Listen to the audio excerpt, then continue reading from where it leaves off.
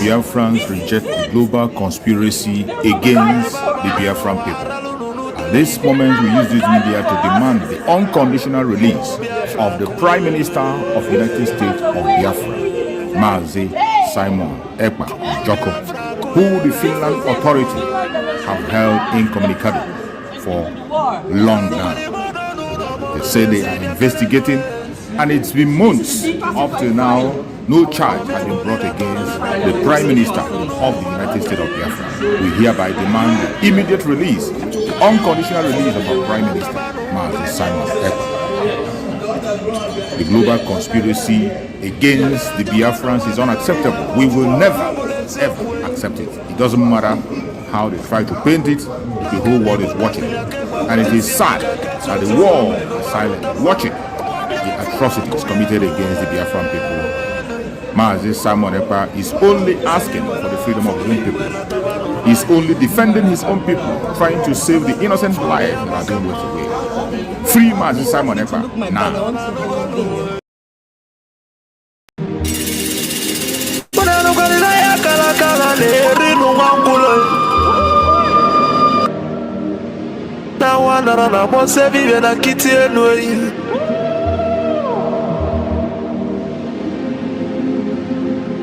Natulaje bwana mabuli vemelem Atibe kuna tulane bovo Imalugo no godo kokodo nyano be hule hule Dani moda tulilu Naya kalakala kwa lerinu mwangulu Ngula matali wanso jere futa mbaka njuba diali Kama abulezi okwenu Na baka la keluego nezi enwe Nubota kala keluego nudezi Maka na baba neno waralu nunuteyi Umu Biafra kunyenwe Umu Biafra kunyenwe Unanu kwa ni mono nuno mono nezi biakenenwe Ono nenu lila tono nanda kulugu seji tono nugu banataye Kanyi wele fobi wena tabanu banyo Magana njuko no 1 million we bofu wa mabulezi okwe Naka ni kwata milake pa waja siyenyi ka kesu ezo pabule be wero tamano Umu Biafra kuyenwe Kanyi wele fobi wena tabanu banyo Magana fobi abakama Nala nugo nuwe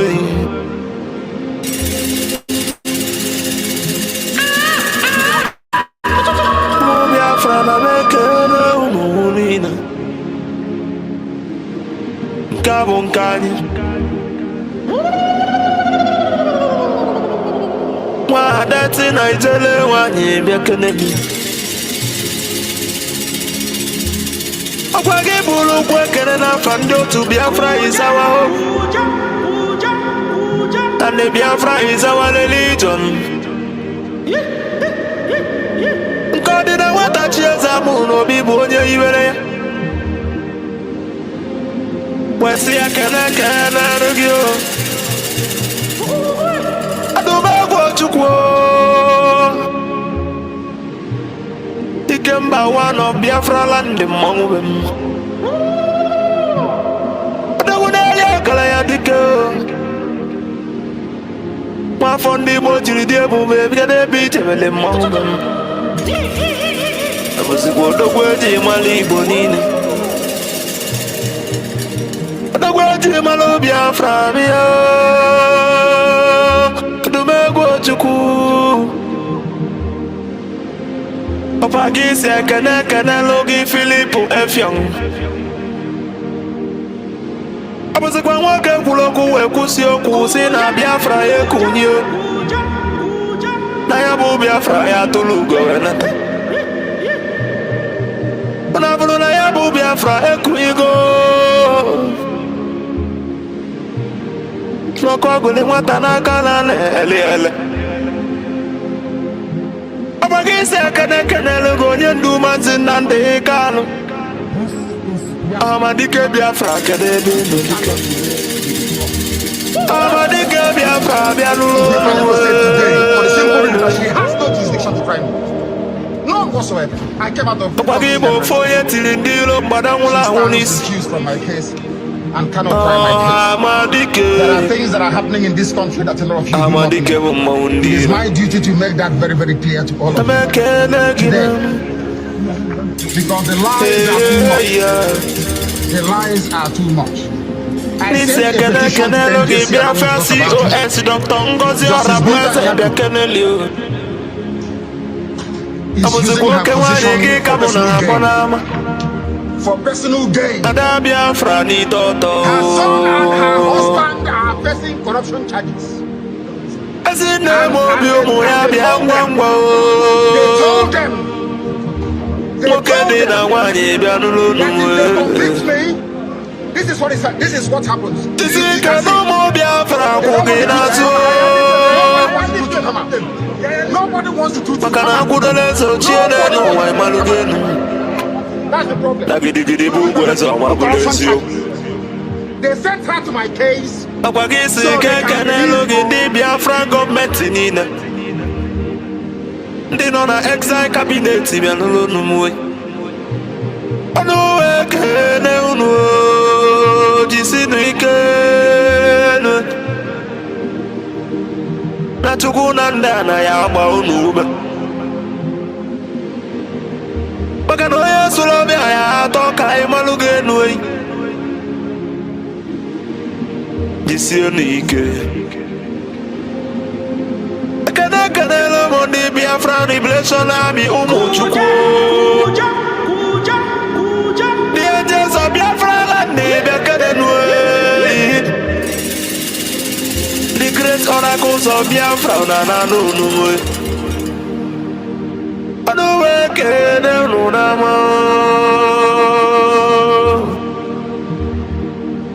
na nụnụ jisi ike n'ọrụ na Chukwu ya gba unu ume ụmụ Chukwu ụmụ Chukwu ene asị ekene ekenelu ya the Prime Minister H.E. Maazị Simon Eba abụzikwa ọbata obi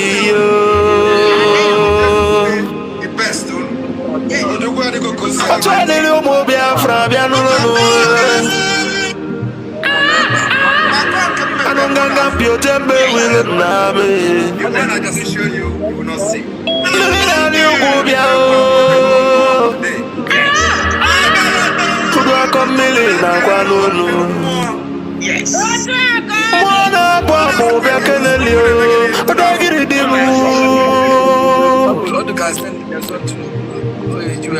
ose fụrụ ndị ilo bịa n'ụlọ n'uwe makwale n'aka ose adị mma n'anya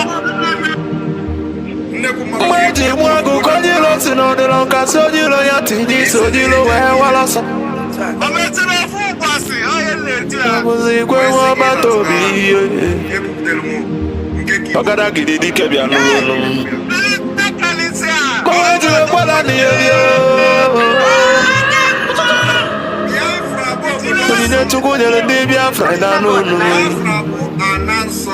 n'ụlọ ebe ekene gị asị m na ya adịrị ndị Biafra niile na mma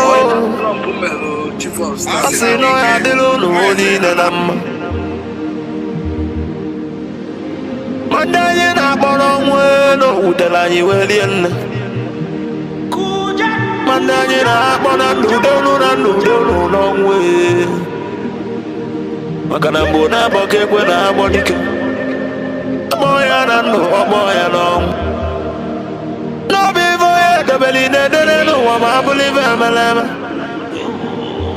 a good legacy will last forever ma abụrụ ife emeleme and the remembrance of my blessing.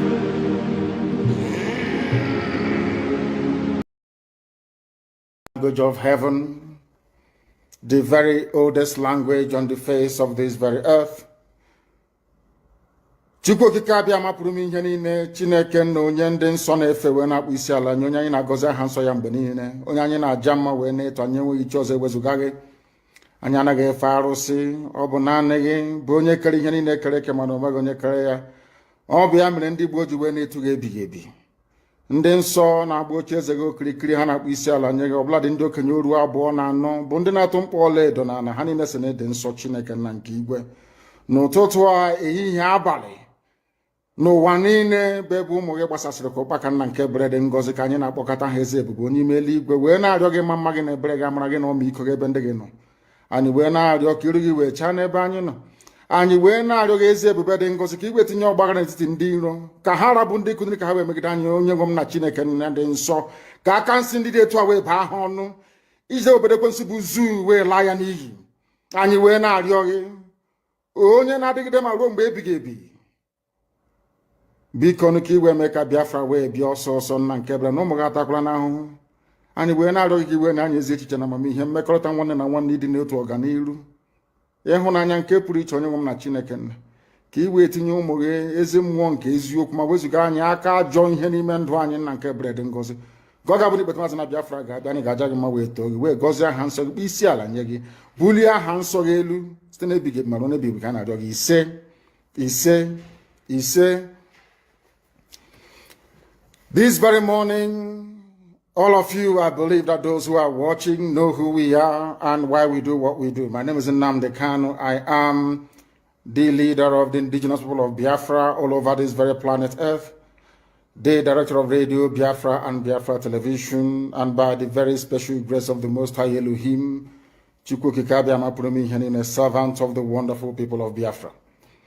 We are live and we are direct this very morning, afternoon, or night, depending on where you are.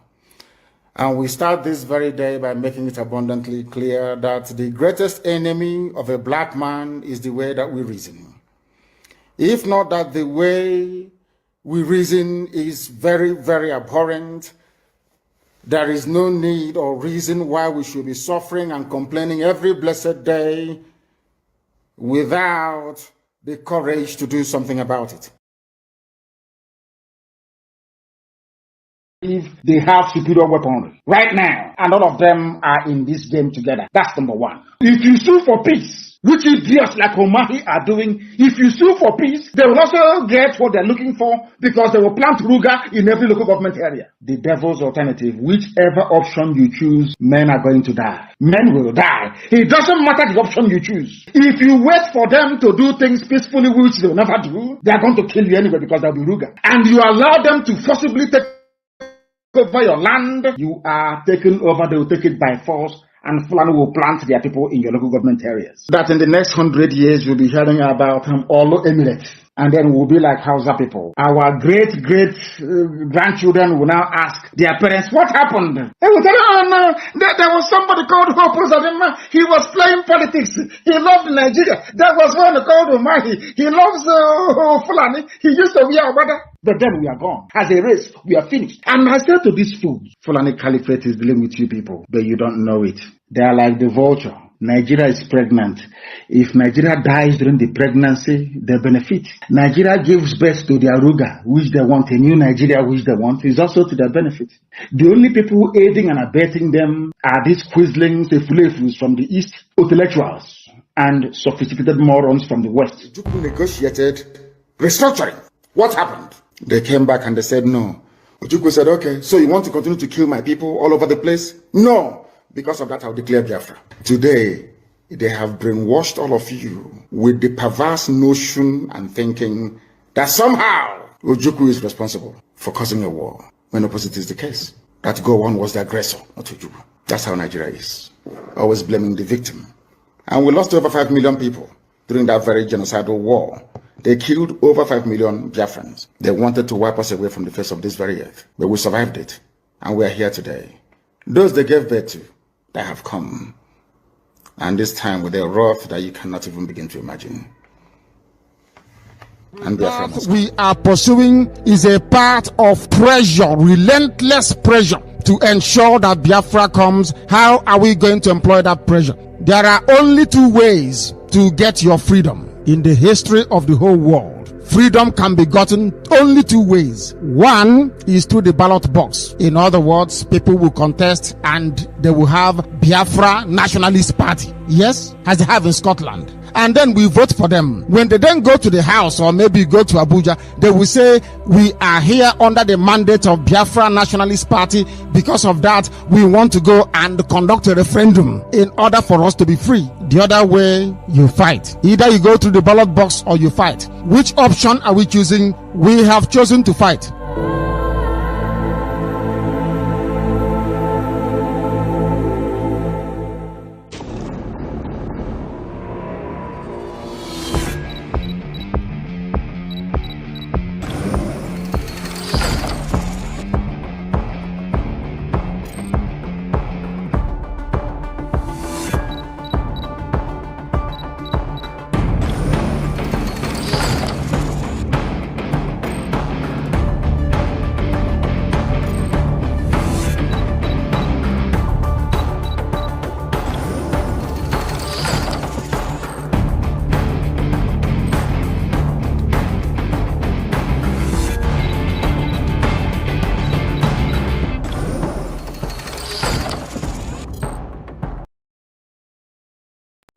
That nobody can change.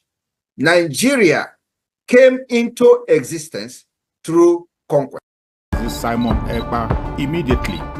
Our Prime Minister, Mazi Simon Ekpa Joko, has not committed any offense. Therefore, we demand for his immediate release. Free Mazi Simon Ekpa and free him now. No hand must stop Mazi Simon Ekpa from exercising his duty as a free man. Free Mazi Simon Ekpa. For those of you who do not understand what we are doing, we are fighting for our freedom. And I believe that everyone in this life and in this world, wherever where you are, the country where you reside in, have a history. Now, I want every one of us here today and those who will listen to this particular speech to note one very important fact. Nigeria state came into being through conquest. This is a fact that nobody can change. Nigeria came into existence through conquest. And the forceful imposition of foreign rule, which denied the indigenous people in Niger area the opportunity to negotiate and choose what they wanted. That is the problem. We have lived with this foreign rule and this forceful union for decades, over 100 years. That is the problem. Now, I want everyone listening to me today to also understand that after this forceful union of Nigeria, called the amalgamation, successive regime, both before and after the shambolic independence, continue to hold the state together in a similarly forceful manner, the same pattern and the methodology that the conquest and invasion and the colonizers came in with. They're taught by the forceful and the barrels of the gun, they will continue to kill people for the unity of Nigeria. That also is the problem today. So, this impression that they are creating, that the country must remain as crafted from the amalgamation by the colonialists, and that this country called Nigeria unity is non-negotiable. That is also the problem. We have lived from centuries to century, and today we are in the era of 21st century. We are now in a global village where the things of the past and the things of the old are changing to become new. And they don't want to change Nigeria with the dangerous diversity that have now emanated from different angles and the different injustices and corruption, and now Nigeria have found itself to become an Islamic state. That is the problem. That you are supporting Nigerian government in any way, either in the Nigerian army, Nigerian police, Nigerian security, Nigerian immigration. The PM has said today, we are not against you, but if you wear the Nigerian uniform representing Nigerian government in Biafra land, you are going to pay the price, and you're going to pay the ultimate price for supporting a terrorist government that is in Biafra land. These are terrorists that kill our people, maim our people, burn our houses, burn our businesses, burn our homes in Biafra territory. If you are one of them, you have yourself to blame. If you are wearing any Nigerian uniform, Nigerian military uniform, Nigerian police uniform, Nigerian security uniform, sorry is your name. We have no prison, we have no jail. If you are caught inside Biafra land, you are gone. Only one, under his leadership, His Excellency Simon Ekpa. Anybody that is confusing anyone or telling you there is another, no, there is nothing. There's just one, recognized by His Excellency Simon Ekpa.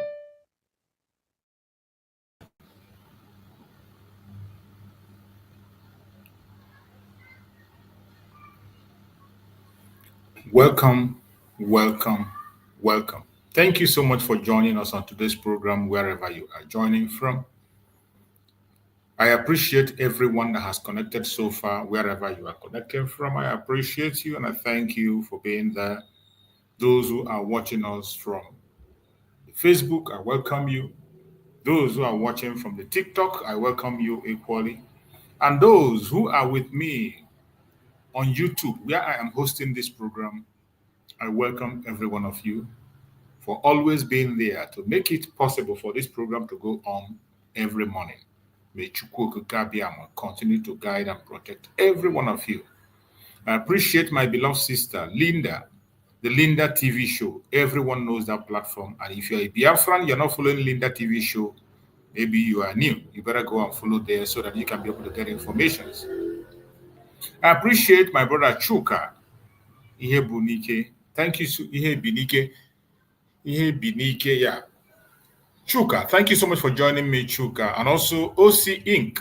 I appreciate you. You're always here. And so many other people that are there watching on the comment section. Whether I mention your name or I didn't mention your name, you are a special guest. And I appreciate you for being part of the success of this program. This platform where you are watching this program, for those who are joining us for the very first time and those who are going to come across this video for the very first time, it is a platform that stands under the United States of Biafra. The United States of Biafra under the command of our Prime Minister, Mazi Simon Ekpa, and on the supreme command of Mazi Nnamdi Kanu. Today, under the leadership of the Deputy Prime Minister, Dr. DPMDrNgoziOrabueze. That is where we stand. In this platform, we do not come here to instigate violence. We do not come to this platform to preach hate. We do not come here to attack people or individuals. We don't come here to attack any race or religion. What we do in this platform is to bring out the truth and nothing but the truth, to encourage the Biafrans on the right path, which they have already taken, the path to self-determination, and to let the Biafrans know that the self-determination is not a crime. Self-defense is not a crime. Self-preservation is also not a crime. It is the right of the Biafrans to pursue self-determination. Biafrans have the right to self-defense, and they also have the right to life. That is why we are here.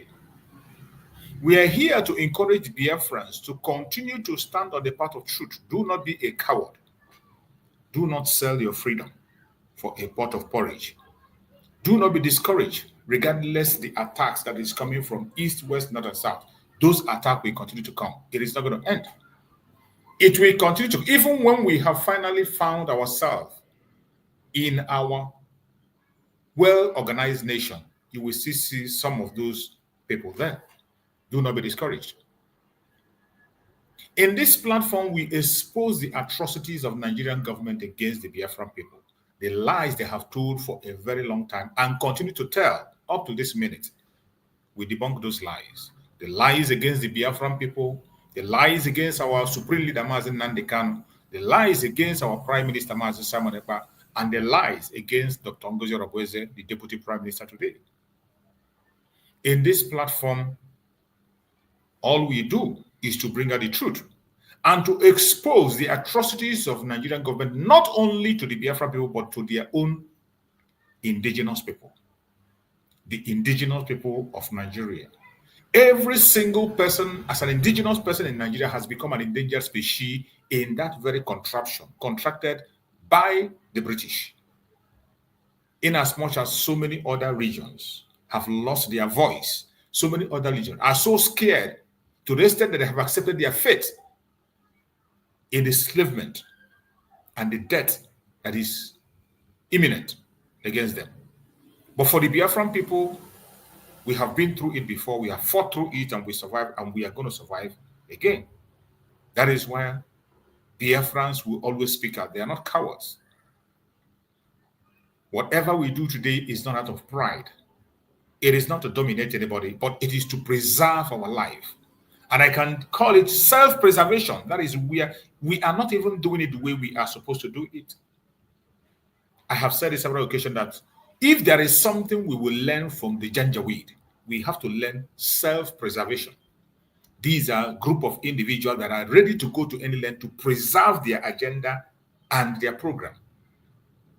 The program of the conquest of the Fulani that started from Ottoman Danfodio long years ago. They continue to pursue it up to this minute as I speak. Every Fulani man is still entangled with the project of Ottoman Danfodio. Self-preservation.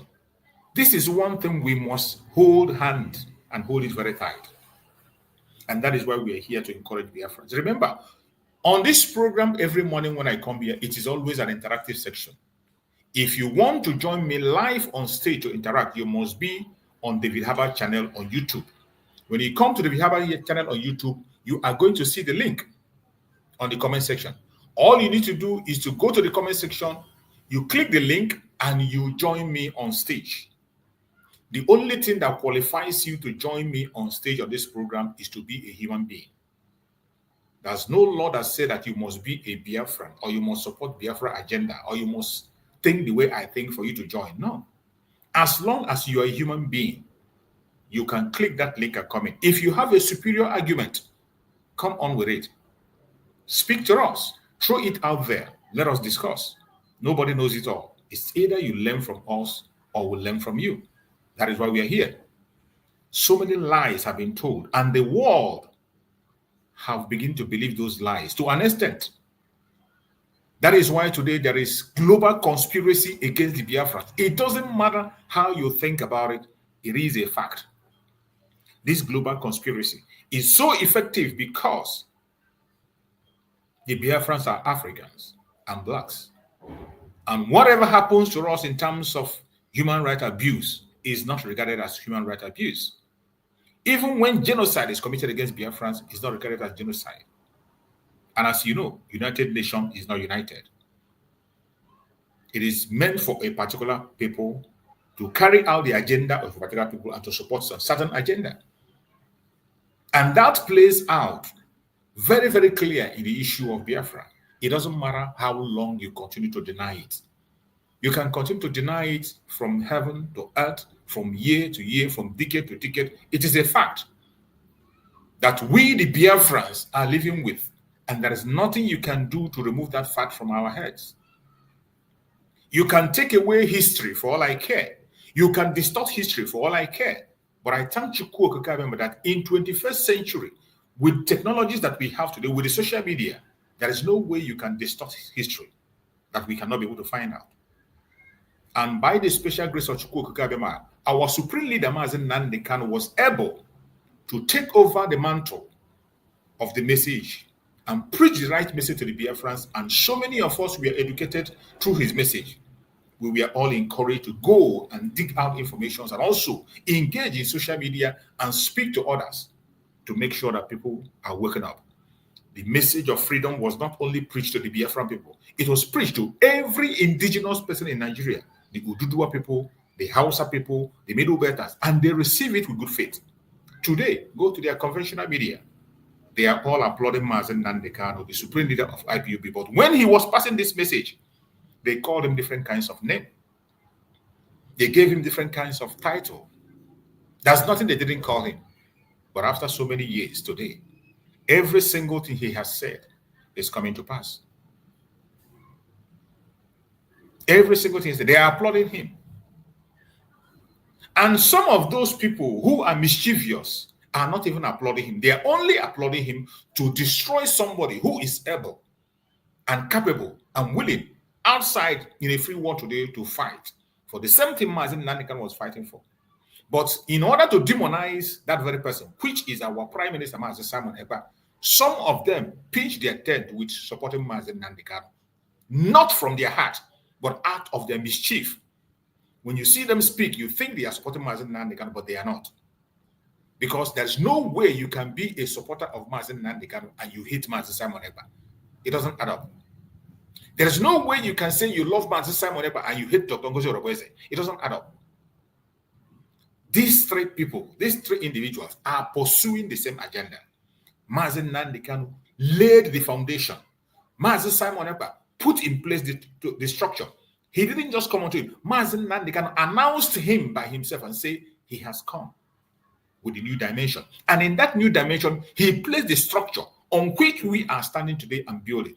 And today, DrNgoziOrabueze is acting on that very structure without winking and blinking an eye. But yet, you see some people pitching their tent in one person and rejecting the other out of their own selfish interest and to put in their own evil agenda to distort truth. But I want to tell you that half truth is not truth. If you want to tell the truth, you have to say all the truth, not half. Once you begin to tell half truth, it has automatically become a lie. That was the same thing Satan did according to the story we read in the Bible. Satan came and told Adam and Eve that God said you don't eat this fruit, and when you eat this fruit, your eye is going to be opened. Of course, when they ate that fruit, from the story we had, the story of the Bible, they ate that fruit and their eyes opened. But was that the truth? That wasn't the truth. The main issue there was to test their obedience to God. How obedient are they? Do not touch this. That is the instruction. Don't touch it. It doesn't matter what is going to be the outcome later, whatever. The instruction is don't do this. But when Satan came with his own interpretation, he told them and gave them reason. In actual sense, they ate the fruit and their eye opened, and that was the truth. But is that the real truth? That wasn't the real truth. It was just a deceitful fact to deceive them to disobey the instruction. And that is what we see today. You see this distorting of truth at one time or the other, more especially in the contraption called Nigeria. From every stories you hear about the Biafrans today, it distorted. Every stories you hear about Nigeria is forged, wrong and forged information, which started from the British. The British planted this evil seed, and that evil seed have continued to grow and germinate. And you see some people who are supposed to fight against this evil seed, what they are doing today is to water the seed and make sure that the seed continues to grow. But I bet you, as long as Chukwu Okeke lives, and there are still Biafrans who are alive, that evil tree will be cut down, and that seed will never grow. That is why we're here. We have come again today, as we always do every morning. As I have said, you are free to join us on this platform. It's an interactive section. Every morning when I come here, I will put the link, and the link is there. Join us in this interaction. The only request we make from you is that when you are appearing on stage with us on YouTube, please make sure you appear in a decent manner. You must not appear with your singlet. You must not appear naked. We will not admit you. Appear in a decent manner because the world is watching. The younger ones are watching, and everybody's paying attention. And this platform is representing the government of Biafra. So there are certain things we will not tolerate. Appear in a decent manner, and you're good to go. Whenever you are speaking on this platform also, please put your word in a very civil manner. It does not matter how angry you are. When you join us on this program, it doesn't matter how angry. You are entitled to your opinion. You are entitled to get angry. You are entitled to get satisfied with whatever you feel. However you feel, you are happy. You are free to express yourself. But in doing that, you must do it in a very civil manner so that Biafrans can digest your information, the government can listen, make amends where the amends have to be made, and you also can get answers to the question you will ask. If you have a superior argument, feel free to use the comment section on David Herbert's channel on YouTube. Click the comment section on the link, come in and engage us. We are open to listen and hear you out. My fellow Biafrans, I welcome you once again. And before I introduce the topic of today, I have to remind you of the major program that is oncoming that we are expecting. And very soon, on the 30th, it is going to happen. It is a program that every one of us have always engaged in, and it is so dear to our heart. Let us listen to this intro in regard to that program. On this day, we gather round to honor the heroes, lest they be forgot by Biafra's soldiers.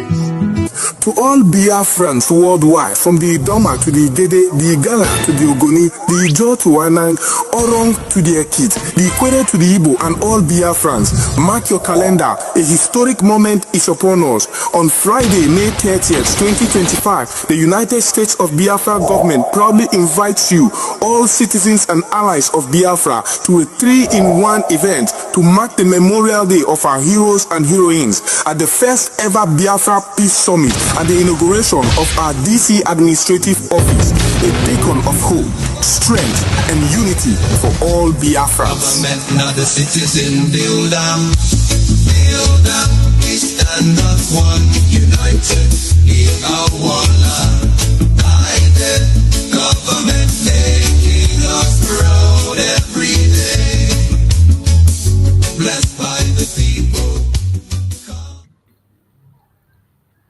Thank you so much and welcome back as we kick off the program of today. The topic I'm about to discuss today on this program says the price of dishonesty is self-destruction.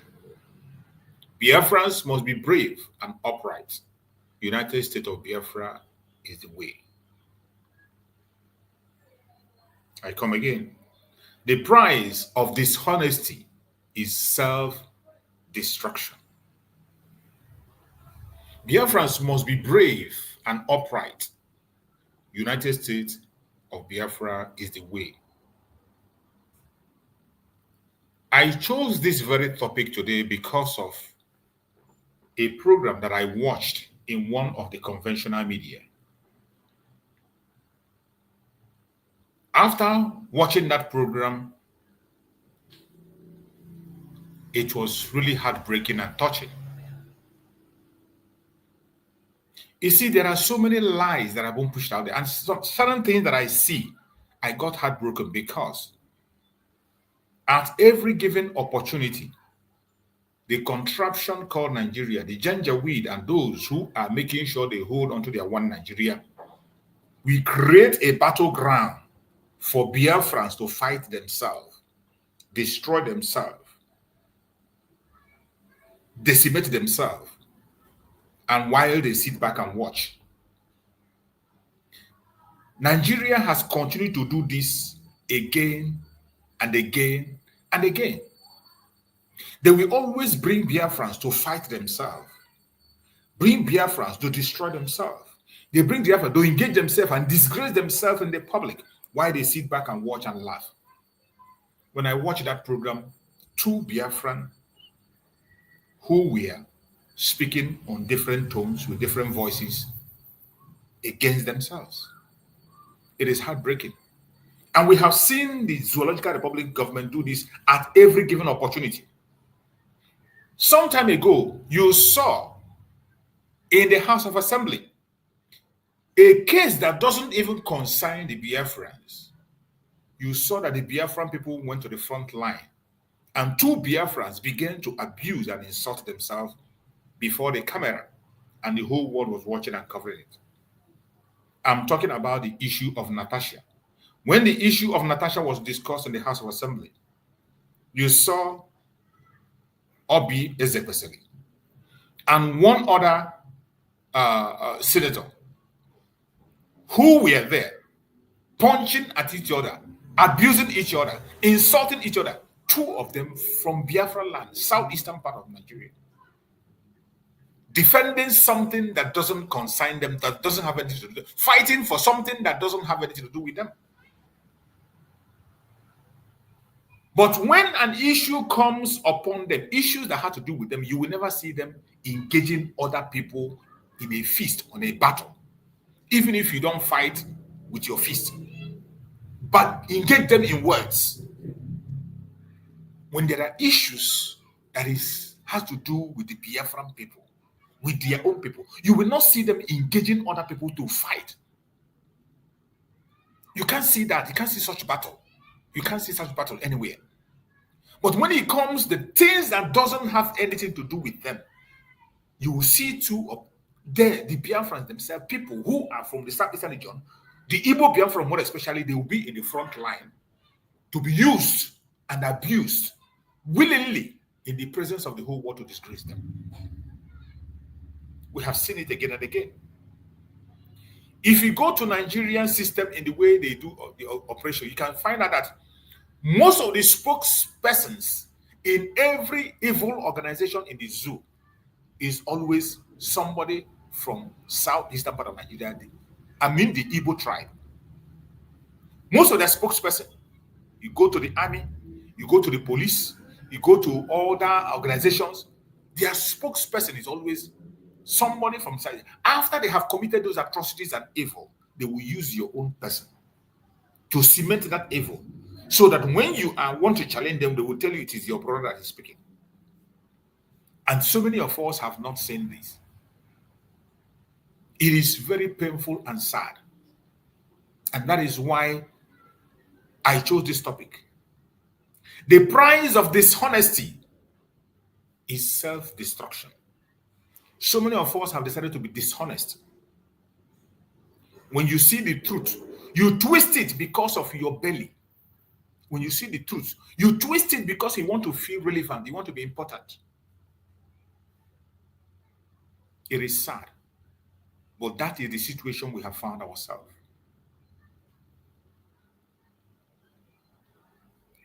When I watched the program I watched in one of the media, it is heartbreaking. And I'm going to play the program so that we can run it over, because that program reveals a lot about what we are going through today. And again, reveals some important information that are hidden that people are not paying attention to. There are so many things that are said there that some of us here do not know. That is why I take my time to pay attention to most of the conventional media when they bring out their so-called journalists and whatever they call them to come and speak. I listen to them. With all their big title and the books they have read, when you listen to them, you begin to wonder, where are they coming from? And I want to tell every Biafran,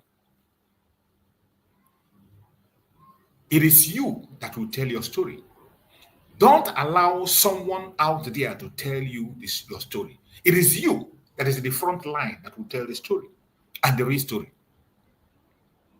When somebody will come and tell you that he read this book said, and that book said, and those books said, don't just believe those nonsense. Eyewitness account matters more than anything anybody can put down in a writing that somebody reported. Eyewitness account has more strength than anything anybody can put out there. It's just like the atrocity that's happening in Plateau State today. What is happening in Plateau State? Officially, the government will come and report to you and tell you that 2 people died, 5 people lost their life. They came and said 15 people lost their life. Meanwhile, in the actual system, based on information of the eyewitness and the videos that we saw, more than 50 people lost their life. And still counting. The ones they recovered already, let's say the ones they recovered, they have seen already 45 and still counting. But yet, some people will come and they will give you some information. And tomorrow, if history is being wrote, if somebody is writing a book today, if somebody is writing a book that's not an eyewitness, he will write a book based on the story that's being told by the media. Anybody is writing a book, we write a book based on the story told by the media. There is difference between a book and an eyewitness account. Today, when you listen to people who were present during the Civil War, their account is totally different from what you see that people are writing here and there. And yet, those clowns who are forming words and writing, they want you to believe what they wrote or what they read. Some will tell you they studied in the United States, they studied there, they studied there, they studied there. You are a Biafran. Biafran Civil War happened. You went to the United States to study about a Biafran war that happened in your own home. You will not take the account that was given by your own people who were the eyewitness. You go abroad to read about something that happened. That is why it is easy for one Nigerian is to believe that Mungo Park discovered River Niger when people were already existing there. My fellow Biafrans, we must be honest in the pursuit of the United States of Biafra that we are in today.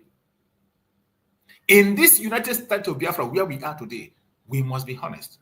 Dishonesty will only lead to self-destruction. Just like you are seeing those who have taken themselves away from the original agenda of the United States of Biafra, led down by Master Simon Ekpa. Some people took themselves away on it and they say they don't want to go forward. In dishonesty, they begin to preach a contrary message to what Master Simon Ekpa stood for. They continue to preach a contrary message to what Master Simon Ekpa have laid down as a structure. In dishonesty. And today, it is leading to their self-destruction. Some of them, they don't want to pay attention. Out of envy, jealousy, and greed, you have decided to embrace dishonesty. No matter how you try to show them the truth, they will not even allow you to utter a word. In such case, how can you help such individuals? Just like Goodluck Jonathan said, that you can wake somebody who is sleeping. It is easy to wake somebody who is sleeping, very easy to wake him up. But somebody who is pretending to sleep, there is nothing you can do on the planet Earth to wake such an individual up. It's a waste of time. Somebody pretending to sleep, you cannot wake such individual up. That is what we are seeing today in this situation we found out. In 21st century, you can imagine that in 21st century, there are still people with all the information available who are still pretending to be sleeping. Even when somebody like Babangida, who participated in the war actively, active participant of the war, has come to make a confession. You still found some people, Igbo Biafrans, still standing on the fake information that was passed to them, and they are pushing it and shoving it through your neck for you to accept it, whether you like it or not. That is how bad it is. Dishonesty, self-destruction. And I bet you, in that self-destruction, those of us who are genuinely seeking for our freedom will not be involved in it. They will destroy themselves. Those who are pushing this self-destruct will destroy themselves, will not be part of it. It is sad, very, very sad, when I see the line that people are doing today. It is sad and heartbreaking. when I see what some individuals are doing, it is sad. When I see what people who claim to be fighting along, pursuing freedom are doing, it is very sad. And I would like us to use that very program they did today. It was, I think it was yesterday program, because one of our brother Akonye would sent it to me, and I was able to watch it and go through it. And I want us to go through it together. We are going to use it for our program today, if that is the only thing we discuss, because it is loaded with information. For you to know the kind of people we still have as Biafrans, bearing Biafran name. They will first of all advertise themselves with all manner of certificates that they acquire, yet their brain is empty. It is sad. But that is where we have found ourselves. And we cannot help but to continue to do what we have to do. You're welcome, my brother. Good morning, sir. Good morning, sir. Good morning, my brother Akonye. Thank you for joining. Give us your opening remark before we go. In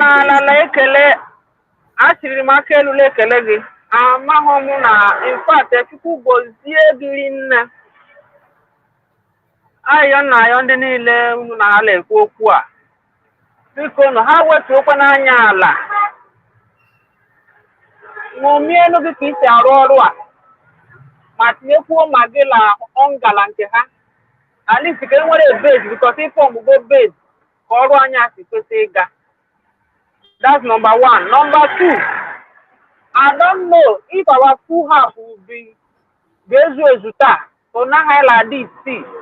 It has been a ritual, no matter still abia.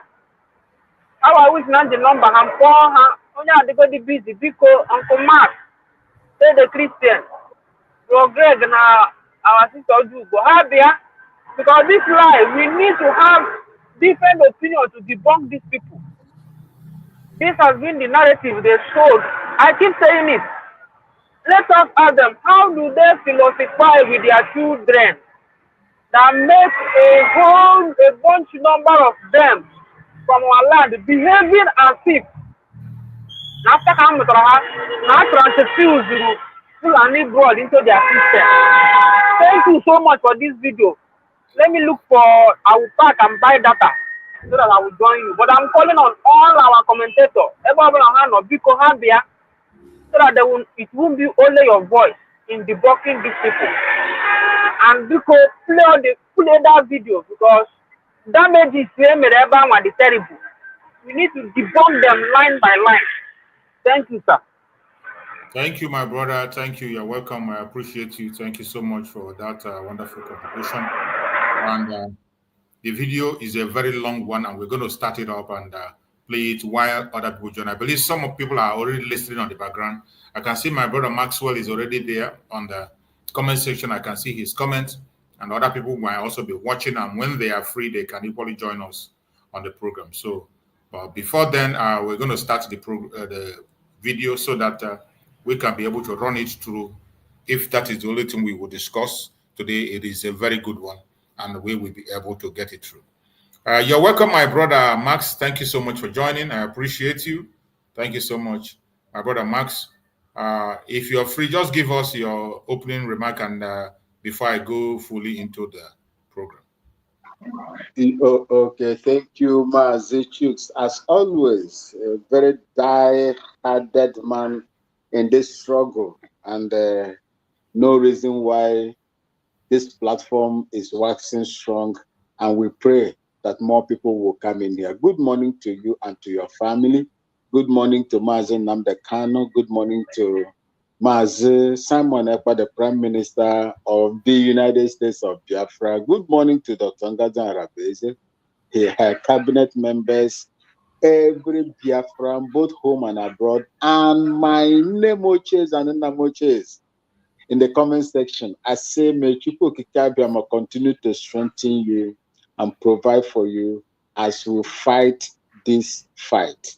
Be rest assured that in the future, by the special grace of Chukwu Okike Abiama, our aspiration, and the sovereignty of Biafra, which we value so much, will come to us. Continue to do what you are doing. I am here and I yield here. Thank you so much. Thank you so much, my brother. I appreciate you. You're welcome. And let's go into that program. Please listen to this very has constituted a population census committee.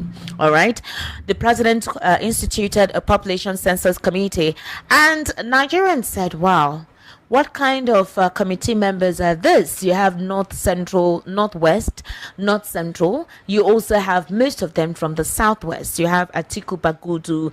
You have, that's a budget minister. You have a couple of them whom a lot of Nigerians are saying, you guys, why is that committee not fully represented? What is the motive behind this? We'll be looking into that as to the fact that the persons that were put together for that particular population census upcoming to plan it, why are they not all around the regions? Why just the north, some aspects of the north, and then basically the southwest? What's the agenda? Permutations are going that they want to possibly inflate the population census results, that the idea that the north is more populated than every other region, well, it will now be something of the past, or maybe this means through which that mirage that you need the north to win elections may not be so. Like I said, different permutations are coming across board concerning that, but we'll be looking at the objective formation of that team and what they stand to represent, how they intend to organize the population census after they're able to submit the report to the president. So, ladies and gentlemen, I have right.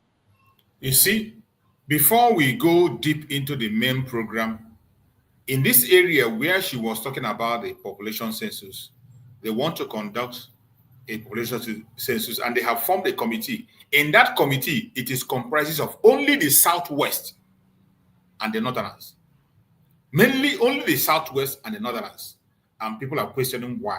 And some people are talking about the fake census they have already that gave the North the highest population to run Nigeria. You know, when we talk about this fake population census that was conducted in our programs, some people attack it. They say we are lying or whatever. But the fake population census is something that in one of my programs here, I have been able to, I wish I can be able to find that very figure of the original census of Nigeria during the time the British were there. I wish I could find it again. Maybe in my next program, I will try to get it out again and play. The highest populated people there were always the Biafran people. The Igbo people are highly populated. But for their own reason, the British have managed to be able to orchestrate a different figure for themselves and gave the North the highest figure. And they continue to project that figure, using that figure to manipulate anything they are doing politically in Nigeria. They use that very figure to manipulate it. First of all, they will tell you about their land mass, that they have 72%, 75% of the land mass belong to the Northerners. And they make people believe that. And even in that 75%, they still want to encroach into the 25% that belong to the Southwest and the Southeast. Yet, people don't see anything wrong in it. All these figures they are peddling and carrying along there are all fake figures. It is only in Nigeria that you will find out that the Savannah area is low populated, while the Sahara Desert is highly populated. It is only in Nigeria where you will see the Sahara Desert. A desert is much populated than the Savannah area where life exists. And at the same time, they will tell you that people are migrating from the north to the south. And yet, they continue to push that agenda that the north is highly populated. I don't know how these things are adding up. They bring these false information and they push it out there and people embrace it. And when we speak about it and educate people about it, they say we are instigating. They say we are not right. But today, in this their criminal organization they call government today, this terrorist organization, they are now holding another census. And they now remove the Southeast from being part of it. And it is the Southwest and the North manipulating themselves and trying to do what they... But of course, I don't blame them because we are no longer there already. Biafra has been declared. Don't ever forget this. Biafra has been declared on the 29th of November 2024. And from everything they are doing in Nigeria today, those of you who are Biafran and you still think you are part of them, you are not. The earlier you begin to embrace the declaration of Biafra was made on the 29th of November 2024, the better for you. The earlier you begin to embrace that, you can see that from everything they are doing today, from their appointment to their organization to anything they are doing, they are putting you aside.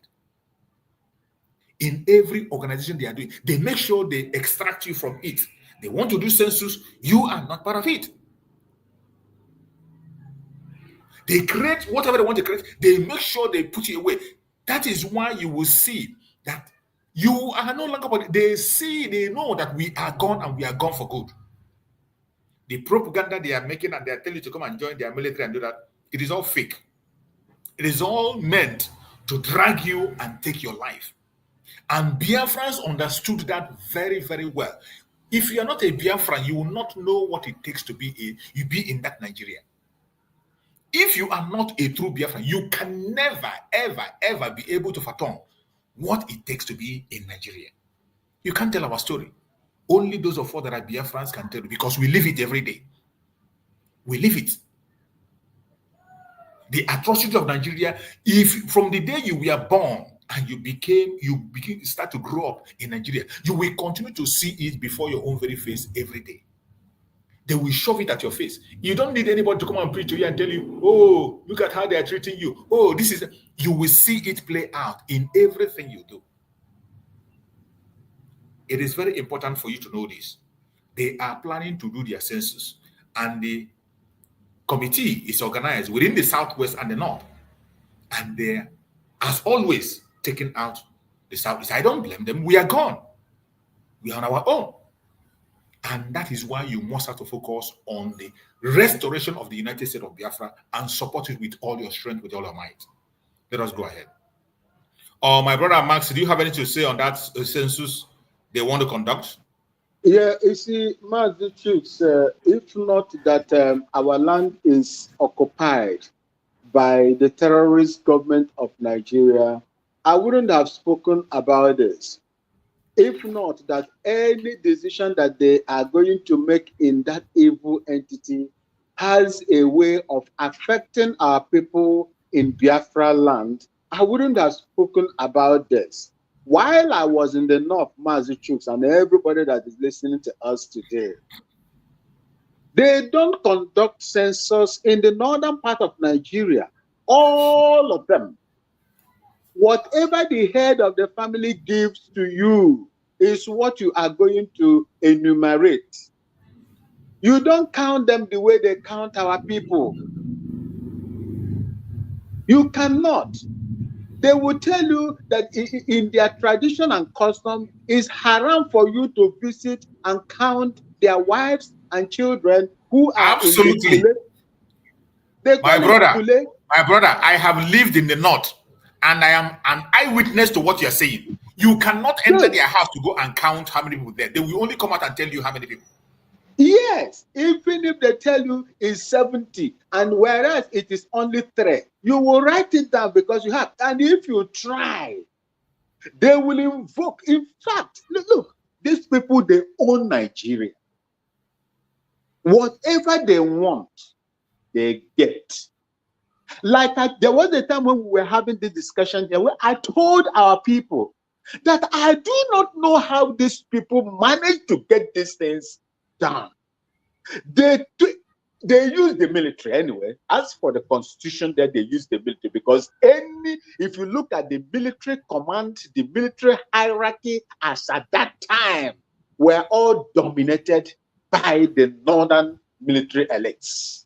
So they have every right when they bring in people like where is that Igbo constitutional lawyer, that erudite constitutional lawyer. When what the army said you should do is what you are going to do. If you don't do it, they will destroy you. They know how to do that, and they will do it well without any traces. That is how they do things. We were there. We witnessed everything. They did it.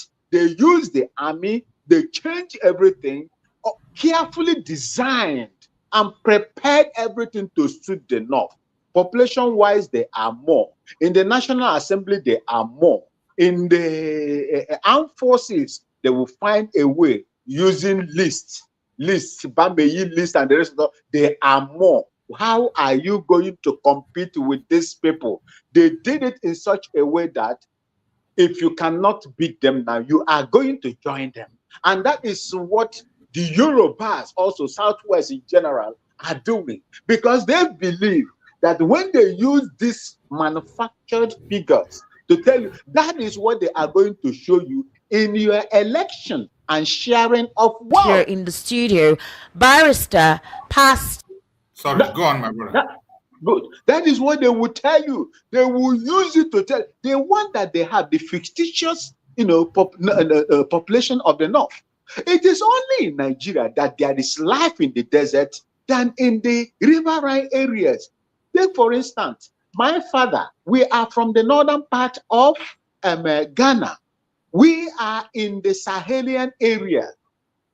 Okay, we are in the Sahelian area. We don't have much forest and so on.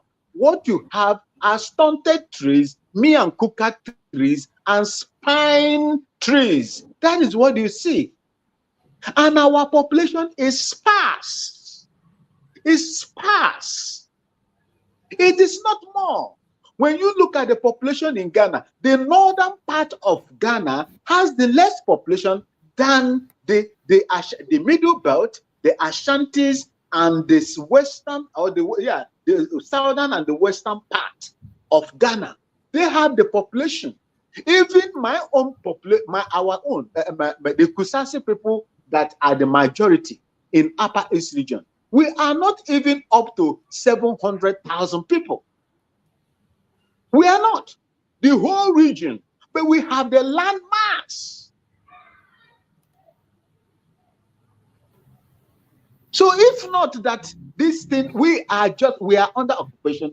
Biafra land is under occupation by these people. I wouldn't have gone into this, because whatever they would tell you there is fictitious. These are cooked figures. And I'm telling you see these Biafrans, some of these one Nigerian Biafrans, Igbo people, old southern Nigeria, that are campaigning for this, especially the south and southeast. Have you seen? They have shared the meat, now they've left you behind. Nobody cares. They don't even care whether you exist or not. It is the southwest and the northern part of Nigeria that is running the affairs of that country. If they bring you in there, you are working as a contractor. You are there working on contract basis. That is what they are telling you. And when we are telling you that you can never survive in this country, that is not the place for you, Biafrans. South and southeast, that is not the place for you. Or most of you will come out and begin to talk blah, blah, blah, blah, blah. Start, casting aspersions on what we are doing, labeling us terrorists and so on and so forth. Look at it now. They have set up a committee on census to count you. You that say you are one Nigerianist. You have been sidelined. Whatever decision that they are going to take there, whatever sharing formula that they are going to generate from this, you have been sidelined. You are a slave. You are a slave. You will never be a slave under Biafra. Join us and fight. It is evidently proven that you are a slave. You don't matter. In fact, for Goodluck Jonathan to be the president of Nigeria was a mistake. I am telling you people, it was a mistake. It was a mistake. It was just by chance. That is what our Hausa people call alaya kashiya bani. God killed the meat for me to carry, to enjoy. Alaya kashiya bashi. Alaya kashiya ba Goodluck Jonathan. If not, in real sense of it, he will never be there, because you are considered Nyamiri. That is who you are. You are Igbo. Whether you like it or not, no matter how you try to exonerate yourself, foolishly exonerate yourself from your kids and kin, you are still Omo Igbo, Dan Igbo. The same way they treat your brothers in the hinterland, that is how they are going to treat you, whether you like it or not. It is there now. They formed the committee. You are not there. You are not represented. You have automatically become a bat. You are not arboreal animal. You are not terrestrial animal. You have been enslaved. Thank you. Thank you so much, my brother. I appreciate you for that contribution. Let's go forward and listen to. I want people to pay attention. Pay attention to this introduction that this woman is about to make. The people he's going to mention their name that are going to participate in this program. It is important we identify them because of the future. Most of them will come to the United States of Biafra today to vie for position. They are going to come to Biafra, United States of Biafra, to reintegrate. We need to know them and know what they stand for. Because if you fail to understand and know what they stand for, tomorrow, their children and they themselves will still do what they are doing. So many of them today that you see that are fighting against the freedom of the people, are pushing different agenda. If you trace them where they come from, you will understand why they are doing what they are doing. That was why Mazen Nandekano made it clear that everyone that succeeded became a billionaire after the Civil War, had their money intact, they were all rebels. These are saboteurs. That is how you identify them. So we will begin to identify them now because as the United States of Biafra have been restored, many of them are going to come back to reintegrate. We are not going to drive anybody away. Everybody is welcome. Biafra is for every one of us, whether you agree or you don't agree. At the end of the day, everyone that is from the old southeastern region, the present south-south, southeast, lower Kogi, lower Benue, we are all definitely going to come back home and unite and build our country. But we must identify people so that when they begin to act, we will know why they are acting and where they are supposed to be, so that we can prevent it on time before it begins to happen. So I want you to pay attention to their introduction, their names. If you can write it down, put it in your diary. If you can record it and keep it, know them, so that when the time comes, we will identify these people, the role they played while we are building our nation. Let's listen. Chief, Doctor, Professor, Chairman, Ichie, Barrister Darlington Agumore. Barrister Darlington, how are you? You mean all this for me? Only you. Only you. Okay, no problem. I also have right here Mr. Tochukwu Ezukama. He is a researcher, a thought provoker, an editor, a writer, an author. He's also a social and political commentator. Mr. Tochukwu, good evening, and thank you for joining us on the Evening Rush today. Good evening and welcome. So we have a lot of demystifying to do. Yeah. And it's quite imperative that we're able to put heads together and try to sieve out the wheat, the propaganda, the conspiracy theory from the facts. Okay? Now, I'm going to start with you, Barrister Darlington. Why is it that the youth or the Southeasterners are not joining the Nigerian army? It's a quota system, and every region needs to be represented. The Southeast is underwhelmingly represented. What do you think is the reason for that? Good, Esther. The quota system was meant to balance things across board in Nigeria. Okay. That was the origin of quota system, especially after the war that some people were backwards and all that. In order to give them a sense of belonging, they say, okay, let there be quota system. But over the years, this thing has been abused. Deliberately abused. Some of this quota system thing is no longer applicable. It favored the North mostly, especially in academics, in educational system. You think it favors the North? Not I think. A situation whereby you will insist that people from the Southeast must have 180 before they can enter Unity School and all that. But somebody from the North, especially Zamfara and all that, if they score even five, they are good to go. And they'll be in the same class.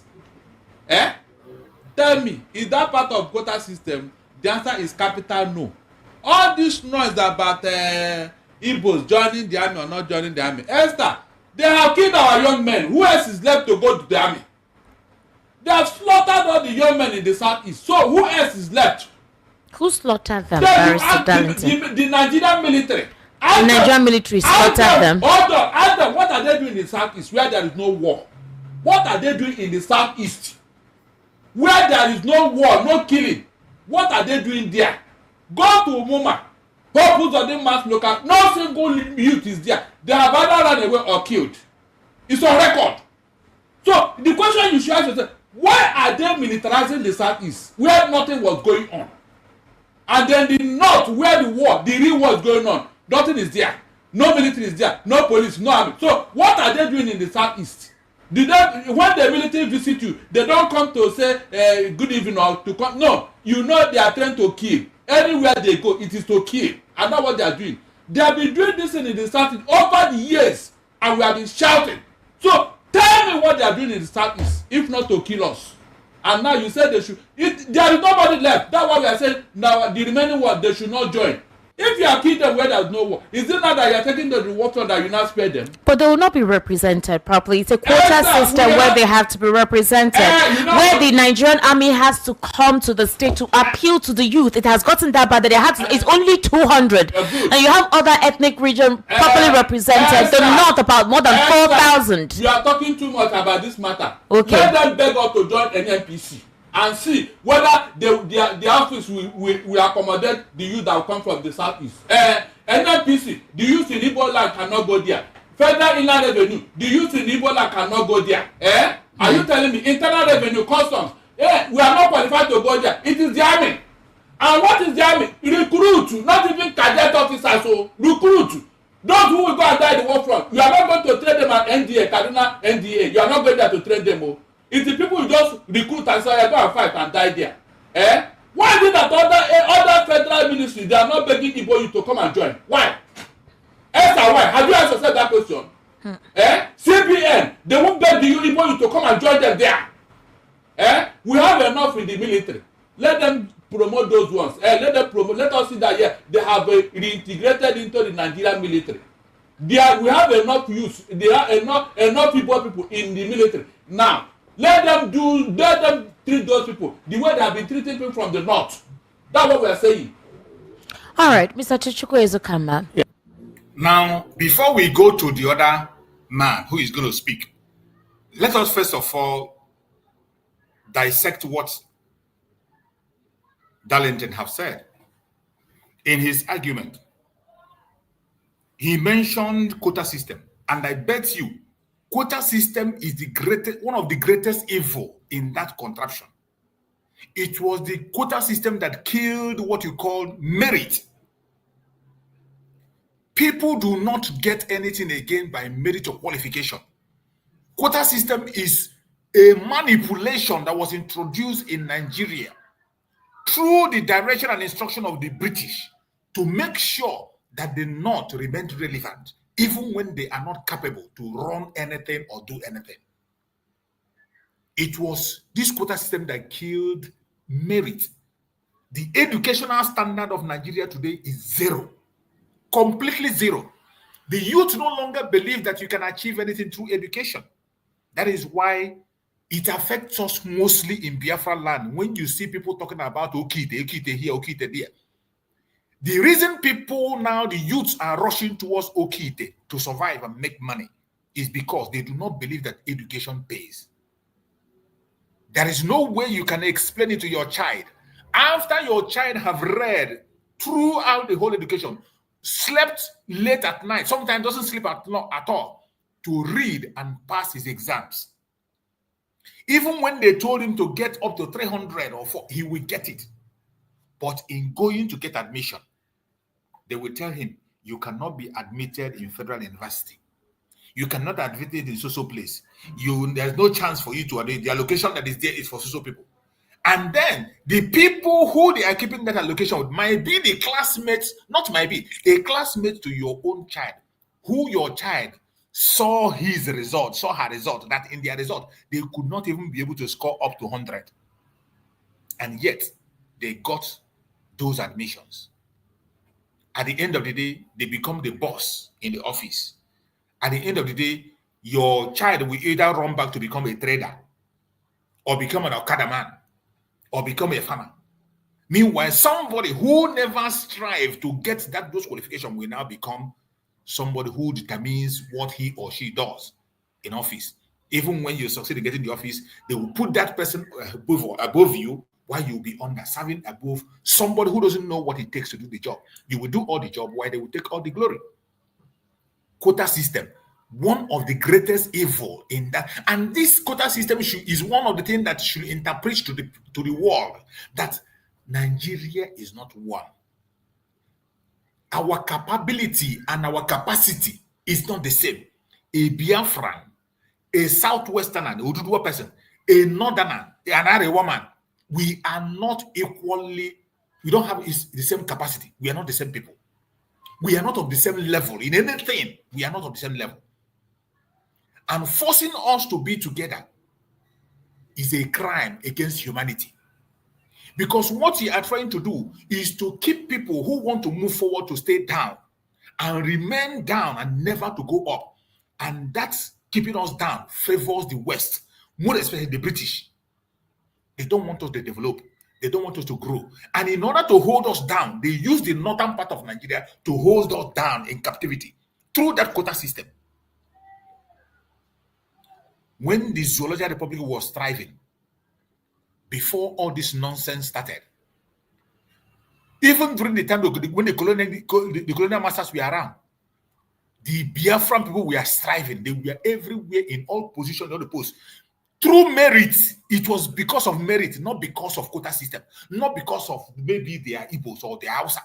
Merit. Every single position you acquire, whether you are a Southerner, whether you are a Southeasterner, whether you are a Northerner, it is through merit. And things we are working and growing until they introduced this evil.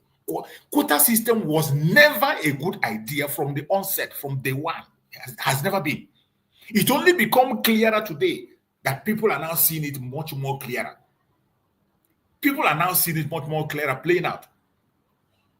You can imagine sometimes they show you a member of the House of Assembly who cannot put one or two together. When come on to make a simple sentence in ABC, they can't make, and they are in the House of Assembly, representing what I do not know. What made it possible? The quota system.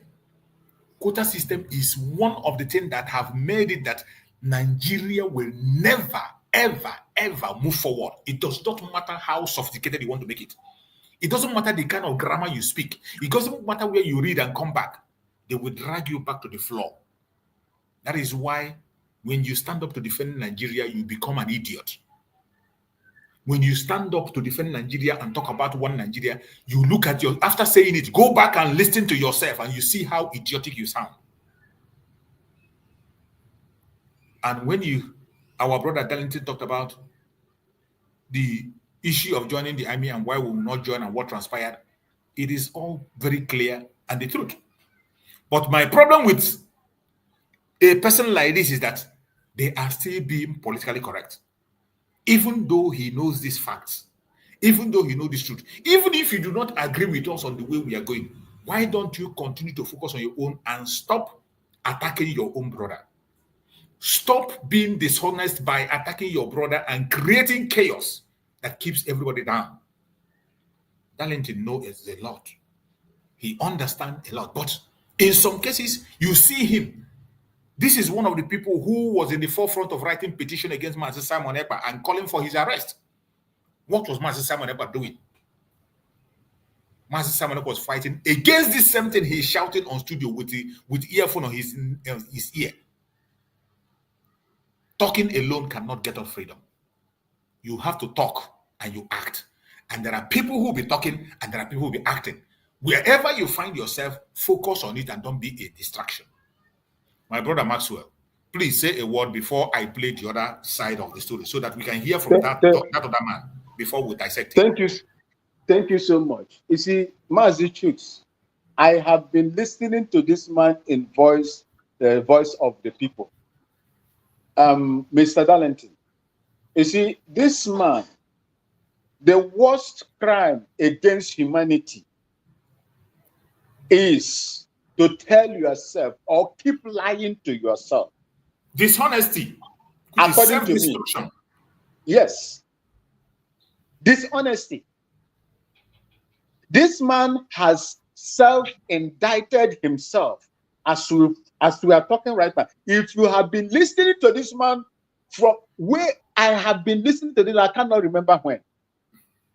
I have their number on my phone. Sometimes I do call in when they are having their programs like this through WhatsApp. This man has been inconsistent, and every time you see this man speak, especially through Simon Ekpa, it was not a good sight to behold. See, quota system, which people, brought this quota system. How did the quota system came? When they wanted to get their independence, the North were behind in terms of everything. This same North today that is telling you we are the most populated, we determine what happens in Nigerian, political space and so on and so forth, landscape and things. These were the same people that were backward. Let's go to the history. Awolowo did not agree. It was your own uncle, our own uncle. Our own uncle, the same Igbo man, Nnamdi Azikiwe. Oh, let's give them some time since they are not developed. So let's give them so that we can now get our independence. At that time, by the time we now do this and do that, they will be at par with their counterparts in the southern region. They introduced quota system. Has quota system solved that problem today? The answer is no. The more the quota system exists, the more they are backward. How many population of the young, the youth or children are out of school in the North? Is it not more than 10 million? Has quota system solved it? You that is having, you are expected to score 150, 200 to be admitted in unitary schools. Are you not still more educated, more exposed than these people? If it is where merit is allowed to thrive, do you think that 1/4 of the northern people today will be in any SEO state, state-owned enterprises or any organization that is run by the state? When you want to judge or employ or consider merits, do you think that they will come near? It is our own people. We always use our own hand to drag ourselves into problem, even if that problem is 1 million miles away from us. It was one of our own that made this thing to happen, and they are capitalizing on it today. The unitary system of government, who did it? Is it not our own son to our own elder? Is it not our own? Is it not our own? Did he live to explain why he introduced unitary system of government as at that time? Did he live? Did they allow him to live to explain why the need? If you check again, it was geared towards just to bring these people together and make sure that they are at par with their counterparts in the southern region, old southern region. But it has outlived its uses. It is now politically used.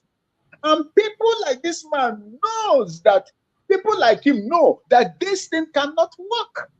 And you are living in the midst of an arrangement that cannot work. You still shout and at the same time encourage and keep validating the same system. Why can't you speak to opt out?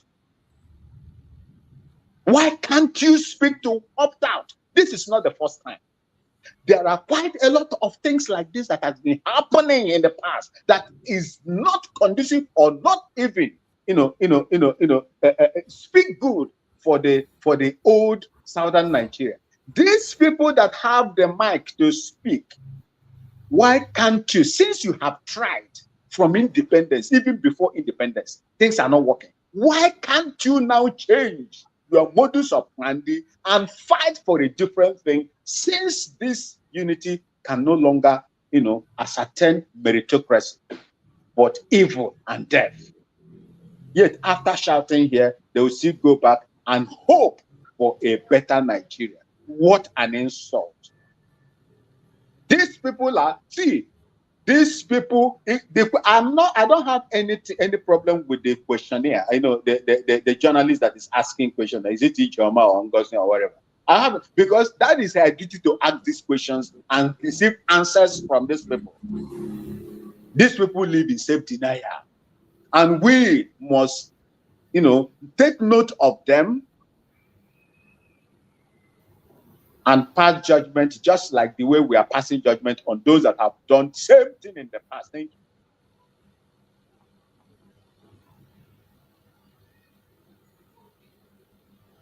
you. You are muted.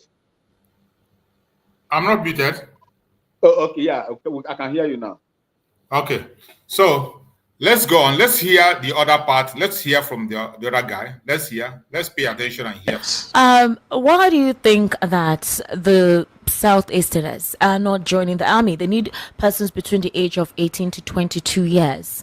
And based on the quota system and what the Nigerian army is saying, that the Southeast is underrepresented. And it's not a loss, it's a loss to them that they're not represented, because whatever amount of money is given to them for welfare and whatever, it cuts across all the geopolitical zones, right? And all the geographical locations. So if you have a lack of representation or an underwhelming representation of the Southeast, what happens to whatever budget that comes to them? That's one. Two, why do you think there is an apathy of the Southeasterners to join the Nigerian army? What do you think caused it? Well, I was making the point yesterday that the masses do not think, the masses follow. At the end of the Nigerian Civil War, our political leaders were those that were very pro-Nigerian, the Azikiwes, the Timber and Calibers, who never believed in Biafra, who had ignored their advice to declare Biafra.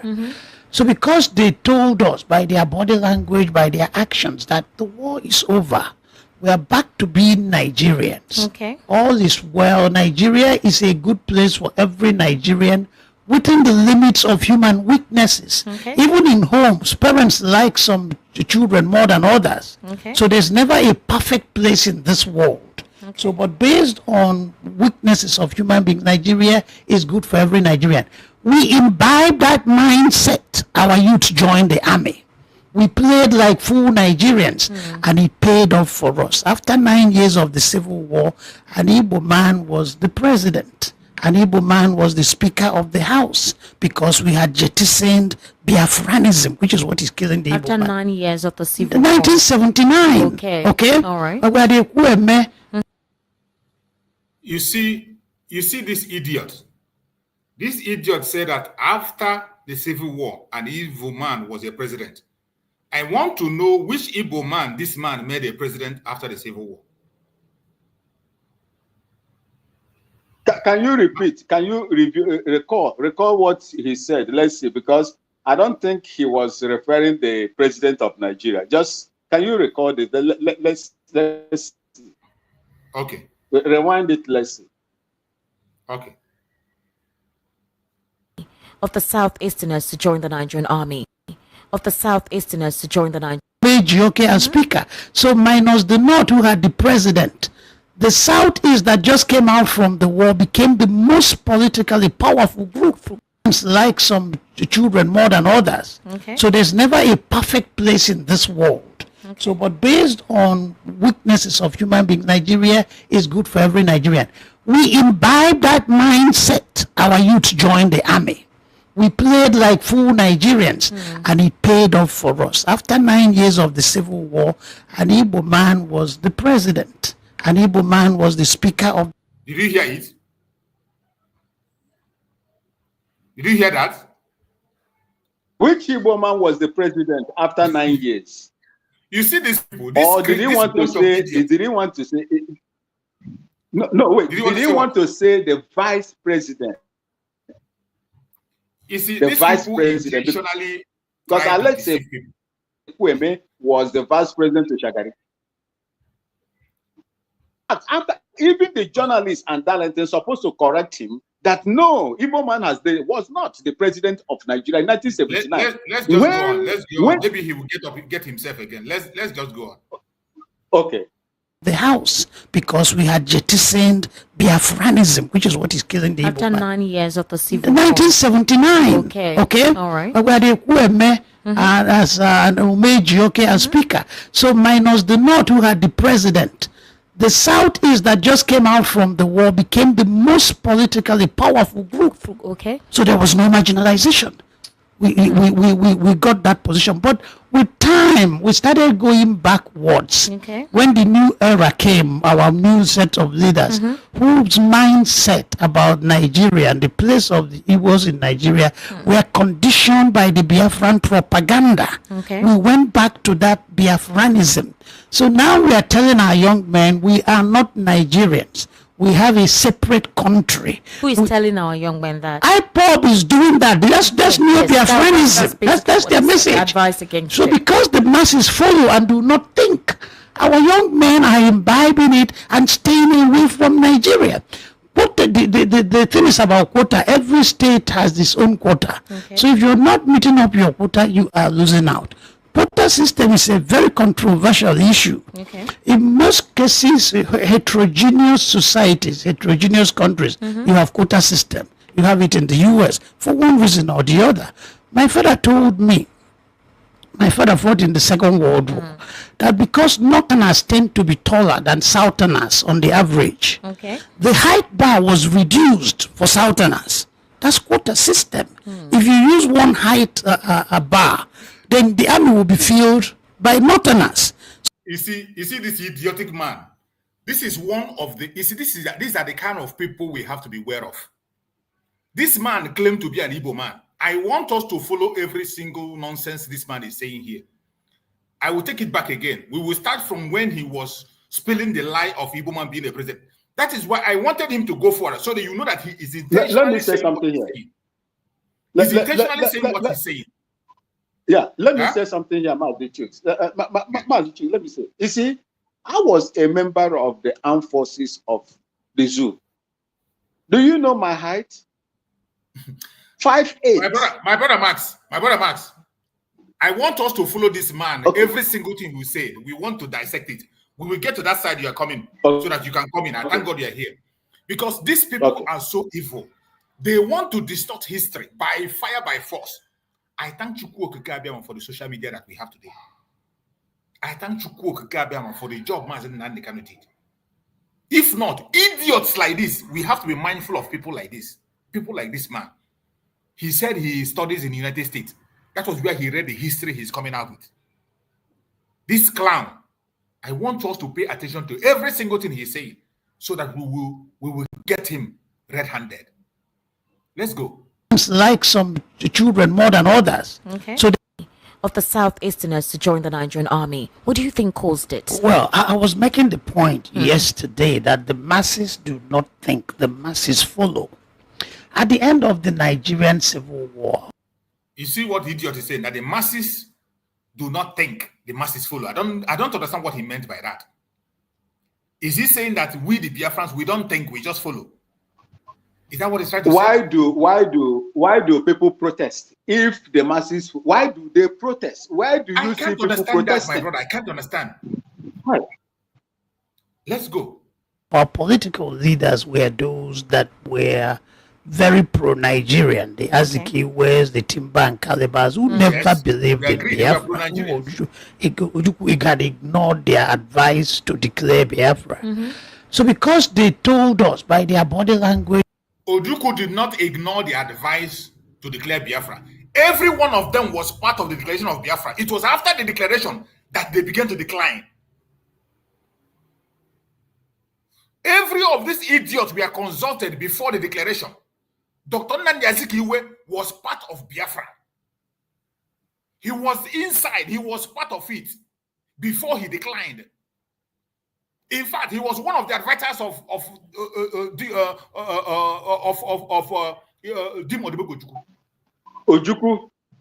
Ojukwu. Yeah. He behaved during that He time. was one of his advisors. He behaved like that Willowo. He behaved like that Willowo that betrayed Ojukwu as well. So He this idiot behaved. is here telling That us is our own. that they were not part of the declaration. That's what he's trying to say. How is it the truth that the Ojukwu refused the advice not to declare Biafra? Meanwhile, these people were part of him when the Biafra was declared. They were there. The only thing that made them to walk away was they felt that the power was with Ojukwu. The Ojukwu is too young to control them. The Ojukwu doesn't have to be the leader. It's the same thing you are seeing that is happening today. Who is going to lead? Who is going to be in front? Who is not going to be in front? You are older than Methuselah and somebody is young. For that, the younger person cannot say anything. That was what transpired. It's not because they were not consulted. Every single one of them were consulted before the declaration. But look at the picture this clown is painting here, telling us that Ojukwu ignored their advice. And these are the people who go about and telling people that Ojukwu caused a war, which Mazen Nandekan have decimated several times. You can imagine. Go on, my brother Max. You wanted to say something? No, you see, what I wanted to say is this. He was telling you that there is quota system even in the enlistment of the military. I am 5'8" feet. I am 5'8" feet. Do you know, in those days, those ones that they use from Niger, they call them Godo in the military. They call them Godo. That is when you see the Godo, they are not Nigerians. They are from Niger, Chad. That is what we call them, Godos, those days. They employ them to come and join to fight the Biafran people. Look, science has taught us, the taller you are in the war front, the more target you become to your enemy. This man doesn't know that. It has been proven. The taller you are in the war front, the more exposed and a target you become for your enemy to take out. So this thing this man is saying here is that it has no bearing. If it holds its way, if that this will hold in those days, today it doesn't hold. Today it doesn't hold. Your height will expose you in the war front, especially when you are fighting in a Sahelian area. All of you should be within a certain height, so that you will not be an open target. A taller man is an open target to the adversaries. That is what this man should understand. We were there, we experienced it, and we dealt with it as well. Thank you. Thank you, my brother. By their actions that the war is over. We are back to being Nigerians. Okay. All is well. Nigeria is a good place for every Nigerian within the limits of human weaknesses. Okay. Even in homes, parents like some children more than others. Okay. So there's never a perfect place in this world. Okay. So, but based on weaknesses of human beings, Nigeria is good for every Nigerian. We imbibe that mindset. Our youth joined the army. We played like full Nigerians, and it paid off for us. After 9 years of the Civil War, an Igbo man was the president. An Igbo man. You see, this lie this man is feeling, that he paid off for us after the Civil War, that joining and reintegrating ourselves into Nigeria paid off for us. I don't know where it paid off for us. And I want him to state those places where it paid off for us since after that Civil War. Man was the Speaker of the House because we had jettisoned Biafranism, which is what is killing the After Igbo man. 9 years of the You see, that it is the Biafranism that is killing us. That after that Civil War, that we began to enjoy everything. We got there has never. Let me 1979. Okay. All right. Where they were as an Umeji, as Speaker. So minus the North, who had the president. The Southeast that just came out from the war became the most politically powerful group. Okay. Or at which occasion has the Biafran people become the most politically powerful people in Nigeria? Since after the Civil War, that this idiot is pushing forward. My brother Max, Please remind me when the Southeast became the most politically powerful people. Is it because you have what do you call it, Ekueme, who was a vice president, who was later imprisoned, who didn't even have any say, who was even using his own money to sponsor the government there? Is that the person that made you do? Can you hear me? I lost it. Let him be. I do not know.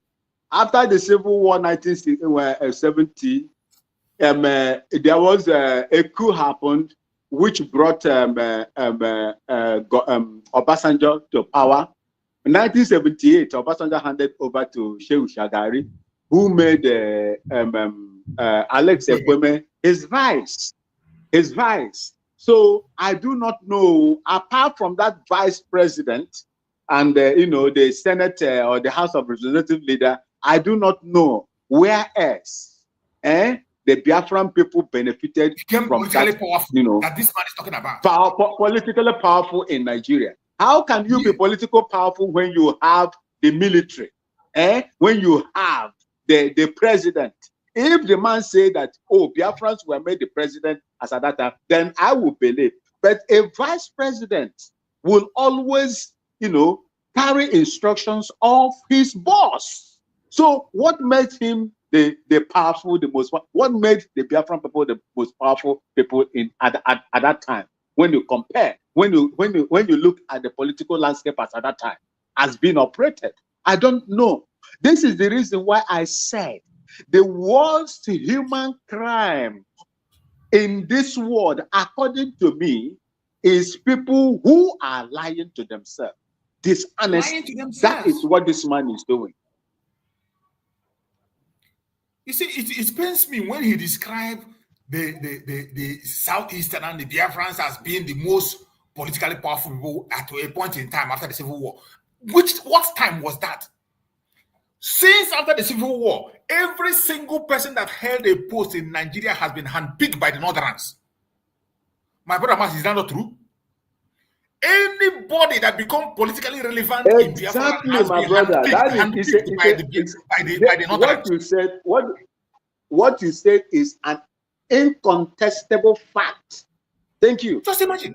Name them, every one of them that you're talking about, that he wants to call now that they are politically powerful.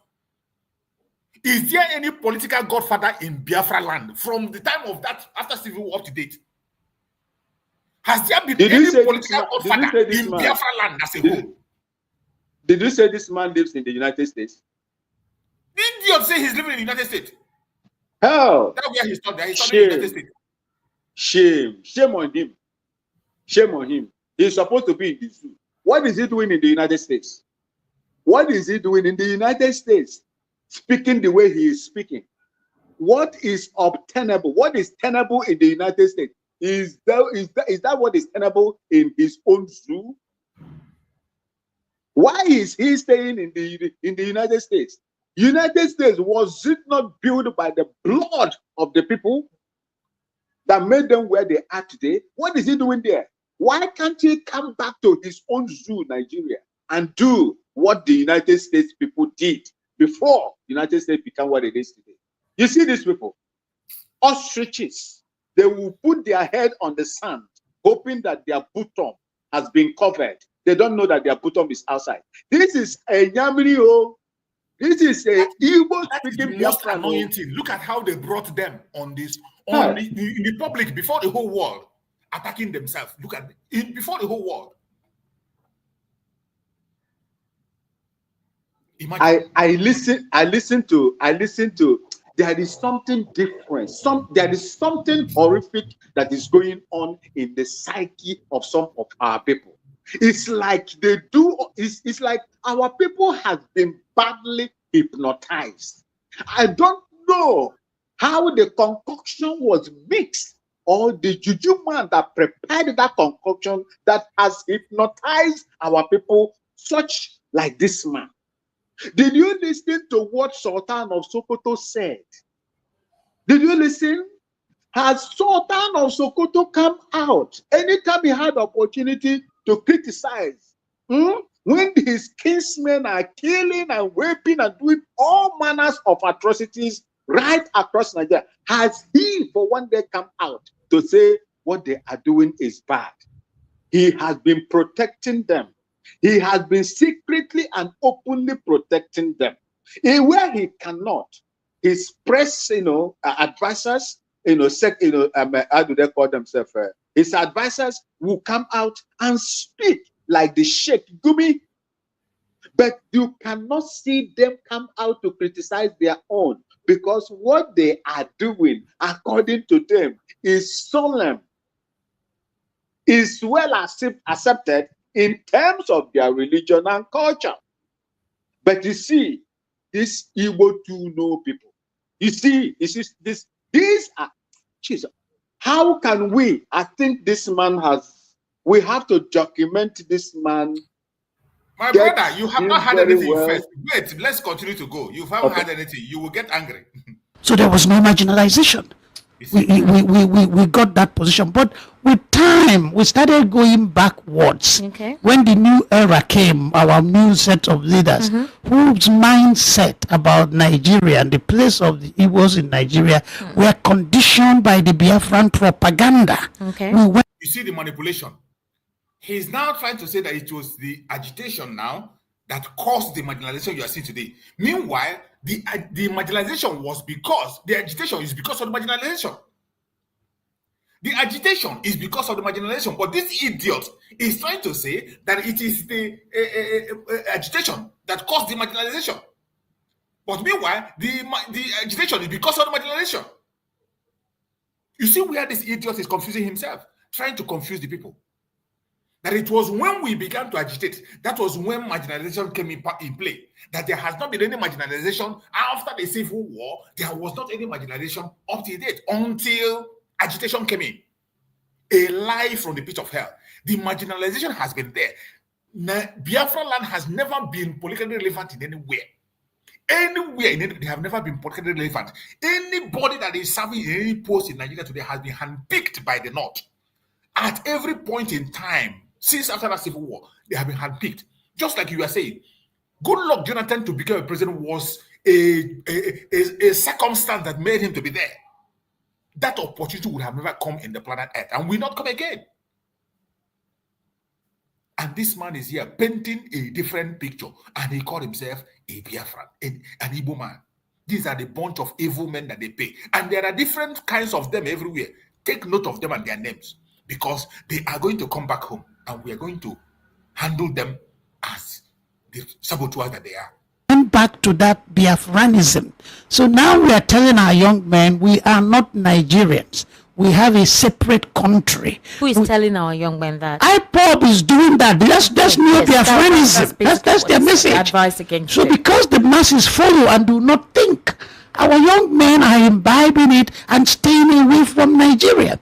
But the thing is about quota. Every state has its own quota. Okay. So if you're not meeting up your quota, you are losing out. Quota system is a very controversial issue. Okay. In most cases, heterogeneous societies, heterogeneous countries, you have quota system. You have it in the US for one reason or the other. My father told me, my father fought in the Second World War, that because nothing has. You see, when they want to bring these lies, they will now bring, you say they have quota system in the US. In United States, they have people that have the same value system. They might have categories on how they admit people into their force and other things. It is a different thing with the kind of quota system we are talking about in Nigeria. Don't you ever compare United States, whatever they are doing in their system, and you bring it as a quota system in the United States. You see how they behave. You see how they do it. You see. Look at this clown. Mazi Chooks, I tried to be enlisted into the United States Marine while I was in Liberia. I went to their embassy. I met one of their their defense attaché. They call Colonel Morgan. That was in Liberia. Do you know what they told me? The prerequisite for you to join, one of them is that you must be a citizen, number one, a green card holder. Yeah, I think a citizen, green card holder, or you have a permanent residence and residing in the United States. These are the three things for you to be. You will have to have before you now get into the United States Marine Corps. The same thing happens to me in the French Foreign Legion. I never told you people this before. I had the opportunity to go to find out. The French Foreign Legion, you know, admit people from all over the world. They don't have the only thing you need to do is you must come to the mainland, France, Paris, Aubagne, Lyon, Lens, and the other, the rest of them that are recruiting. With a valid ID card. No matter who you are, as long as you are below the age of 39, 40, you are eligible to join. That is their own. That is their French Foreign Legion, just like the Marines. You see? So this man is talking here. I do not know where he is getting it from. You have a laid down procedure on enlistment into the United States Army and the United States Marine Corps. You have a laid down. There is, I don't think, what kind of quota system? What do you mean by quota system in the United States? Eh? Oh God. It is really annoying. Tend to be taller than Southerners on the average. That are working in some of the establishments there, please, you can come out here to tell us whether there is an existent quota system in the United States and in their system of recruitment. Please. Thank you. Was reduced for Southerners. That's quota system. If you use one height bar, then the army will be filled by Northerners. So in the South, if you said in the North 5'7" to join the army, in the South it might be 5'4" because we tend to be shorter. That was quota. You see the lies. You see the kind of lie this man is spilling here. Just like my brother Maxwell said, you see the kind of comparison this man is using in quota system. Look at the kind of example this man is giving, trying to paint the picture that we are all dwarfs in the Southeast. And I don't know how many Fulani men are taller than me. I don't know how many Hausa people are taller than myself. I don't know how many of them are taller than the Biafrans. You see the kind of example this idiot is giving. You see where he began to hold his hand. It's quite a pity. You see where he, it's quite a pity that this is kind of example he's using. It's quite a pity that this thing is coming from a learned man. A learned person from Igbo extraction. I'm telling you, it's a pity. I say I cannot just hold myself. If not that you are, I am trying to have a very, fluid conversation here. I would have been jumping in anyhow, because my stomach is rumbling. My stomach is rumbling. Listening to this intellectual, this honest, I'm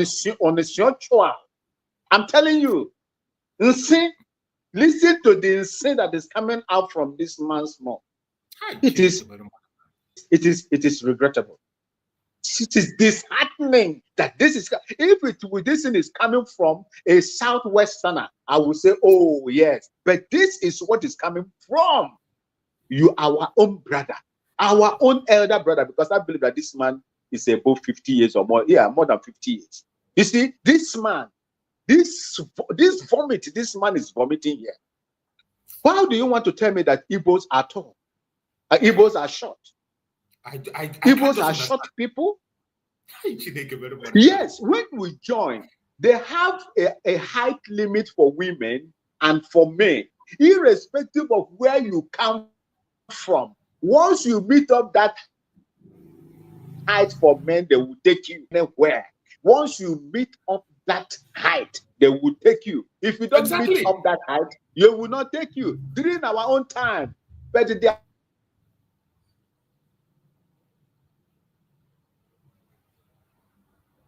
We can't hear you, bro, Max. That's why you see shut up because of that.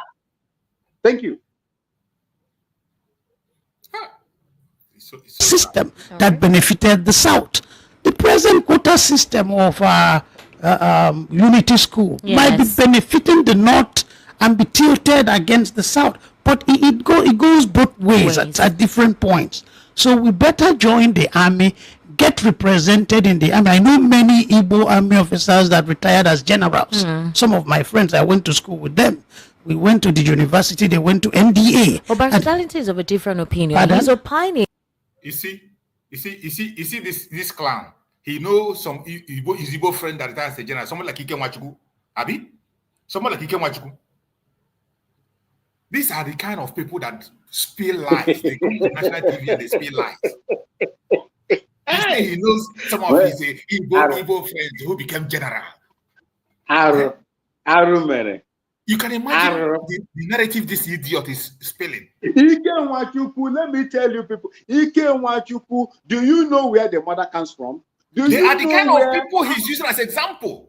See now, both of Ike Nwachukwu was the past divisional commander of one mechanized infantry division where I served. Ike Nwachukwu, he was the military police officer and a criminologist with the highest degree you can think of. He was from the Hassan Katsina house. The mother is from Katsina. The father is from Isukwato. I think Isukwato Kibwe also. Because of his matrilineal connection with the Hassan's family, that was the reason. He was the first, let me say, first, remember, I will not call, because he bears the name of that Igbo. In fact, the most valued and endangered human beings in the world, Igbo people. I will call him an Igbo man. You see, because the mother is from Hassan Katsina's family, and being, someone who was very, very strong and very, very educated, that qualified that as one of the most civil military qualifications in the war in Nigeria. He was made the 1 division commander, not because he was an Igbo man. So if you celebrate him, this Igbo man he is making reference to now, participated in the Biafran war that killed over 3-something million Biafrans. Did he remember that? Did he remember that Ike Nwachukwu took part? Ike Nwachukwu took part in the murdering or the senseless slaughter of innocent Biafrans. Did he remember that? Let's go on. It is so sad when you see them make such example, telling you there are so many generals. Go and check these people he's talking about. What is their foundation? There are his like people like him who will support everything against their own people. They are those ones that are being promoted. And you see him talking trash here. In that whenever you send them to they're sent to the war front to be slaughtered. And that where is the opportunity to grow through the ladder? I said many of my friends retired as generals. They got in the army with school certificate. Is it the same thing now? Is it the same process now? Well, prove that it's not the same. The people they are telling to join the NDA are not foot soldiers. Foot soldiers don't go to NDA. Nigerian Defense Academy train army officers. They start as second lieutenant, and get to generals. So many generals in charge today got in at the age of 18 to 22.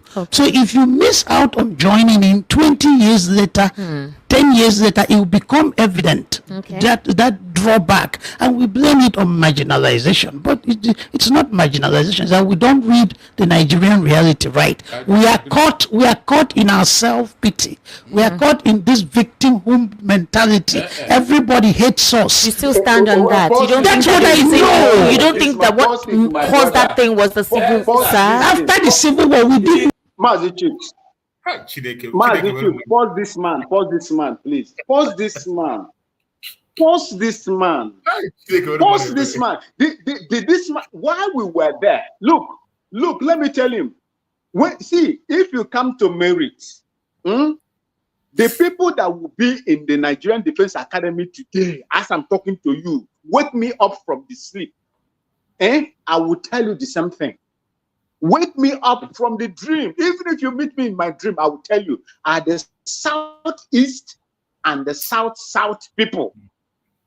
Look, there was a time, it is a common, we were in the army. This man wasn't there. I was there for 18 years. In fact, the rank I got to, I suppose, once you hit, you struggle.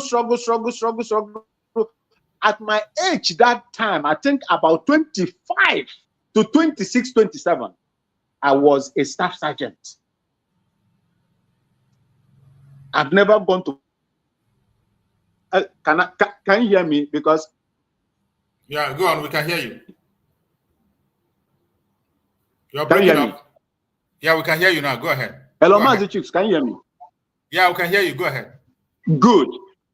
I rose to the level where I can go to what they call a warrant officers academy, where as an other rank who is not an officer, someone that passed through recruitment, who is not an officer, can now have the opportunity as a permanent staff to be enlisted through what they call executive commission or Q commission.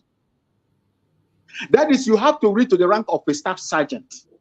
Then you can apply for warrant officers academy, where you will now go after 1 year. You will be given, they will consider all your years in service and promoted you. You will jump second lieutenant, you jump lieutenant, they will give you captain direct. They call it executive commission. For other rank, those that are capable, that are very, very good, that can further. And from there again, there is another barrier for you as someone that comes from executive commission system. You have to write your exam for conversion into direct regular combatant, DRC. That's what they call it. So once you pass that exam, then you can now aspire to become a general.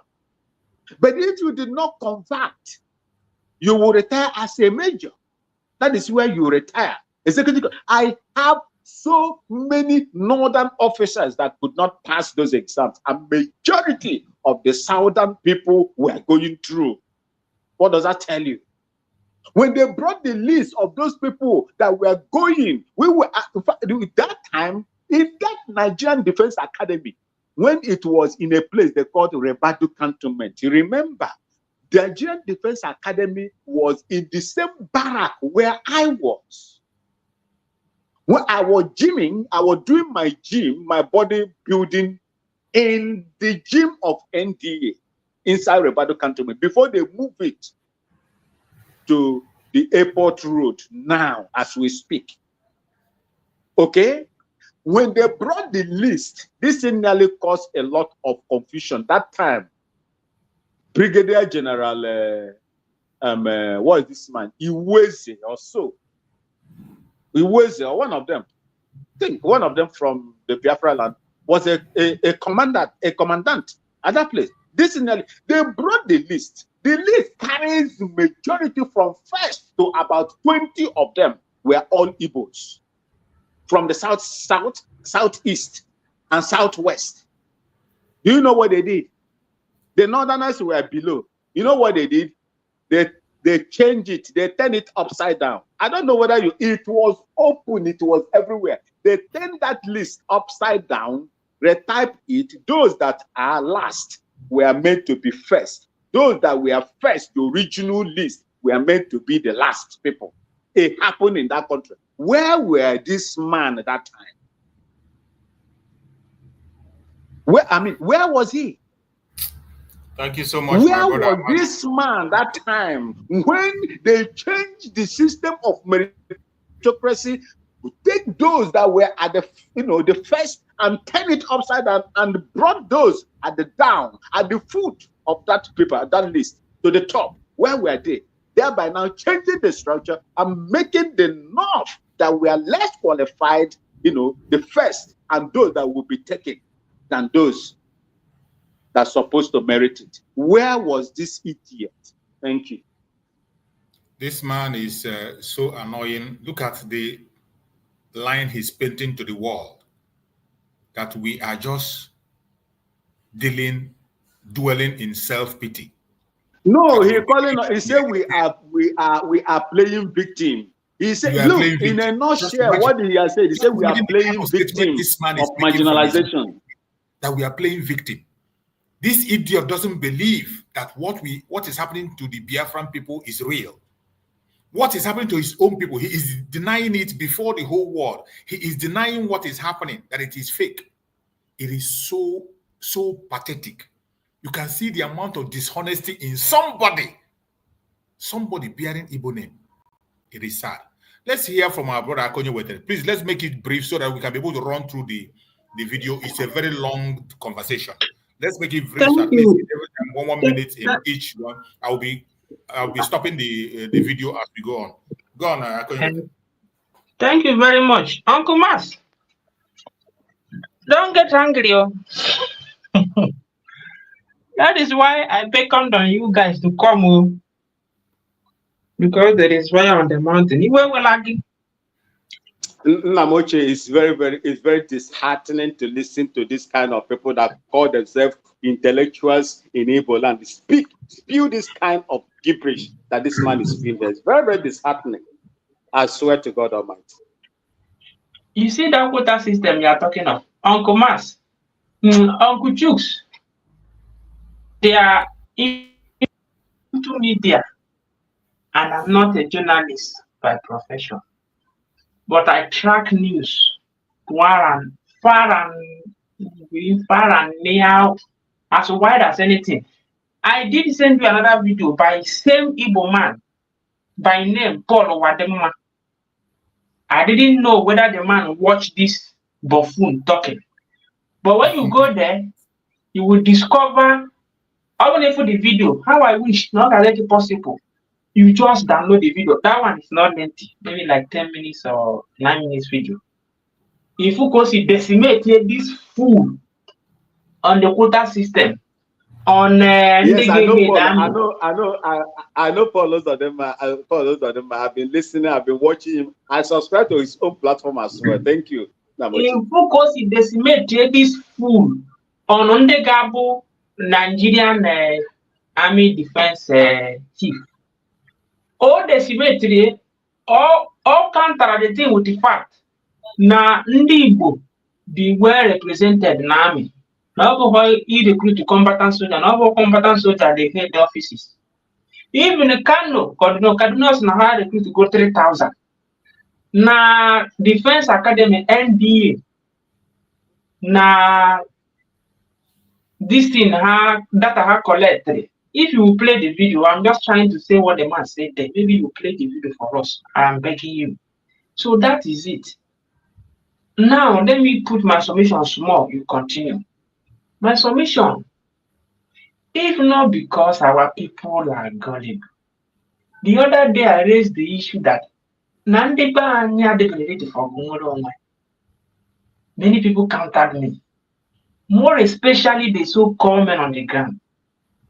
All these leaders of the men on the ground, questioning where their juniors had the man sign. The person might be, let's say, intelligent people, gather all this information. They devote with their time. I'm talking to the men on the ground. Take that and there. May eliminate. These people can no give them because it's very painful. All the powers. Yes, he did. The house created in there. As mom and they disappear. Now people go man on the people don't want. It's very annoying. That man, he get that's a program on the fair. When you go there, I didn't even know Nanketro Biatila when come 3 days ago. All our points that masses don't think they follow. He take a program again. He have food the idiocy. But Uncle Ma said when I meant Boku soon be Kado Bienda Okua one by one. Let us rewrite this narrative how they push. And you here continue. Thank you so much. My brother Greg. Yeah. Let me see, my brother. You see, these people, there is no way. It is it is these people are there is a proverb in Igbo language that says that they are ikere okuma ihe a na-akpọ ikere fly ikere bere na akpa amụ amara ka a ga-esi wee tie ya isi tie ya I believe that I get to wear this time. I get to wear Anayana saw nsị hapụ ịta onye iro anyị anụ n'ike. Anyị ata ya anụ n'ike. Anyị ata ha anụ n'ike. Agbanyeghị na nsị nọ n'ya. I'm telling you the truth because India are sitting down on the progress of Biafra, especially in that zoo where our people found themselves in. Thank you. My brother Greg, let's hear you out, my brother Greg. Go on. Okay, good afternoon, my people. Good afternoon. Okay, I want me and I can water. Good morning, sir, from here. Yes, we thank God today is Good Friday. As we continue in our struggle, we use the opportunity of the celebration as a Christian that I am. I bring all our petition to our God today, and I pray He will listen to our pain and suffering. As Christ suffered for us, that we should be free, no man can hold us back, because He has taken our burden. As He has taken our burden, we must be free. Nan Kanu and Simon Ekpa must be free. Biafra must be free. That is our prayers today. Yes, as we continue to listen to this very conversation in this program, this video, you know, sometimes I pick my own view, sometimes difference before I do this thing. You know, to me now, when you come to me and ask me, these two people, who will I pick? I will tell you, I will pick this man. I know his stand. That I know he's against the Biafra and I know he's against the Igbo people. There is no two ways about it. But this one that cannot go forward and he cannot give chance for people who want to be free to fight for it. These are the kind of people I don't even like to see, because it's better for me that you are negative or you are the side of positive. You can't tell me you're in between. So I detest this man totally. This one that will be telling you they are doing this to the Igbos, they are doing this to the Igbos, and somebody who will rise up to fight for those things he's complaining, he go and he sabotage. He is more dangerous than the one that you know. I know what they say, the devil you know is better than the friend that you cannot describe. That is where I see in this very particular one now. So before I go into the so-called the one I know that he is my enemy from the one, the so-called man that said there is no marginalization against the Biafra, there is no marginalization against the Igbos. Before the Biafran-Nigerian war, what was the cost of Nigerian-Biafran war? The foolish woman there didn't want him to say, this is what cost Nigerian-Biafran war. And after Nigerian-Biafran war, the foolish woman did not ask her, after Nigerian-Biafran war, and they say no vanquish, no victim, no vanquish. The foolish woman did not ask this man, after no vanquish, no victory, what happened? Where is the rehabilitations? Where are the things that they put up in Biafra since after that Nigerian Biafra was, since there's no marginalization? So the foolish woman did not ask this man, since Nigerian Biafran war, after the coming back of Ojukwu, after he was forgiven, what was the statement of Ojukwu that fought that very first Nigerian Biafran war? until he died. Where was his stand? What was his last language? If there was nothing like marginalization. This idiot here did not tell the Biafrans that he did not describe what marginalization is all about. Before all these things, where were ships coming? Where were containers coming? Why did they close everything that have to do with industry in the East? I am from Olo. When you come to the Imo State, Idata was more and more far distant before Newi. Every local government, every town in Idata have more than 3 or 4 factories in early 70s to 80s. And before 90 something, when Babangida visited the East, and he said he did not believe that this is the Biafra he knew. And what did he do? After that visitation, what he did was turn everything around, make sure that every seaport in the East is no more working. Every industries are closed in the East. They changed the policy. And every Igbo businessman in Aba, those people that have been importing those things that the people, all the whole West Africa we are coming to buy, all moved down to Lagos. He said, so I don't know what this idiot understands as marginalization. I don't know what he understands by marginalization. He thinks marginalization is the people, because until when people doesn't have food again, like during that Nigerian Biafran war, then he will know that Igbos are marginalized. So these are the kind of people that you know him already. So at a point in time, he will get the kind of treatment he's supposed to have because he is a pure enemy. There is no two ways about it. So, and that is what we are suffering today because people will know the truth and they will cover the truth. He's telling you that when you talk about Dr. Nandazki, well of them, who knows before Ojukwu declared Biafra? And they're trying to change the narrative that everything want to put everything on Ojukwu as somebody who did not consult anybody. He just declared Biafra. He went to war, and they saw that the name of Ojukwu will be destroyed.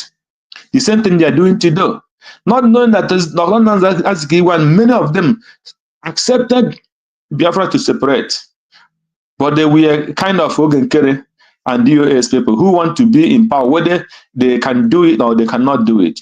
Or maybe he wanted to tell yes to Ojukwu to grab the power to carry Ojukwu, make sure he sabotage everything.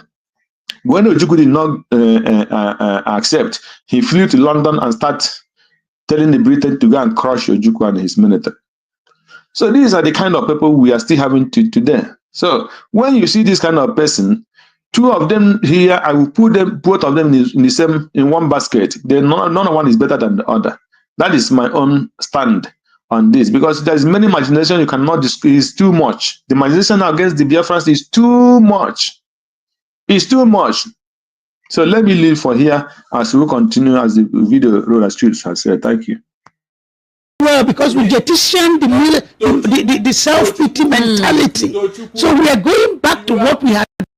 How can you be a vice president in some countries of the world after 9 years of the war that you were defeated? You won't even be allowed to partake. But we partaked and excelled.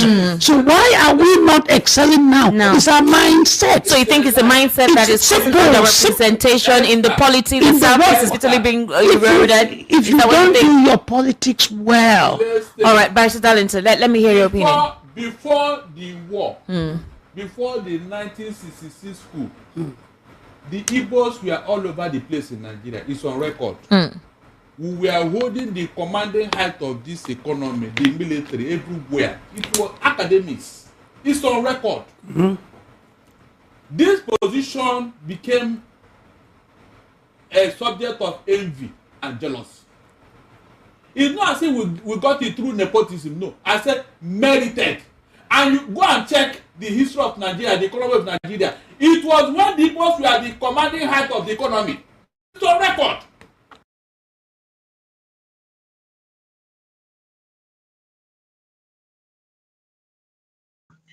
You're muted though, you are not hearing you. Sorry. I like this line of thought that this man brought in as much as I don't trust him, I can use his word, but I don't have anything to do with him. You see, when that idiot was talking, he was speaking as if we achieved whatever we achieved after this very civil war. Then things begin to go well with us.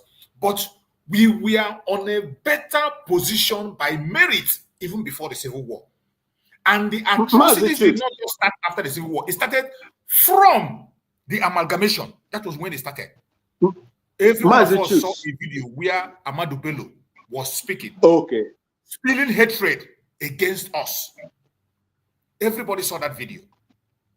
So when this clown is talking and he's saying after the civil war we took over and we became in charge of the political power, we were strong before the civil war, not after. And it was out of merit. Mazichich, that man that you are referring, that intellectual, that unessential, that's what I call him. What was the reason why Amadou Bello was shouting the way he was shouting? Is it not the fear of Igbo domination? Was it after the war? This old man, that I am younger than this man, and I happen to have this kind of information and history at my arms, but this old man could not. Are we going to blame it on the abolition of history in Nigeria for this man, Mazuchus? No. If this old man do not know that the refinery of Nigeria, Port Harcourt refinery, was managed by the Igbo people and they were producing. Till the time after the war, they took them away, including the role the Ikwere, our brothers and sisters Ikwere people played as at that time, as seen, as all of us saw on the videos when the British journalists were interviewing them immediately after the war. Has it worked? The ministries of government, has it worked? What was the growth rate of economic activities in the zoo as at that time? What is the economic growth rate of the zoo today? When you sideline the Igbos, didn't this man here, former Major Al-Mustafa, Hamza Al-Mustafa, when he said that he was one of the people from the north that were advising Buhari to bring in Igbos, that most of the achievements that Nigeria has made in their history were when the Igbos were controlling the economy. Didn't he hear that? Igbo man, stupid Igbo man, you are coming here, you are spewing nonsense and falsehood to the international community. These are the people, when these foreign guys hear idiots like this speak, they take it, they prefer to take that. And our enemies will now relay them, make reference to it. This is an Igbo man that said it. Like they are using Obi today to make reference that after all, Obi has told you people that Biafra died 57 years ago.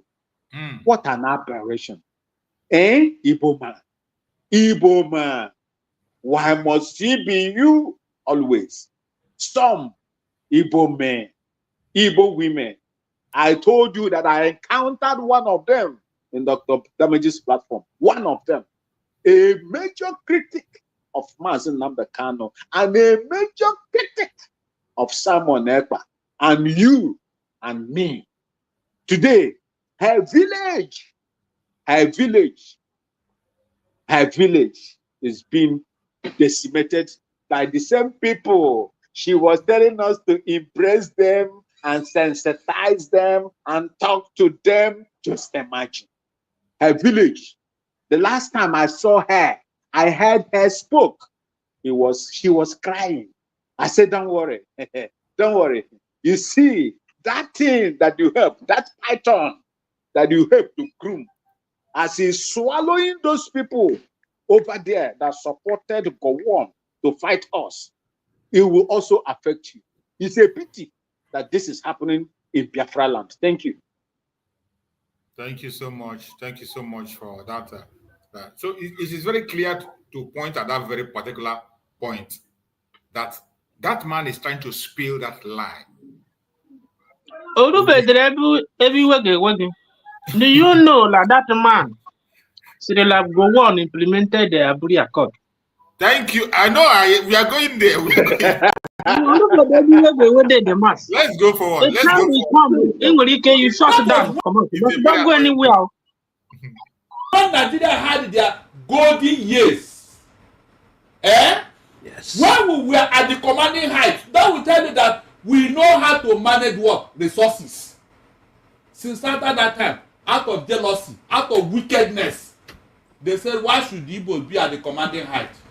And then they orchestrated the 1966 coup and called it Igbo coup. And that was where the elimination started. Who orchestrated it? He said what? Who orchestrated it? If it was not orchestrated, why should the IBP write a book and say 1966 coup was not an Igbo coup? Why should you say that? Is that the only coup that happened in Nigeria? Did he talk about who orchestrated it? No, you know better than him, Abi. He was in the army. I didn't. I'm not. Oh, don't you please? Hold on. Let us say this like this. Now, when this thing happened, they started 3 days of Ogi killing. 260 Igbo officers, high ranking of, they were eliminated. Some were killed in their toilet, some were killed in their bedroom, some were killed in their office, on the road. Anywhere they see them, shoot aside. That was how they started eliminating them. All of them. The so-called Northerners were killed. How many Northerners were killed in the coup? Esther. Sauduna was killed by his own son, Nzogu. Nzogu was the one. He was the arrowhead. Nzogu was Asaduna's son. He adopted him. Why are they calling him Igbo man?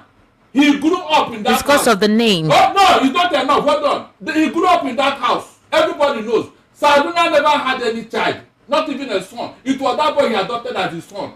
So, is that what? Historical fallacies. No. I want you to pay attention to this part. It is very, very important. This very part.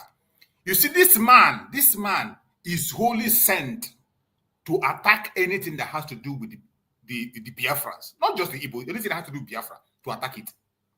And you can see him, he is very much ready.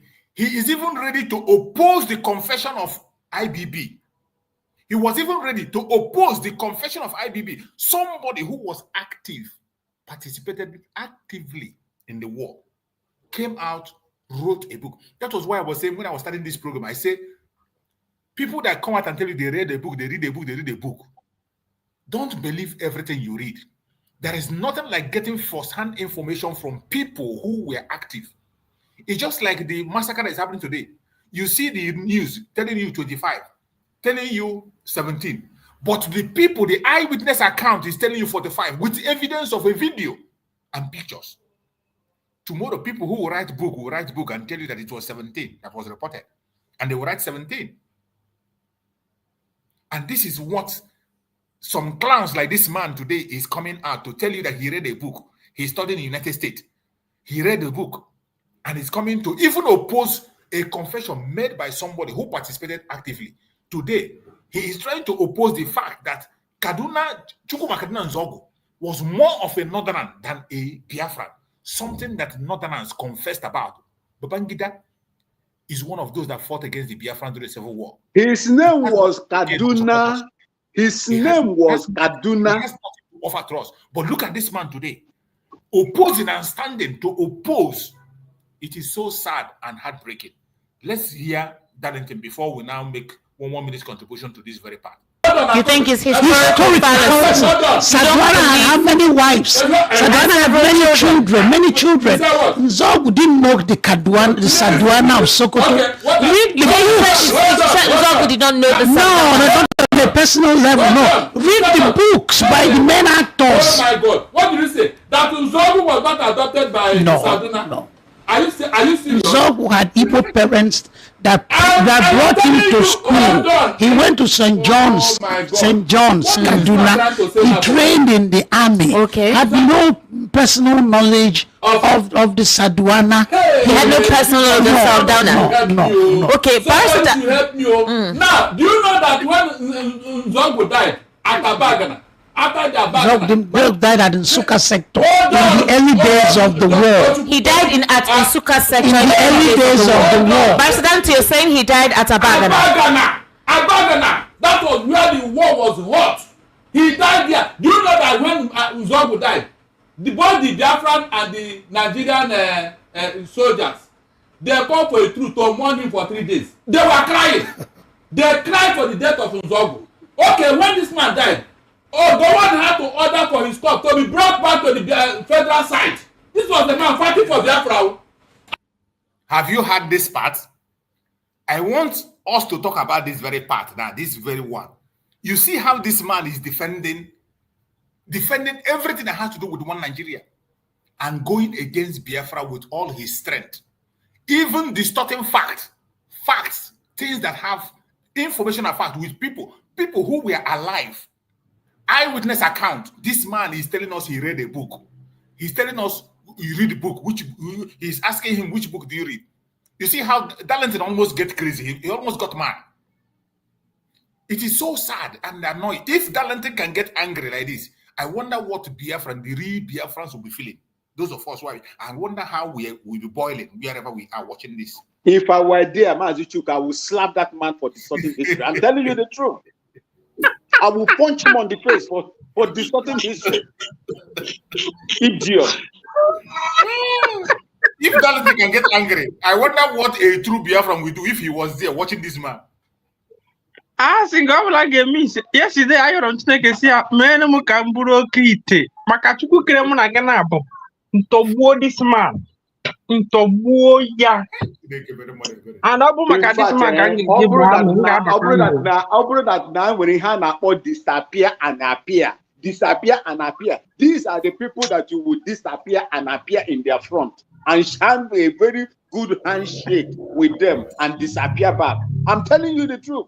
How can this man come out here in the public, in a online television that is being monitored worldwide, to say this? Chukwu Manzogo, presently as we speak, is in the south of the zoo. That is where he is. This man did not know that the creation of states, this old man that is sitting down here talking this nonsense, did not know that South, according to the zoo plan, is not part of Southeast. And for that, Kaduna Nzogo, Chukwuma Kaduna Nzogo, is no longer part of Southeast. Don't you know that according to the plan of the Nigerian people, in order to destroy the Southeast and whittle down their powers and unity? Is that what this man is saying? How can you do not know that Kaduna Nzogo, why did he bear Kaduna Nzogo? Why did he bear the name? And look at another one. Are doing military even history, when the man fought against the zoo. Fought against Nigeria. Let me land this. They took his corpse to Ghana to go and bury him. Let me land this. Okay, in that way, why did they take his corpse back to the north if it was not Tafawa Balewa's son, adopted son? I wonder. Why did they? Was he buried in the south? Was he buried in Delta? Was he buried in Biafra now as declared? Was he buried in Biafra land? He was buried in Kaduna. He was buried in the north. This man is here talking the way he's talking as if he was sent or bankrolled to just come and rubbish Biafrans in the eyes of the world. I swear to God Almighty, Nare said the Allah. If you've been in Hausa, wallahi tala Nare said the Allah.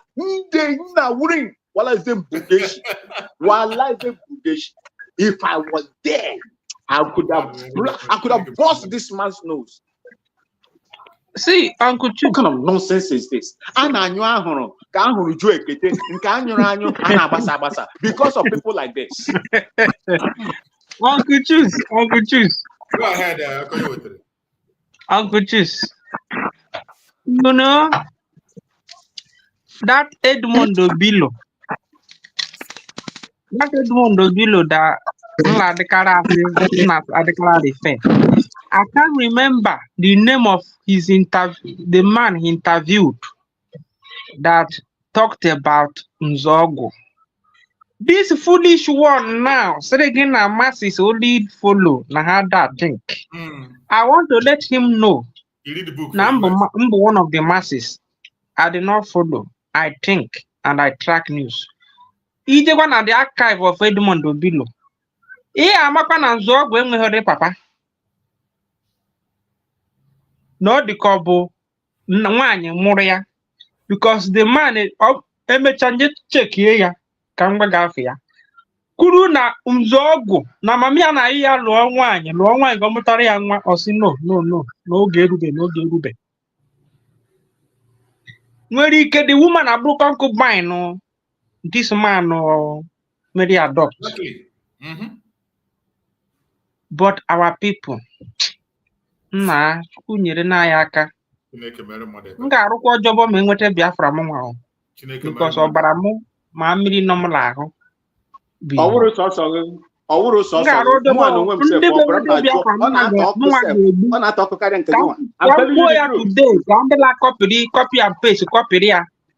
There are people who enwetakere Biafra they won't be in integration. Mụnwa m ga-arụ intelligent officer. This NDA, do you know? Na mere list kamba NDA. Na-ewe home. My brother, ọkwanụ sọsọ gị, mụnwa na onwe m ụwa.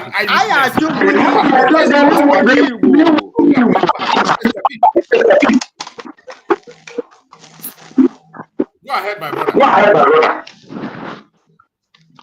Mere list kamba ewe home. Mere m ha ji kpọrọ for this round. This rack I find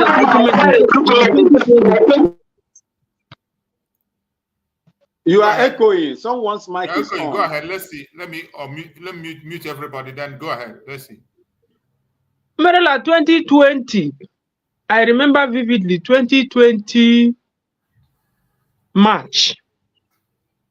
One of my village brother,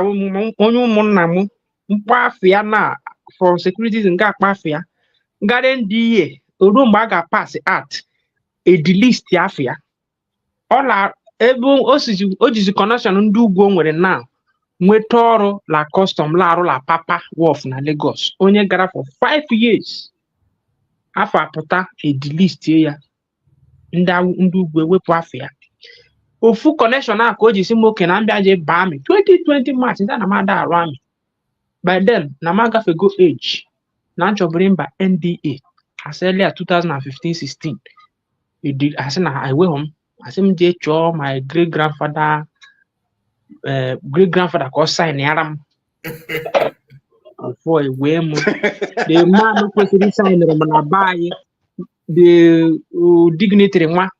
We are not in good terms. All as well, Namu can't jekuro ni room because Ogo could assign them. Una can see this buffoon.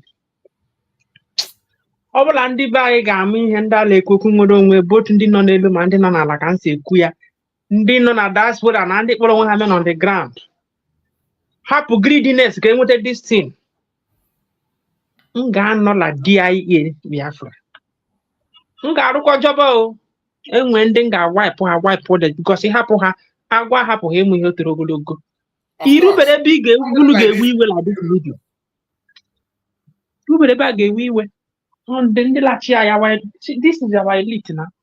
Indigenous the Kalananga. See our elite. See their mindset.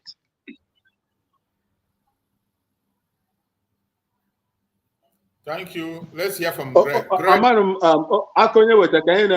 What is going on with this? I don't know. He has gone off. He's muted. Maybe environment where he is. Maybe the environment. So, Greg, You see, Take the mic. You see, okay. Yeah, it's something somebody cannot describe, you know. Ndị Igbo na-asị na onye o nyere ọnụ anaghị ekwu na o nyere ya ọnụ, because na ama m ka e ga describe the man. That is my own side of the whole thing, because na enwere ya bụ mmadụ na-ekwu, you will not know how to, you will not know the kind of answer you give the man. So mana ụdị okwu a na-adị mma ọ bụrụ na anọ nso wee na-ekwu ya. Enwere one man na be anyị, he has a problem with one of his brother. So he was exactly by this time, farm time. So he was walking. So the other man was living in the township. So he came to village. As he was coming down, he saw the man walking. He said, "You are trespassing over my own side, though."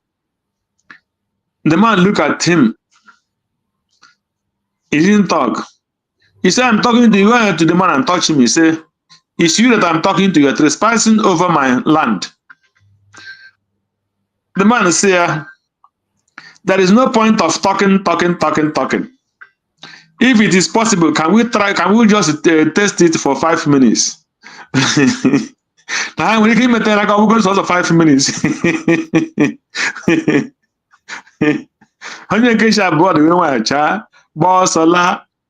I said, "I don't want to talk to you. That you would have better will talk. They will just test it for 5 minutes, even if it's for 5 minutes." So this man is lucky that, and most of the time, if they want to do this type of thing, they know how to go about it. They know where they will go. They cannot even do this kind of interview in the East. So this kind of is in Lagos and Abuja. Because there is a way the kind of things you will say, you know, you will not go free. It's true. So you cannot do this kind of interview in the East. And the problem we must understand is, in everything we are happening, I have been hammering it. What is delaying us today is not the Fulani. What is delaying us is this kind of people, and this kind of two of these people. One doesn't want it at all. The other one wants it, but he's still doing a kind of cyber without knowing that he's sabotaging what is going on. So these are the people who is holding us. Not the Fulani that is holding Biafra. I'm telling you, I will continue saying it. The people who are holding Biafras are the Biafrans themselves. Look at the testimony of Gentle. I know we must definitely touch that in his side of testimony with you, Zodimma. Yeah, my brother, I saw that, but I don't want to go into it, because if I dissect that, it's going to create many things. But I understand the area you are going, but we will not touch. I will not touch that side. I will not. I know the area you want to go, but I will not touch that side, because why I will not touch that side is not important in this time. But what is important is the people who are within us here, who are still doing a lot of things they are doing, because someone like Hope Uzodimma, we understand his stand. Just like this man who is ranting in this very program, kicking against anything that Igbos and Biafras are doing. So if you have opportunity like Hope Uzodimma, don't you think that he will kill more than Hope Uzodimma killing this in the Biafra land today? Definitely. Yeah, so these are the kind of the mindset. So, but the only thing I will touch in that video of his testimony, he said that this is the time for repentance, and he said it's a time for repentance. So both the men on the ground, repentance, both we are in the Western world, in abroad, fighting for the Biafra, repentance. And he recognized one thing, that Biafra have a name. He said, thank God that today Biafra have a name. But one thing, the people who are in the Western world, who are in abroad, fighting that person that give that Biafra name, that helped Simon Ekpa to mention that name, United States of Biafra. That is the name that Biafra is having today. So the thing there is, I accept what he said in that statement, because he said this is time for apology and to get it straight and stand 100% for that very revolution. So and I pray that God will give him strength to carry that very revolution as he said it, and not looking back in anyhow, because looking back is dead. We are moving forward. So that is my only little submission for this. Thank you. Thank you so much. Bro Max, you wanted to say something. Can you just take a minute and say it so that we can proceed on the No, let's go. I want to say something, Uncle Chuks. Okay, I can go ahead. I salute Uncle Greg. Thank you very much, sir. Thank you so much for contribution towards that Commander Gentle. But my little message, I don't want to be dabbling into the affairs of them. I should, as in directly dabbling into their affair. But my observation is that the revolution should be mental revolution on all the men on the ground. Let them know who can all their egos, whatever they are fighting for now, hard drop warrior, Bambo Metala, that the record, people are keeping their record. I'm not saying that we are tracking whatever. No, we are keeping record. And whatever Oga Abwebe Age Kuboku man no amamas no man no man or who no man. No. Whatever you know, you come and test it and prove it. People will approve you for it. So as he has made you turn, it is a welcome development. When I saw the video yesterday, I was happy for him and for everybody. Let them not be dabbling into any shady deal, because from all these things we are seeing, they will know that the people that we are to be looking onto on a normal that's supposed to work for us, are rather the people demoralizing us, denigrating us, killing us, and ensuring that Fulani take our land. So thank you so much for how you advised him. Well, thank you. That's the little thing I want to say about Commander Gentle. Thank you. I don't want to go to that very video, and I will never talk about it because of certain things, because I have my own reservations why I will not speak about that and why I will never discuss it. But I believe intelligent people who are Biafrans have learned a lesson. For those of them who have refused to support a government, when we are talking about a government, we mean a government. For those who still believe, who still feel they don't know their left and their right, they don't know what is good and what is bad, good luck to them. That's all I have to say. I don't want to die, because if I begin to dissect that this thing, it might create some other things that people might not be, people will get more confused, or it begin to create more chaos. So I don't want to talk about it, and I would never talk about it, unless if it becomes compulsory. But for now, just as my brothers here have said, Greg have said, and Akonyo said, let's go with that. And let's continue to battle with the real enemies that we have seen coming out with their real color and their real image. Let's continue. Ask where was Uzogu buried? Was he buried Kaduna? Was buried in Kaduna. So why? He died in Igbo land. Because he was killed in the battlefield. And he was taken away. He was taken away by Nigerian soldiers.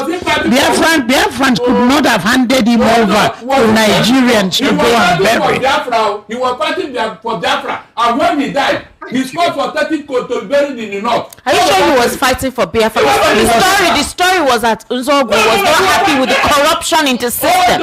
He was they needed to cleanse it out. Esther, listen. Nzogu was fighting for Biafra. Pure ED. He was fighting for Biafra. It's on record. He cannot even. He died in it. He was fighting for Biafra. Okay. What was he buried in the north? The people that killed him got his corpse and buried him. The people that killed him held his corpse and buried him. Okay, Mr. Tochukwu, why do you think that all of the things he's saying is based on fallacies and they're untrue? Okay, now the thing is this. We digressed a lot. Okay. he said that when the Igbos led Nigeria, things worked out, okay? Yes, when we had responsible people like Nnamdi Azikiwe leading us. I'm sure he's regretting talking today. Timber and Caliber leading us, because Zeke understood that the Igbos are handicapped by geography. Okay. If you look at the map now, the whole of Southeast is as big as Oyo State. Just one state. Yes. The whole 5 southeastern states. Yes, it's so. Pay attention. This idiot have dived into another section now. This is one of their deceit. Another section of deceit is what he's diving in. You know, when you catch them in one side and you decimate them, he has now lost totally in other areas, including the Nzogo he's trying to paint to be whatever he is not. That argument have now swallowed him. Let our people in the comment section. Let our people in the comment section give us the square kilometers of Southeast and compare it with that of Oyo. Please let them do that and give us the square kilometers of the Southeast and that of Oyo. I beg you, my people. Liars. It is sad. It is sad. Let's go on. The Igbos have a population comparable to that of the Yorubas, but a land very small. So our population density is very high. And then the space we have is very small. Yes, and with large tracts of infertile land. Okay. And the Igbos are less. Are you hearing this man? That our land is infertile. Did you hear this man? Did anybody hear this man? That our land is infertile. I heard him. Did you hear this idiot? They choose. Men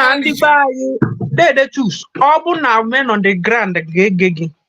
In my last year, the man from plastic. Lagos or US.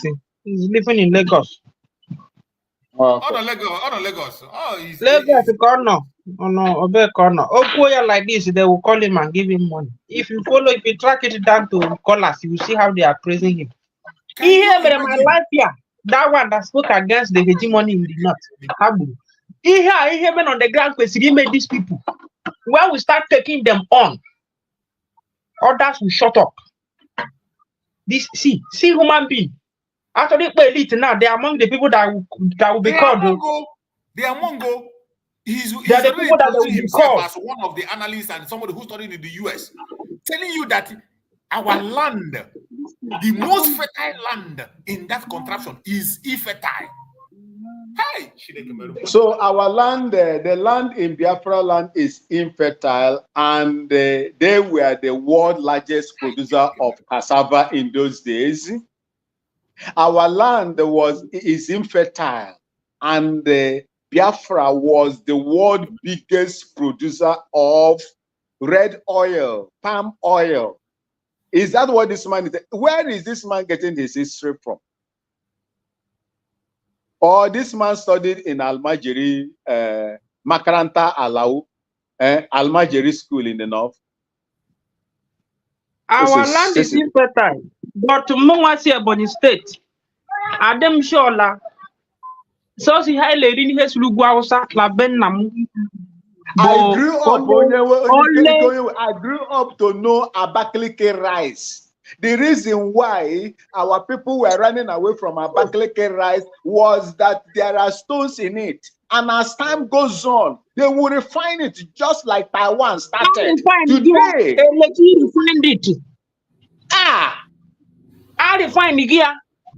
There's one rice, I like ebony rice. Or from bike, I refine the gear. Our land, Iga Abakaliki as a whole. Presence of Ndausa lady, all this their tomato kniko, the minimum. Our land is infertile. Even in Jindi Boko, at the real Abai, our land is infertile. See, Uncle Chooks. Kala, I got no problem. Ima wabu gonge segena, Fulani la pike, bebe hala pike. Every time nga gwagia, ha cross oben na muko na mna gikasa mne ngwe mereno. Me taponya usimi. Iha kale chebo matching order. These people disrupt, all this organ carry them. They are disrupt poor patient Simon Olaga and everybody Jua Moi. I was ready to go home la December before I brought Simon. Ha kpachakwara anya ha o. Ịma ndị mba ọzọ na-akpọkwa ndị Ebonyi ndị Hausa. Ha kpachakwara anya ha o. We will run them down no.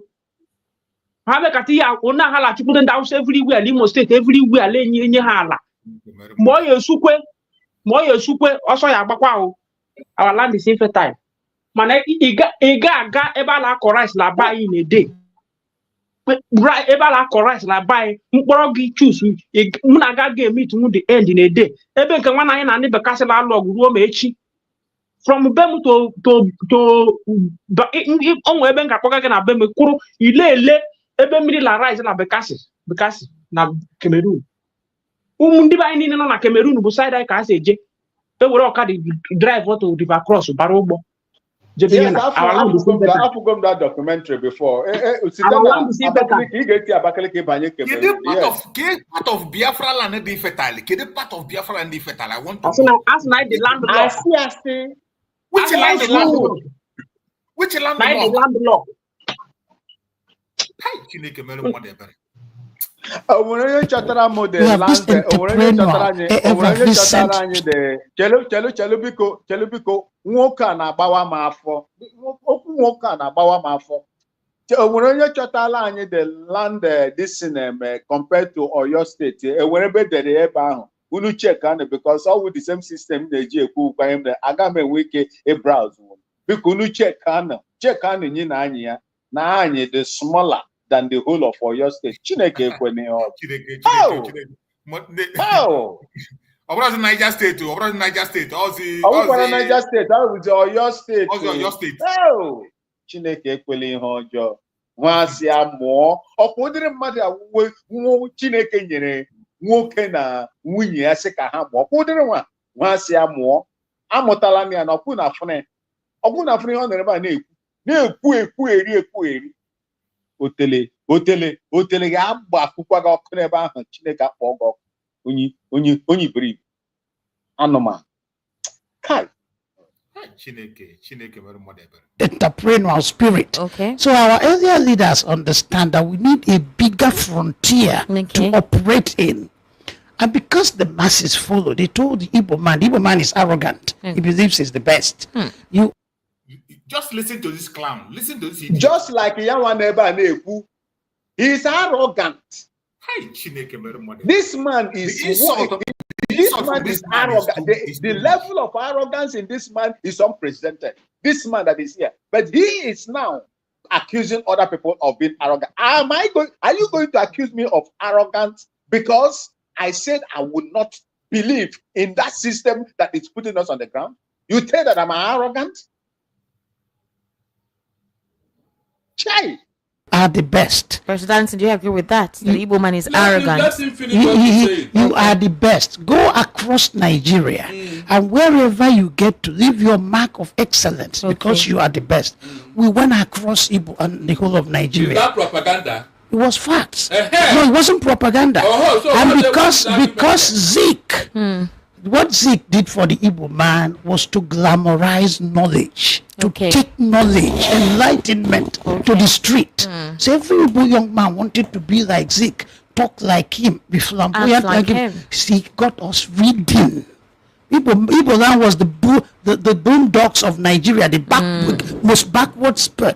By the time the Igbos have taken over with hard work everywhere. Is that what caused the fear or suspicion by other ethnic groups that they just wanted to dominate? Which is natural. The Anambra Igbo is the most resented Igbo man because he's the most successful. In Ahera, an Anambra man was appointed the bishop of Ahera. The people resisted. We better. You see these people, These people Anambra. Exactly. Gradually, he has now bring that division. He's no longer talking about Igbo. He is now going further to divide it into pieces, telling you what happened in Ahera and what happened. These people are evil. These are the people, kind of people we must be mindful of. People like this. Just like my brother Akonyo with said, this kind of people, we need to write down their name, keep a record of this kind of individuals. We need to keep a record of them. That In the United States of Biafra, they are definitely going to come back home. They will come. We are not going to drive them away, but we must mark these people and their offspring. Very, very I important. have one suggestion to make to the United States of Biafra. You know, I don't know whether I will call it a Committee of Investigation Bureau or whatever. I don't know what I will call it. You can imagine. Wait, see, anybody, be it man or woman, who has benefited in one Nigeria, as we speak now, who will never, that family will never have the opportunity to hold any appointment in the United States of Biafra. Me, I will stand on this particular one, and you see people like this, because of these people, by the grace of God, once the world has finally recognized Biafra, and we have gotten that state intangibles immediately. You see, these people need, they need, a ga-ewepụ ha because ndị Igbo anyị si na ihe agwọ na-amụ na-eto ogologo. Ị ga-eche aka family trend ya, ị ga-amakwa na this thing ihe nwoke ma na-ekwu ebe a enwere ebe o si na agbụrụ, o nwere ihe ọbụla agwọ na-amụ na-anaghị eto ogologo. Dimkpa nwoke a nara amụ ka a si eyuzi aka ikpe na nka ọ bụ n'oge ọ dị obere. Ihe a nwoke a na-ekwu ebe a o nwere ebe ọ mụtara ya n'aka nne.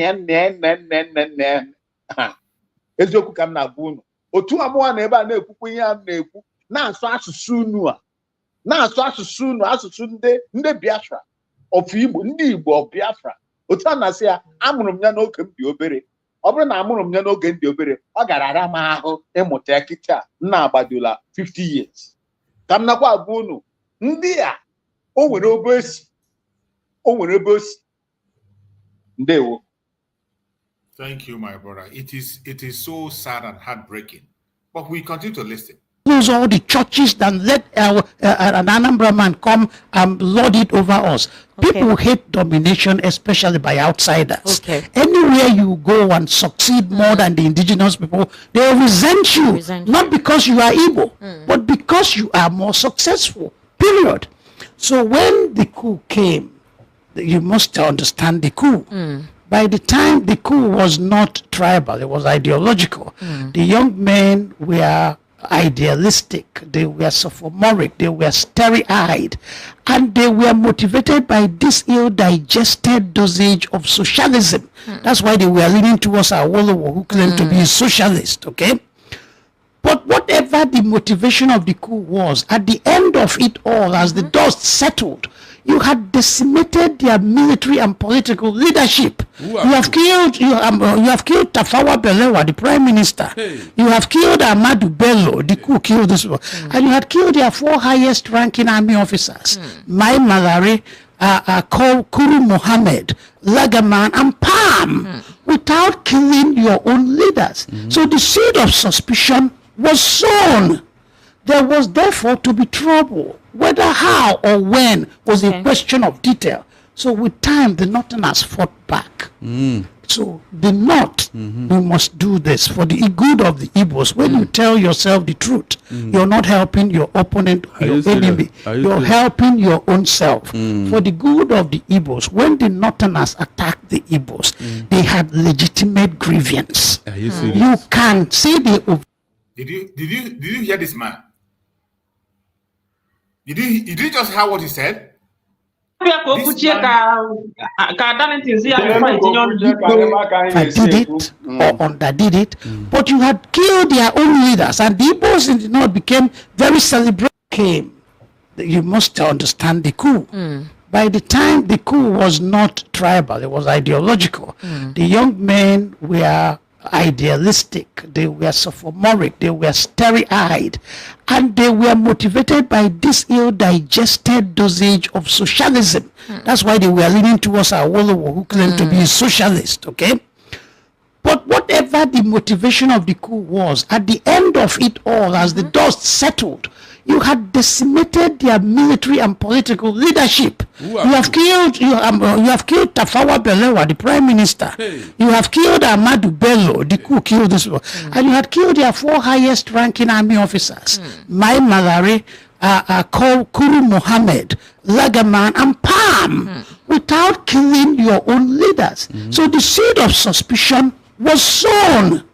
There was therefore to be trouble. Whether how or when was a question of detail. So with time, the Northerners fought back.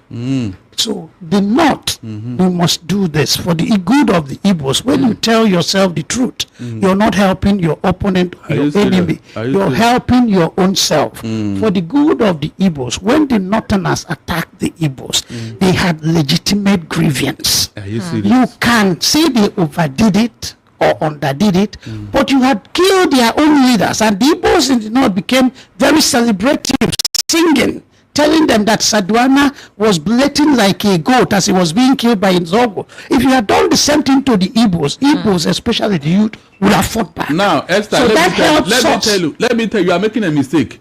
You know, when military men are carrying out such operations, because of tribal and ethnic sentiment, they would now say the North should go and take care of the people in the South. The people that were detailed to go to the Southeast. Esther, listen very well, because I'm sure, I am convinced now that he said he went to US to go and read. He was not here when these things were happening. So he's not trying to tell I was in the years of 1966. Do you believe that? I am coming. Now, the man who was supposed to lead the squad was riding a bicycle on his way to the Southeast when the coup have already taken off in the North and alerted the leaders of the East. Can it not be that? The man said that he was on a bicycle when he heard that this thing had taken off. Who is the man? Wait, I'm coming. Hold on, I'm coming. You have not read all the books. Listen very well. Now, when this thing now happened, Esther, please. Oketiebo, how did he die? Oketiebo. Pissed killed him. See that, Abi. I thought he ran away too. The one that they were able to get, you can see how propaganda can misinform people. Go and check how many people that died in the Southeast. It was only what's it called, Azikiwe. Maybe because of his wider reach all over Nigeria. Maybe his loyalists alerted him and all that. That was what happened. They are not blaming the Igbos. The Igbos were operating in the North.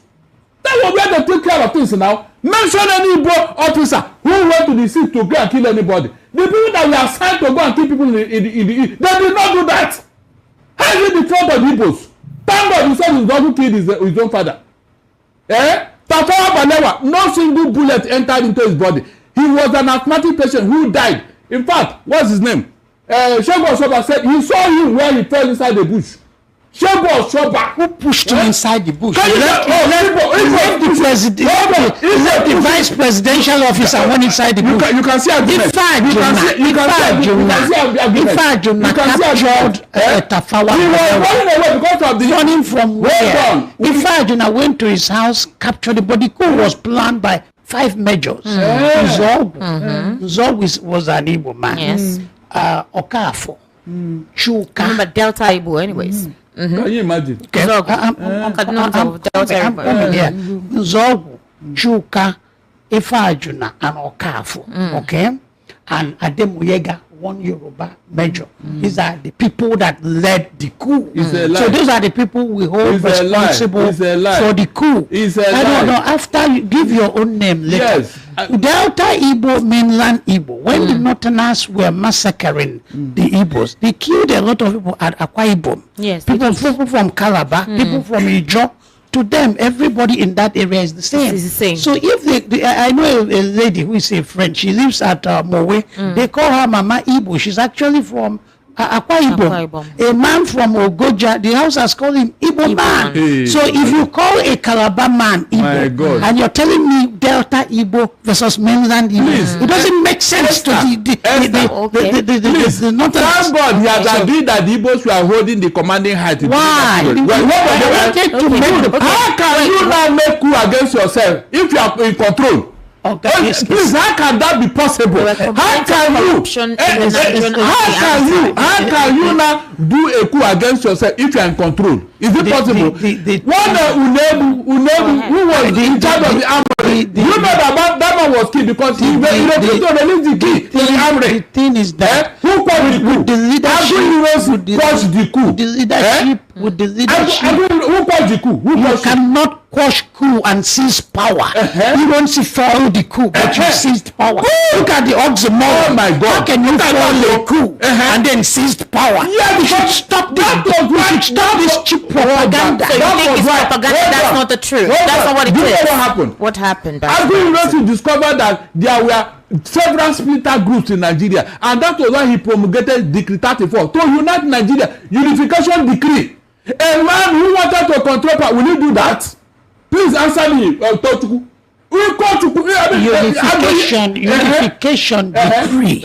Soldiers are used to centralized command. Are you serious? I said at that time, Aguiyi was in command. He should have done anything with the power he had, but he said, "Let us unite Nigeria." Okay. That was one of the reasons why they killed him. Yeah. Do you know why? Do you know why? Nigeria has a constitution, federal constitution. Ironsi was the first person who started tinkering with the constitution because of the prevailing situation. Because soldiers are used to centralized command. Oh my God! And Ironsi could not countenance the semi-autonomous centers of power that were the regions. He wanted to weaken them because he used to one man being in charge. So he started weakening the regions. Today we say Hausa Fulani centralized power is no. It's the military. Ironsi did it first. Gowon did it second. We did it for the good of Nigeria, for God's sake. Well, the others did it for what? The others did it for what? Ask them what happened with that unification degree after Aguiyi was killed. I don't know. Up to today, even in a civilian setting, it's still that unification decree that Nigeria is holding. Unification, everything is centralized in Abuja. But as we learn centralization, we have to realize that it started with military. It's not with it started with that. You should have now shied away from what Aguiyi if you didn't like it. Mr. Tochukwu Ifukama, you said something on Tuesday. You said that Ojukwu was driven.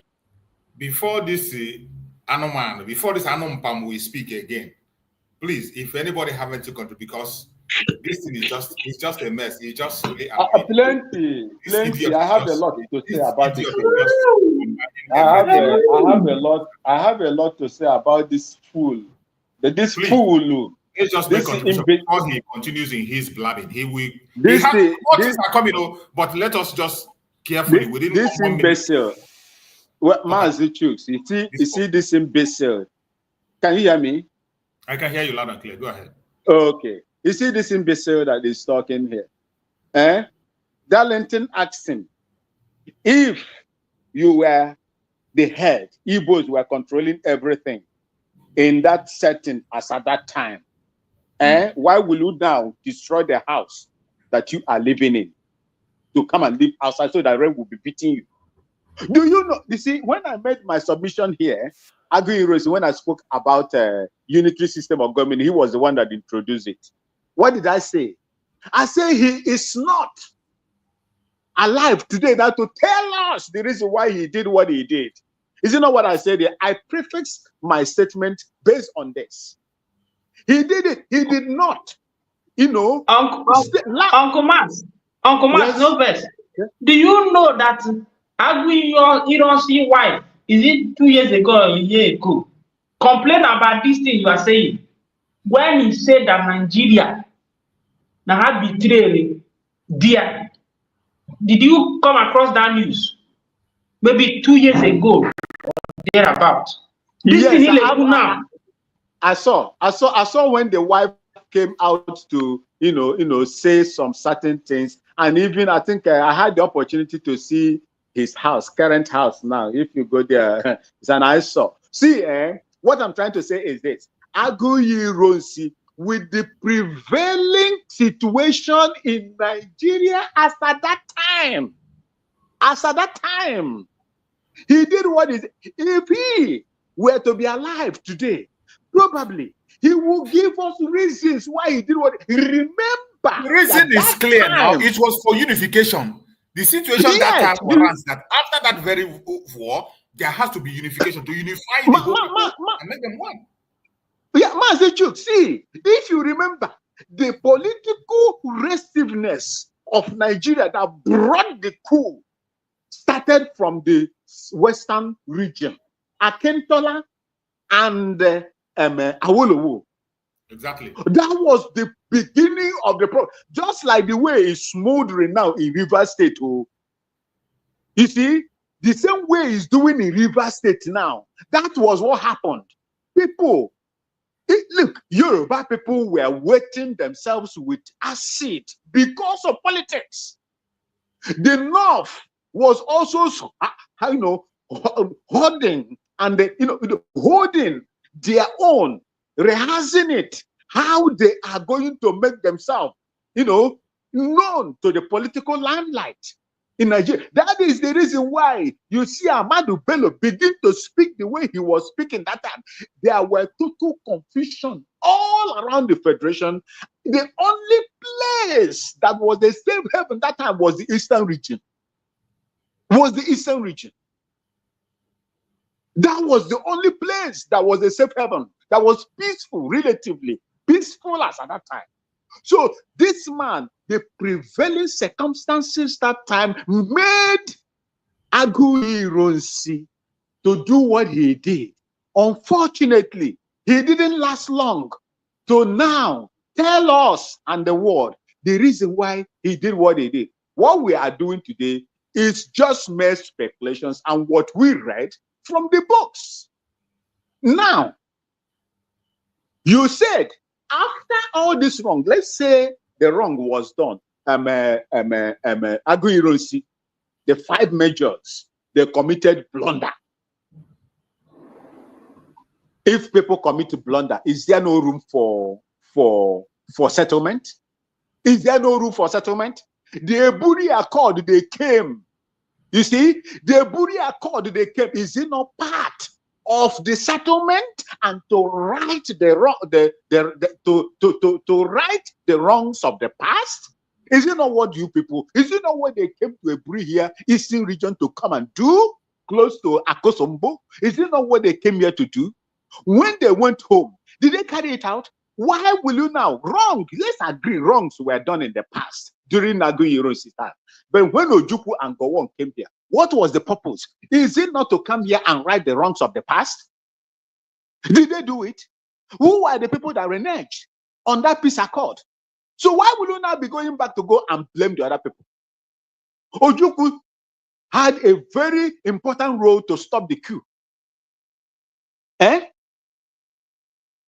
When soldiers carry out coups, there is nothing. Even if I am involved in the coup, if my father is standing in front of there or my mom is standing in front of there, I will kill him or her. That is coup. If you fail, you are going to be executed.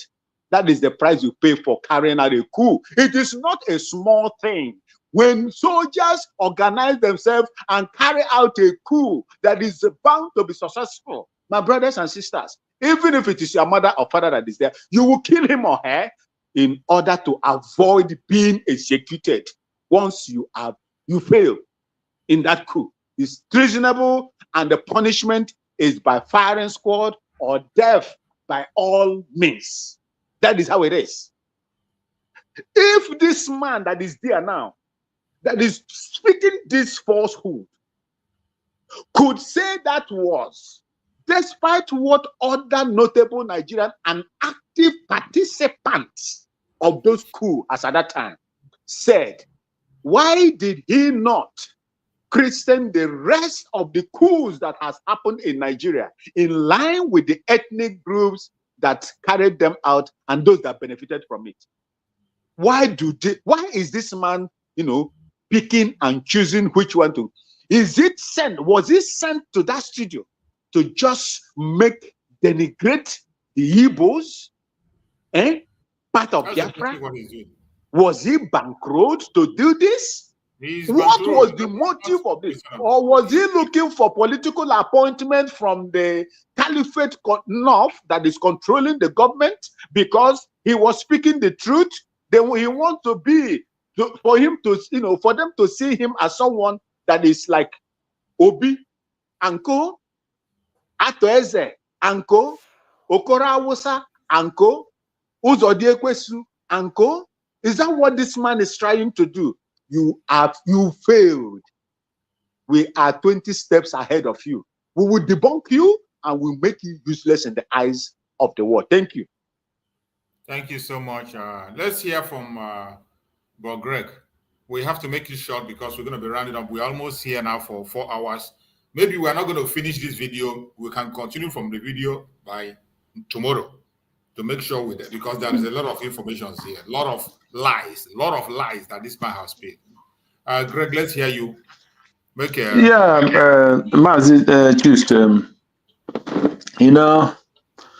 thing I understand with this man is 100% paid to come and do this in this program.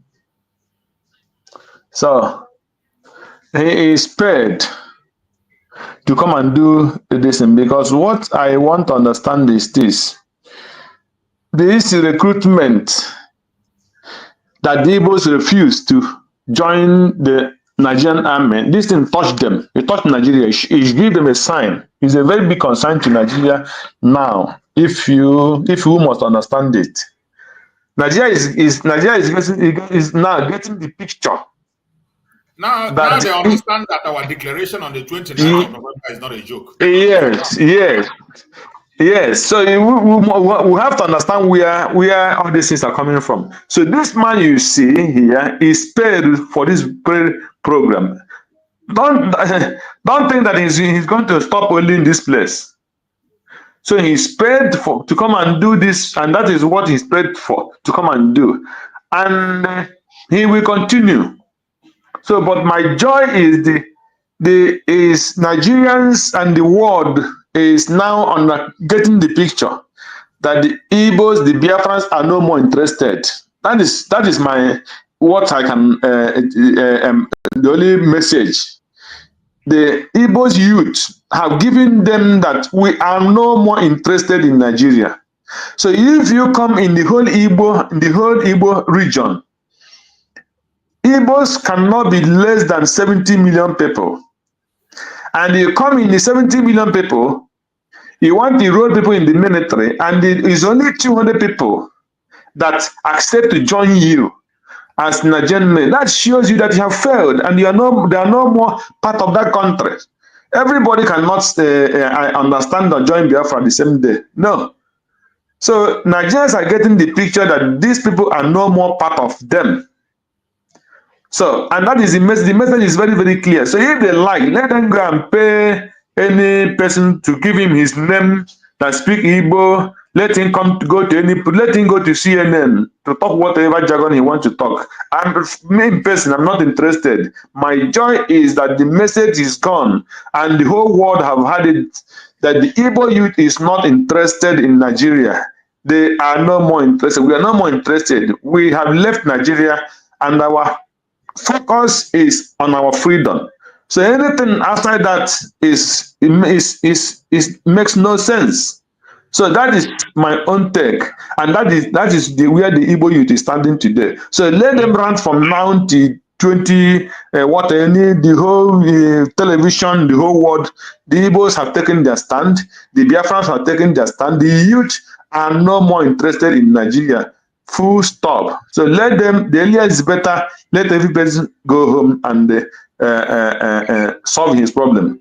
Thank you. That is my own take, as I will submit now, because I have a visitor. Thank you, and God bless every Biafrans. Bless you too, my brother Greg. We appreciate you. Thank you so much for your contributions. We appreciate you. Akonyo Wetere, take your 1 minute before I continue playing the video. Akonyo Wetere. My brother, the message is clear. You know, Nnamdi did tell them, God, the one Nigerianist, the Nigeria system, and the believers of freedom, that he would decimate them with truth. And the time reached, he told them that I will go to Abuja and I will destroy them. It is becoming evidently clear for every one of us today that his detention is even destroying the fabric of Nigeria. See, the idiot is talking about the unitary system of government that was brought in by DPMDrNgoziOrabueze. I want to still tell him the little I know. T.Y. Danjuma, Theophilus Danjuma, was the ADC to DPMDrNgoziOrabueze. He was the one that discovered that the power that make DPMDrNgoziOrabueze for guns not to penetrate his skin is the staff DPMDrNgoziOrabueze, and they were able to carve a replacement and replace it while DPMDrNgozi was partying in Ibadan. When they told him that they've come, he said nothing will happen. But Ogodiala still repel Okarambo before her tie to Land Rover van and roll him and tore his skin apart. So all these things, my advocacy has been, as we are doing this, another person is doing it. The message carried out far and wide. As if everybody with his follower, he decimates this information, he split here, it would have been better. But in this struggle now, without fear of anybody, you are the only person. Even holding on to the mandate of those they call their leaders. The truth Nnamdi was using to counter Nigeria. The truth to Simon who used to counter Nigeria. The only strut of Hajidere Kahagesi Matego, Nakagesi Corn. So there's nothing much to say. Why I was happy when he wanted to start this program, and I had to call him immediately. I was somewhere noisy. I had to tell you that thank you for this program. And I had to call on my brothers. Come on, and we are here today. See how angry Uncle Mas is. But it is good. The same time, his expertise, all they put here, like counter the idiot on all his assertions. So there's nothing much to say. We are aware, and I believe that many also will be aware. There are many in the diaspora that are not privy to VOP, but they are privy to your channel. As they go through your channel, they will come in contact with this idiot and know the kind of people they are watching. Also, to our people manning the land, when they come in contact with this your video, they will have the better understanding of Ndibeha, that we need to speed up and deal with these people. Thank you. Continue. Thank you so much, my brother.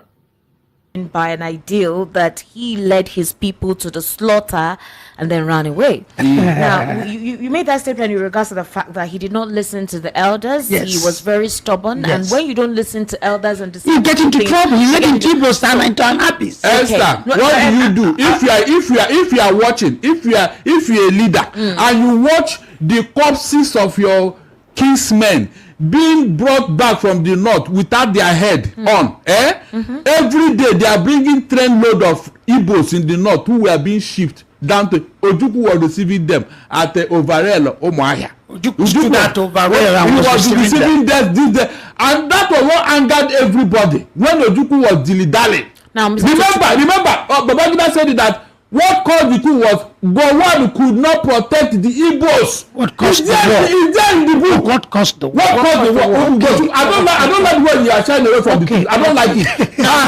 Is there any reason why you should be slaughtering people? In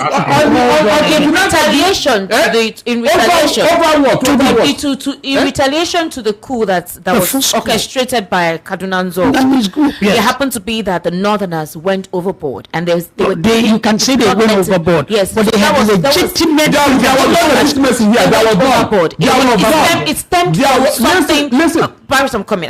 There's somewhere I'm heading. It stemmed from something that was like there was something pre-existing in the belly. Undoubtedly, obviously, because of the way they went overboard. It was what they were called the program. This program had happened. The program happened before the declaration of Biafra. Yes. Now, it was when that killing became excessive that Ojukwu had to act as a leader to save his people living in that region and bring them back. But you believe that there was no reason for Ojukwu to have called for Biafra. There was no reason for him. Esther, let me tell you, they went to Aburi to resolve this matter. Aburi Accord. Yes. They agreed in Aburi.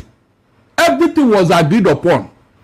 Ojukwu agreed, Gowon agreed. Okay. Immediately he came back to Lagos. Some civil servants, super permanent secretary, they told Gowon, no, why did you agree? This is you agree. You know, that Igbo man, he has used his voice to play you. Because Ojukwu entered the army with a university degree, the first in the whole of Africa. First. Hold on. Hold on. Can you come closer to the mic? He entered the army, so he was well above all of them. So when that agreement was reached, he came back. They came back to Lagos. Instead of going to say, but I agree, he now listened to those super permanent secretaries who brainwashed him into saying no. Again, when Aguiyi was killed, Ojukwu said, look, until I know what happened to Aguiyi and until what's the second in command, Brigadier Ogundigbe, now takes over because they have a hierarchy in the military that he would not listen to his junior officer in the military. That was it. Ojukwu said, I will never take orders from Gowon, who happened to be, I think, ADC or so, or chief of staff to staff of the army. So why should he, a GOC? That was what the argument to do. Why didn't anybody listen to him? Then, what's it called? Ogundigbe now gave an order to his subordinate when he took over from Aguiyi, pending when they know what happened to him. The northern element, they just snubbed him. The man knew that the game is over because in the military, you know what that means. When your guy gives you order, you just snub him. In fact, they are passed vote of no confidence. The man quietly left and they posted him to London as a military attaché. That was what caused the war. That was what caused the war. So why is it that the North did not follow order? The order of hierarchy. I believe that the British did not allow the true publication of what led to the Civil War and the fact that the Civil War was also being partnered and aligned with the British. Yes. And so there were some white journalists, British journalists, who came on ground to actually make their observations. Because the questions were asked by those British journalists as to why is the federal government of Nigeria doing this against people who are part of them, right? The last time we talked, you said that Ojukwu could have prevented what happened from happening. In what way? You also feel that Ojukwu was strong-headed and obviously selfishly ambitious. You said he was ambitious and arrogant. That's why he led his people to the slaughter, and then he escaped. He ran away. Did you think that he shouldn't have run away? He should have stayed to die with his people. If he believed in what he was doing, he never ran away. If he believed, so see, for example, I want to address a few things. Okay. Hierarchy in the army, appointments in the army have not always been based on hierarchy. Ojukwu was not the highest ranking army officer in Eastern region. Okay. There were 7 senior army officers to him in Eastern region, and this included Philip Effiong, Colonel Bassi, Hilary Njoko. My brother, I'll call you with it. Yeah, you carried away. If we go, okay, man, all this belief we can done anything like push it then. Lobro Simon believe so much and ndi be ha na ya lota ya kwụsị igbu ndị Igbo. Mana dani jine were ngwa na ya kwuo la program ha VOPO ebe 3 days ago. Yes, so ka emere maka ha believe no Simon na-emeghe ihe not knowing Lord Simon mere ESN mere ndị Fulani ji gba ọsọ egbu na ndị mmadụ ozugbo ejidere Simon ESN awapụwa ndị mmadụ na Enugu na-etake village. Ifuru ihe na-abọfu m na-ekwu na ọ bụrụ na Ojukwu adịghị selfish and arrogant kedu ihe o ji hapụ? Ị mara na man lowara nọmba ndị egbu no 1,500 1.5 na ọ bụ 3 million. Exactly. Na ndị gburu bụ 500 na the rest bụ ndị kwashọkọ gburu. Let us be going. You will just see, my brother. Just imagine this issue of the Kwasioko,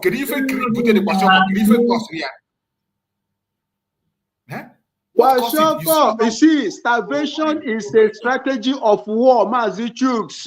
It's an act of war. Starvation is blockade, which is war crime. It is a war crime. If you remember, yes, it is war. It is a war. See, starvation is war. Let me tell you, people, there are two things you can use. Two vital things that we use in war as a war strategy. One is information. If I cut you off from having information to the access, to the outside world, nobody will know what you are going through. Nobody will come and save you, even when you call and shout. It's like someone that is put in a glass house, well sealed. Nobody will hear your voice outside. That's number one. That's information. Food. It is only when you eat and get satisfied that you will be able to carry weapons to go and fight. A hungry man or woman does not have the strength to carry weapon or the zeal to fight. You don't fight in empty stomach. Then the second one is the strength of your army and your rate of weaponization. That's all. The primary first two is information, number one, and starvation, blockade. That is the only two main strategic act of war. Once these things are visited on you, you are bound to lose that war. Unless miracle happens. Unless miracle happens. If you remember, before the blockade, Biafrans were fighting.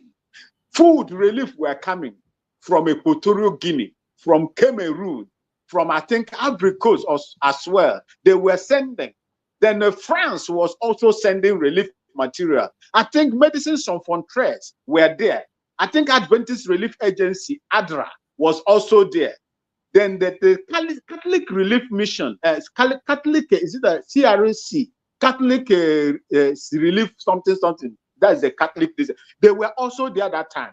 There were individuals and the non-government, non-profit government, is it a governmental, non-profit organizations that were also there at that time. But we were fighting till the time when the blockade came. It was the blockade that made Ojukwu to say, no. We can no longer continue.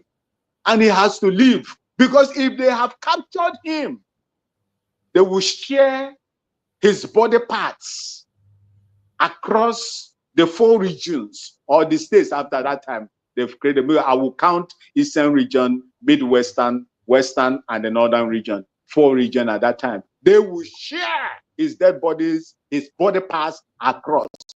And the way they could have killed him, in fact, if we watch it today, you and I will not stop crying.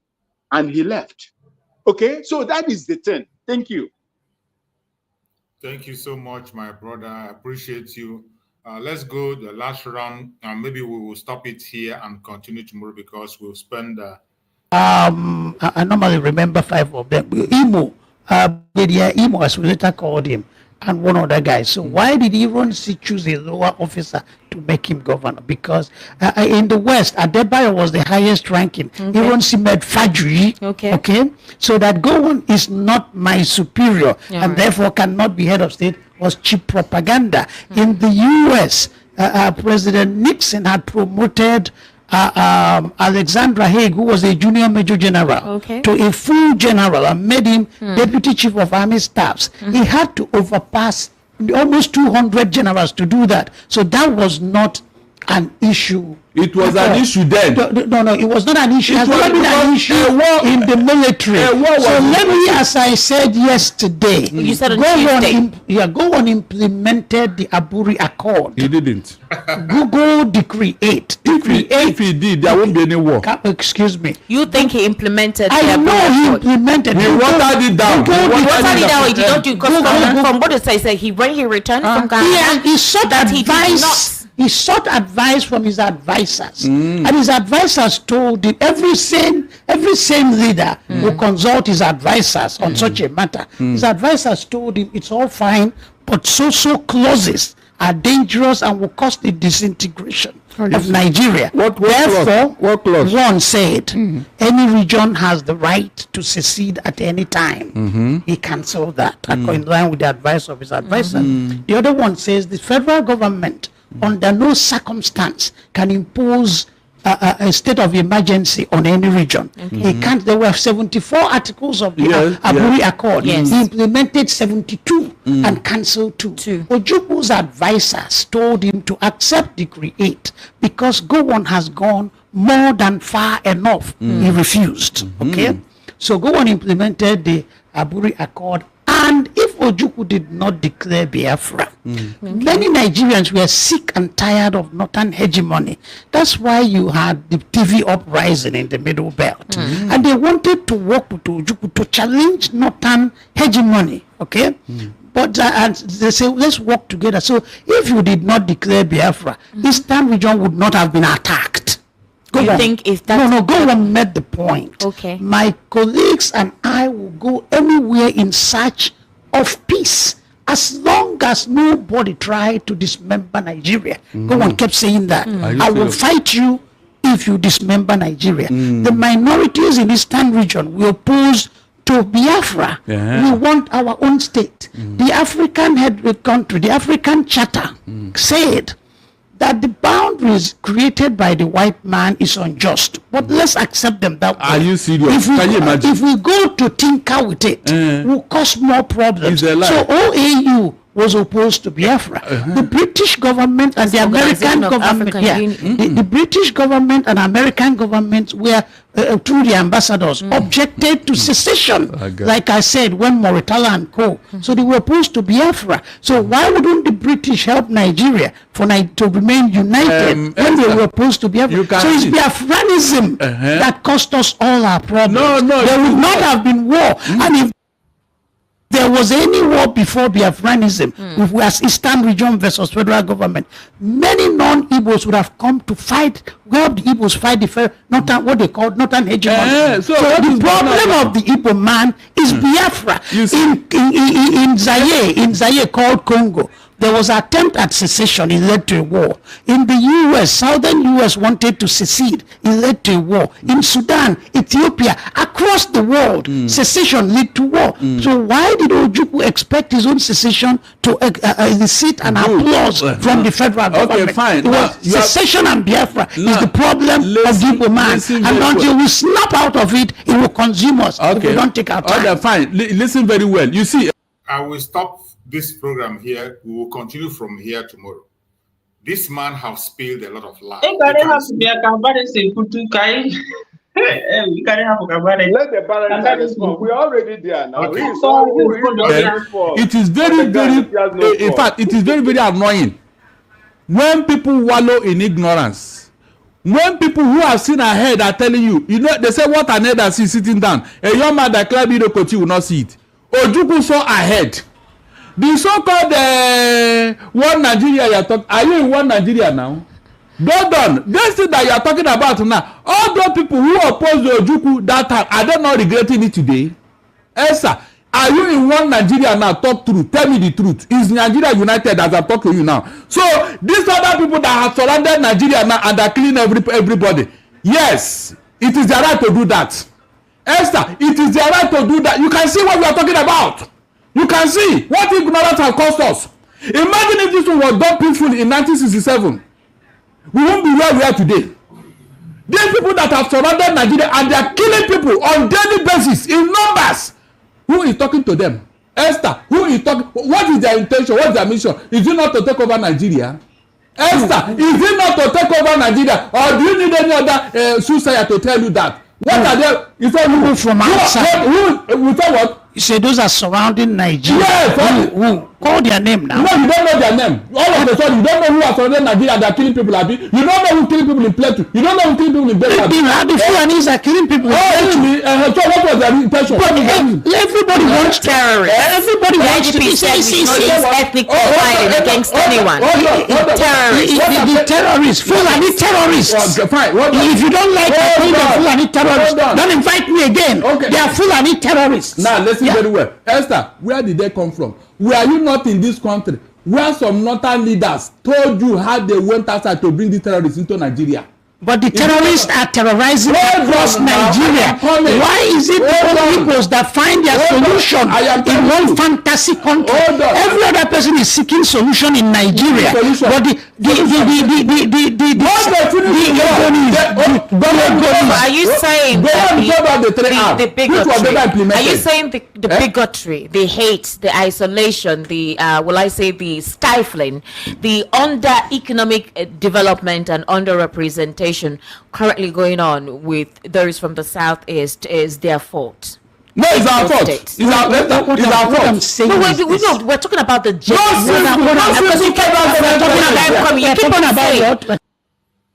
If we continue to go, it is going to be very, very bad for us. I want us to have a time to dissect this very session because I have some other appointment to catch up with.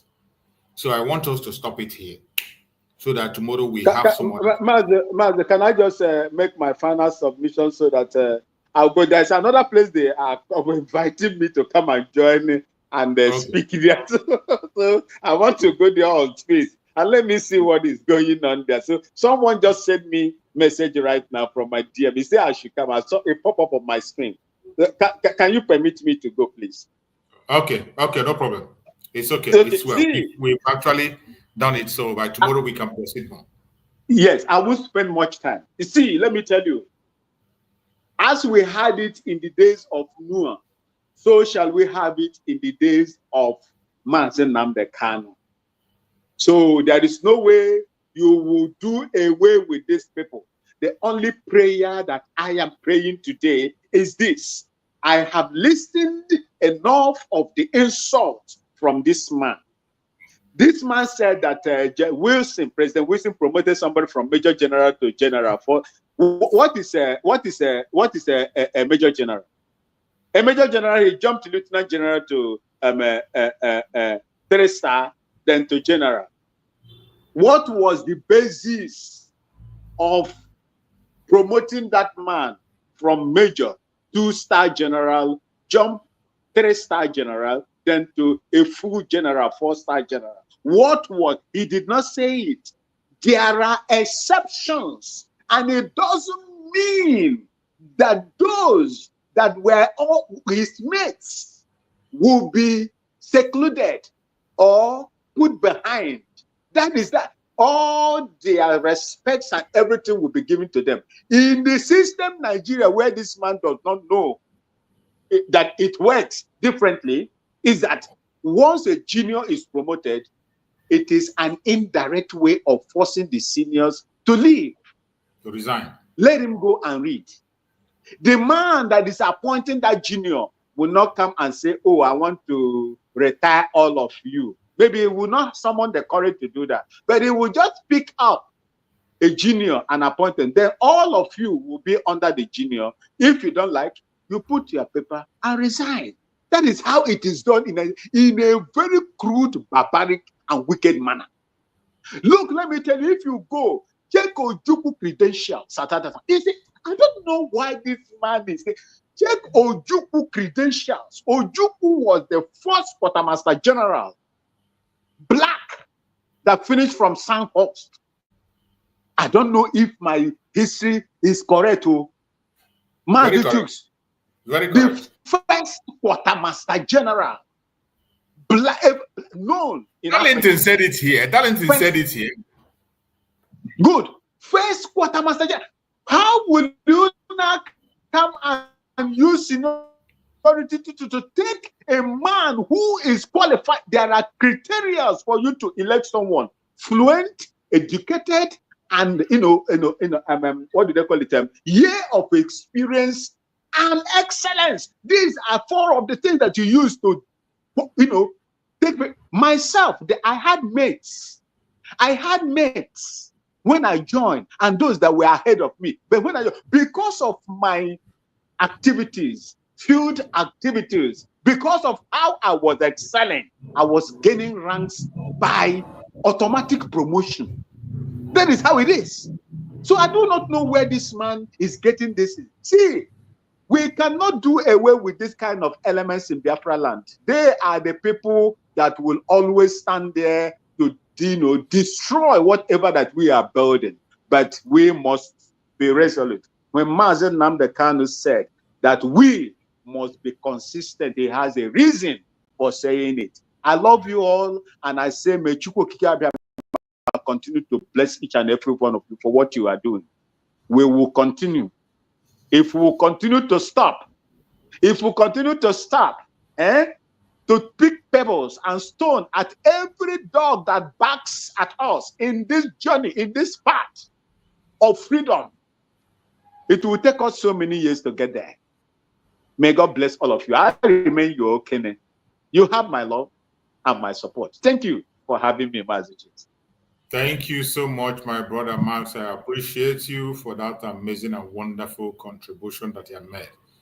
And now, my brother Akonyewete, before you go on your closing remark, I want to play a video to respond to this idiot who thinks that the reason why we are doing what we are doing is because that our mind is covered with envy and jealousy or pride. He thinks that because we are taking ourselves to be victims, that is why we are crying. I want to play a video of our Prime Minister, Mazi Simon Ekwanjoko, that we answer this clown. If anybody that knows him can cut out this part of the video and send to him that this is the problem that we have with the zoo, stated out by the Prime Minister, Mazi Simon Ekwanjoko. I want to play it before we go on our closing remark.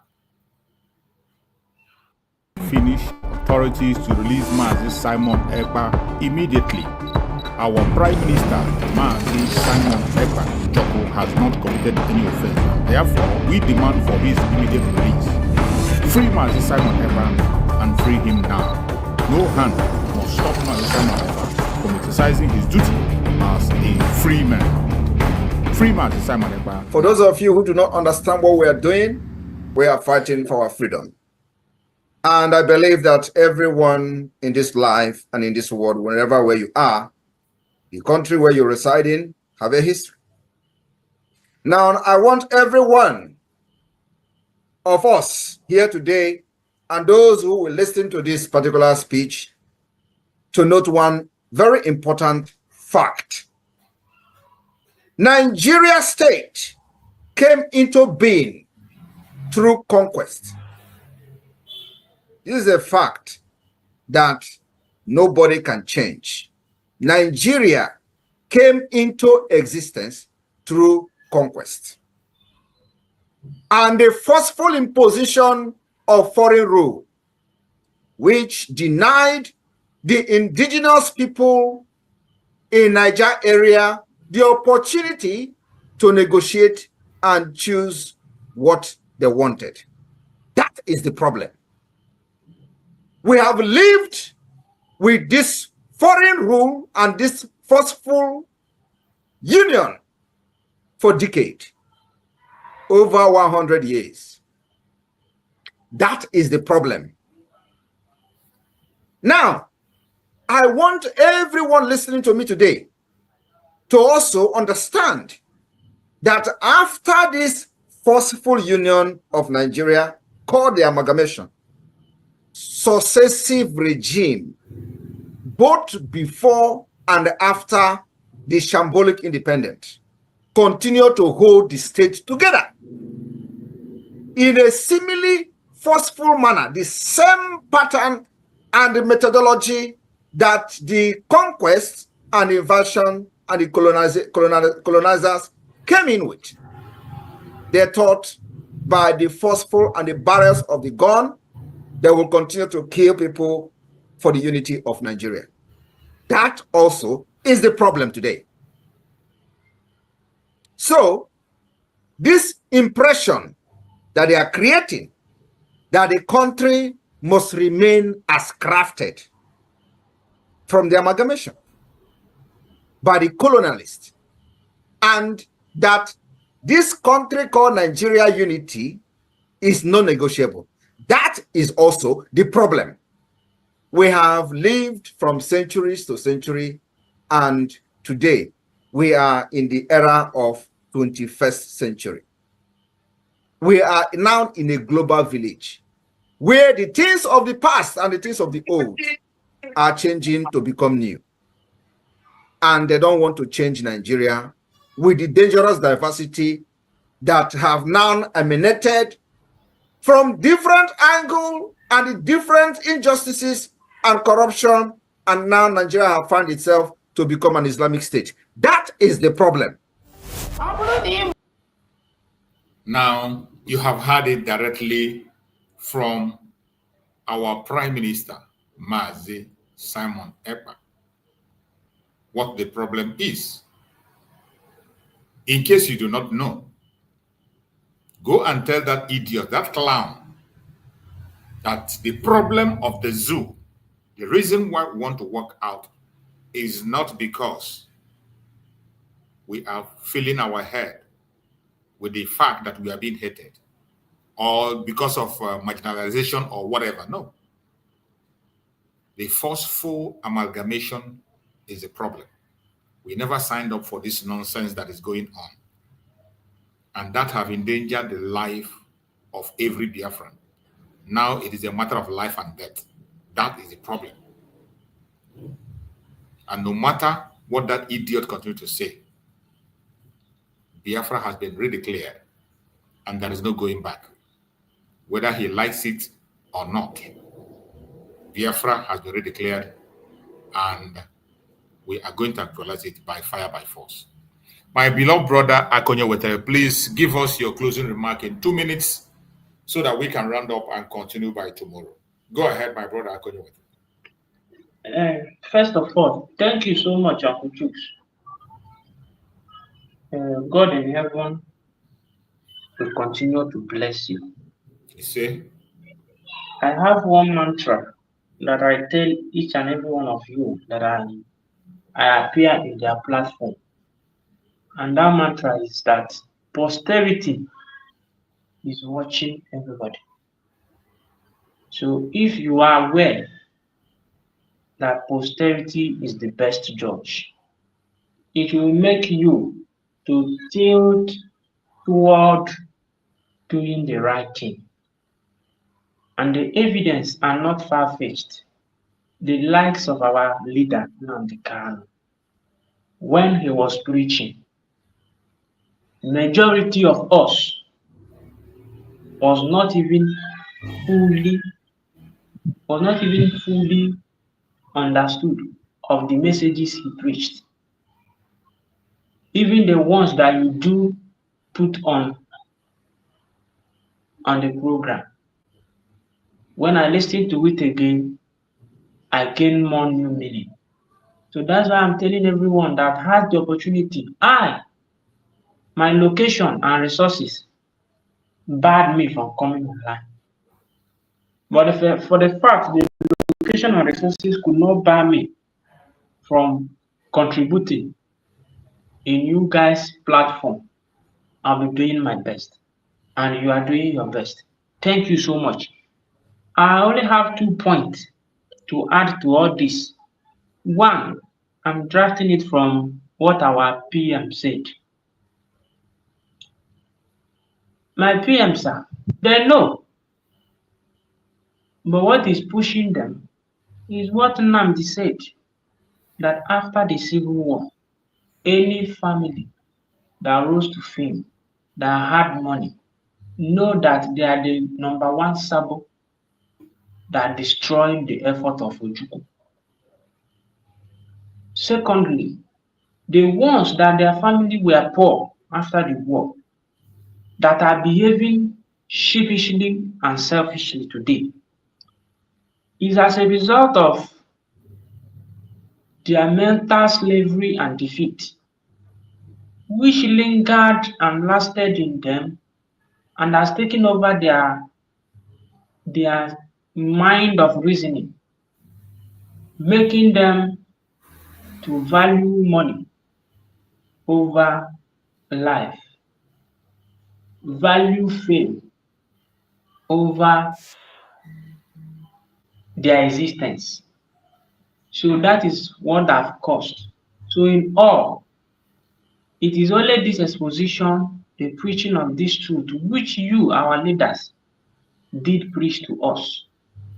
Now that you people are not much presently with us, we have to do the needful by upholding those standards that you guys made bear to us.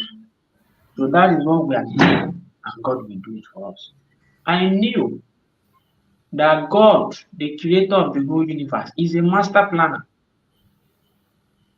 Things that had happened to me in life had taught me some lesson.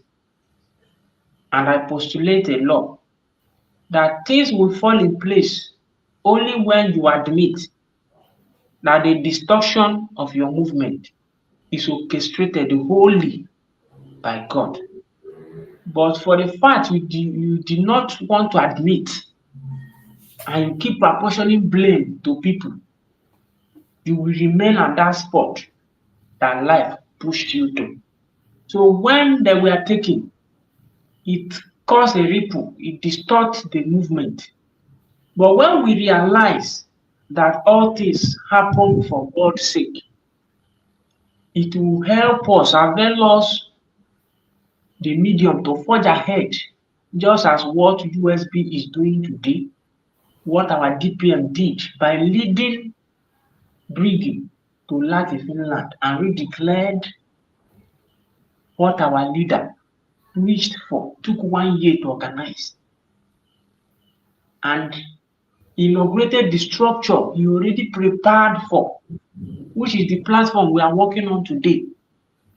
It then shows that the destruction that nature threw at us, that we did not relent on it to apportion blames to Nigeria, to people that are bought over. Rather, we understand that the creator of the universe had made his plan bare to us. And we admonished the plan, we welcomed the plan, and we thought of how to forge ahead. And as we are doing it today, holding brief, holding firm for our leaders. In no distant time, they will join us.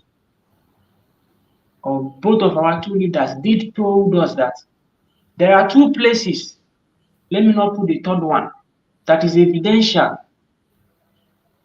Okay, the three places that is evidential for freedom fighter, either in the grave, behind bars, or being antagonized. And those places, all our leaders have tested it. Ranging from Waziriki, his own people sold him. He suffered in jail. Is it 3 to 4 years before he was released? He accepted the agreement that was pushed before him. He was released.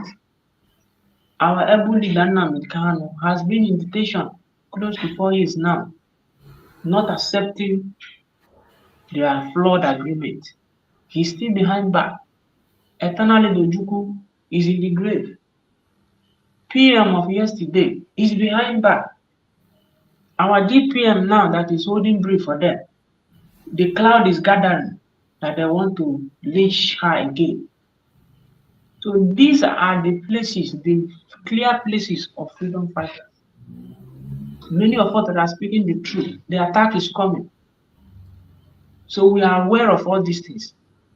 So we know we heard you guys' voice and we are keeping it. So to those that still think that what we are doing, that we don't know what we are doing, I will tell you guys today that you are the problem, you are the cause of what we are doing, looking as if we don't know what we are doing. Because if you put down your ego and know there is good profit in freedom. Come into the train, come with your own argument, constructively present it, and see if we will turn you down. But you are outside the circle, telling those inside the circle that they are full, which is not good. The ones that are inside the circle, they are still peeping outside to seek opinion from outside. I'm as well telling you, make a stand as a man.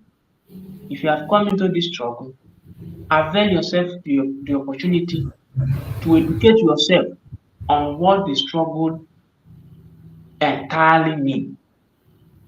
Study it either by yourself or through those that know it more than you do. Come with a liberal mind. Get the whole information of the struggle. Make all the total inquiry we need and know the position you will take on the struggle. Don't come by emotion. Don't come by a lure that somebody lured you to the struggle. Don't come for what you will get in the struggle.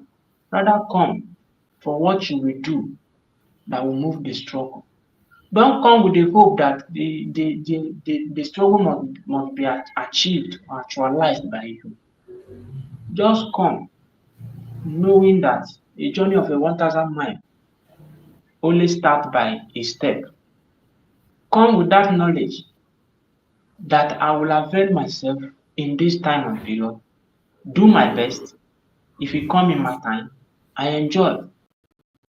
But if you do not come in my time, history will remember me that I put in my best. If we all will come with those notions, it will aid this struggle to move faster. Because if we are united, this man that came and for us this shit, maybe we trace where he comes from. In unison, we can banish him. But now it's raining spring because we are disunited.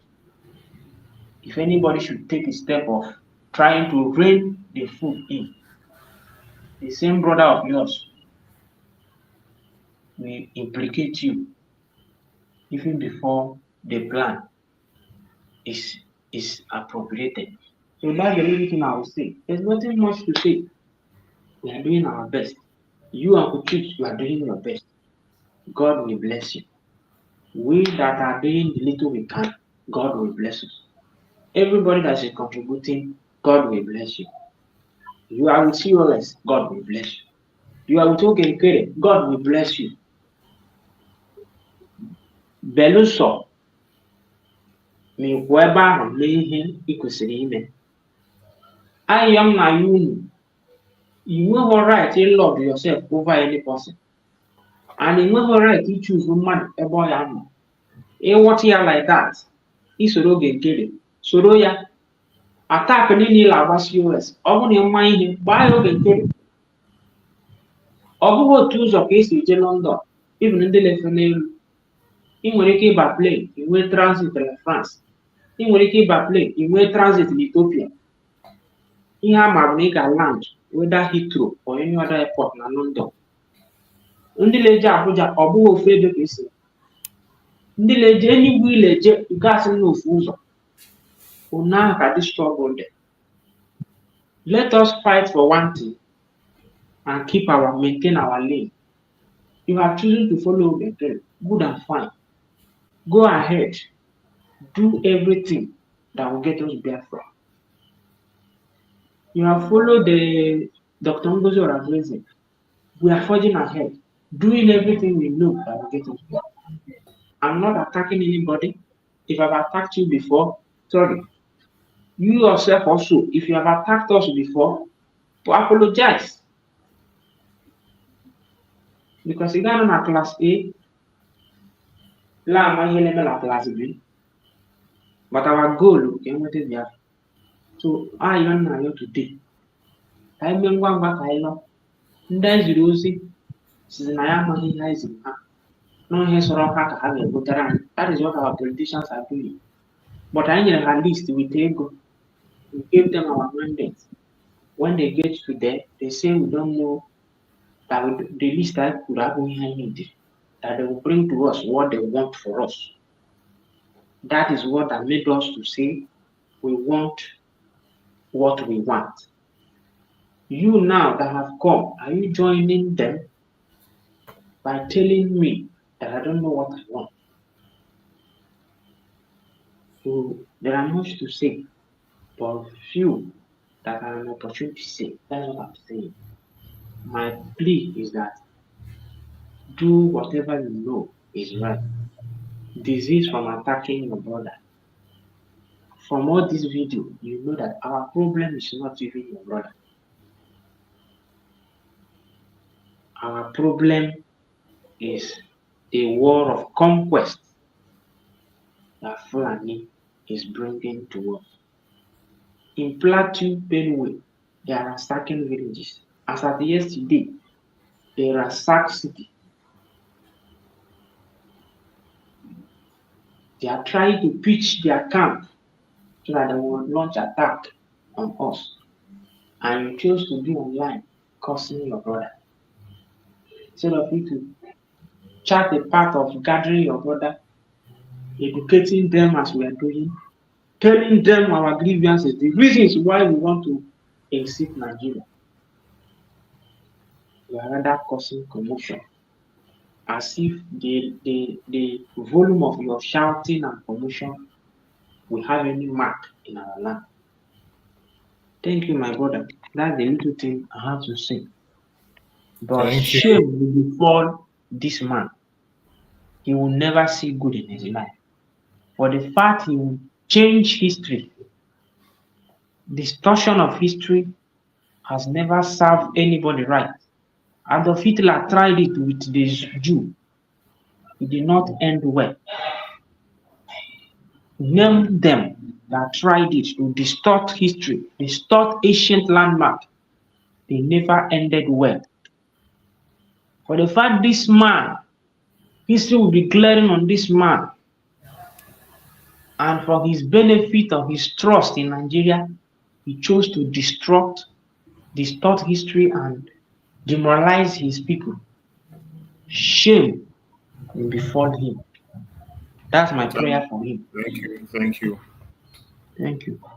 Thank you, my brother. I appreciate you for that submission. And fellow Biafran that have been with us from the beginning of this program up to this time, I appreciate every one of you.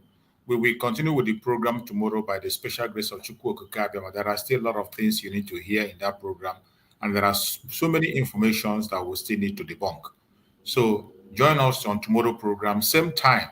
We are still going to come here and more things are going to be revealed. I appreciate every one of you that have connected. I say, may Chukwu Okike Abiama guide and protect every Biafran that have participated on this program. May Chukwu Okike guide and protect our Deputy Prime Minister, Dr. NgoziOrabueze. May Chukwu Okike Abiama guide and protect our Prime Minister, Mazi Simon Ekpa. May Chukwu Okike guide and protect our Supreme Mazi Nnamdi Kanu. No weapon formed of fashion against us shall prosper. I appreciate every one of you, and we'll see you again tomorrow by the grace of Chukwu Okike. Thank you so much, and stay blessed. On this day, we gather round to honor the heroes, lest they be forgot by Biafra soldiers.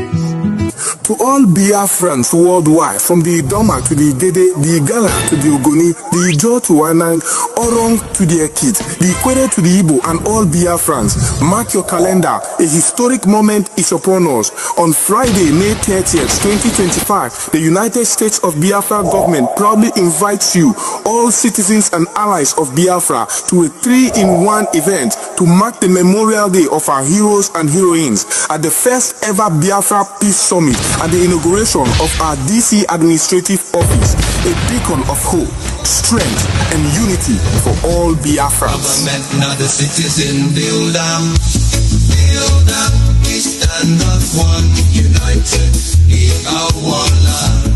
Guided, government making us proud every day, blessed by the people.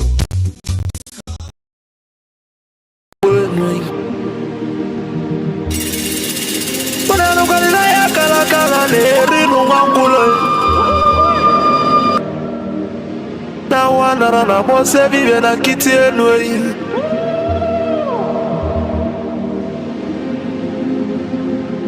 Na tulaje bwana mabuli vemelem. Ojibe kuona tulane bovo.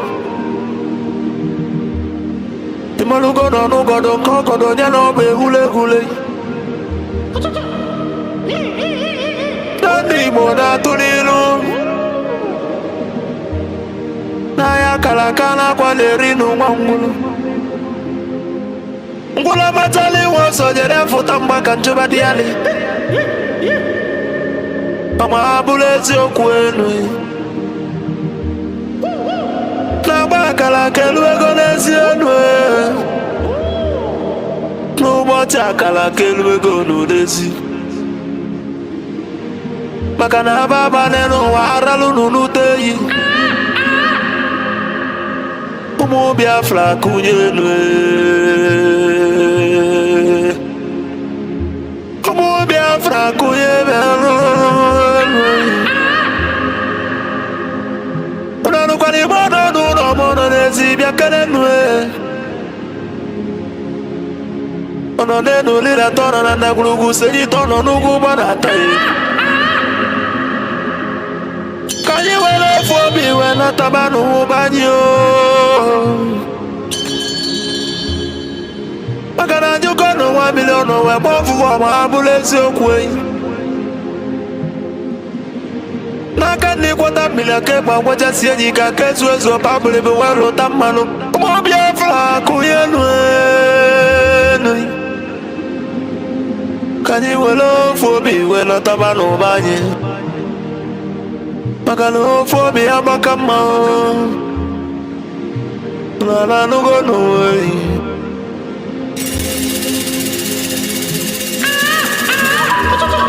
Biafra na mekele umulina. Nkabo nkanyi.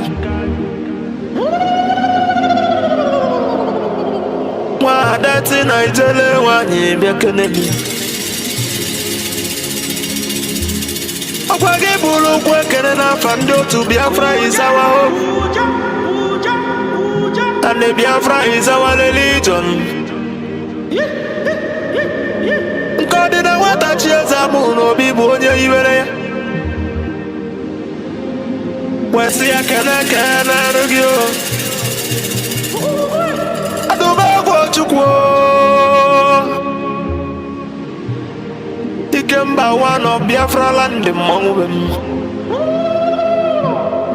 The one I kala dike.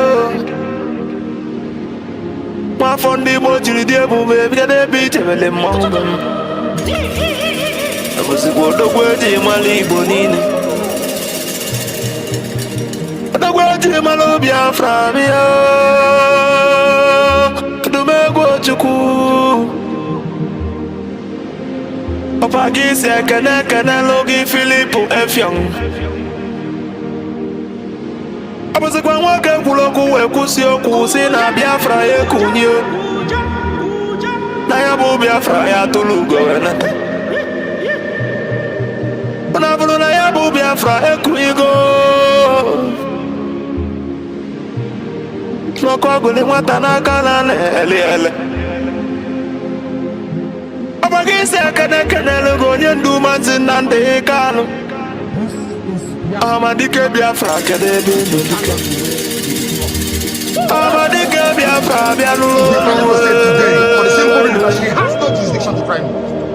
None whatsoever. I came out of Abagibo foye tilindilo madamula hunis. Accused from my case and cannot try my case. There are things that are happening in this country that a lot of you do not know. It is my duty to make that very, very clear to all of you today. Because the lies are too much. The lies are too much. I sent a petition to the DPMDrNgoziOrabueze. Is using her position for personal gain. Her son and her husband are facing corruption charges. They told them, that if they convict me, is what this is what happens. This is no more Biafra. Nobody wants to do That's the problem. They sent her to my case. So Biafra government in they don't have exile cabinet.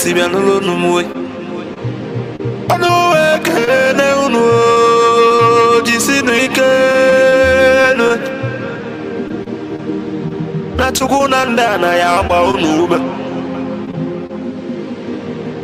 Bakano ya sulobe ya toka imalugenwe Dishonesty Akadakadelo mondi Biafra liberation army umuchukwu The agents of Biafra land the great oracles of Biafra na no way. I don't wake no nama. Na no jisi kenan. Na tugo ya ba home. Omo chukwu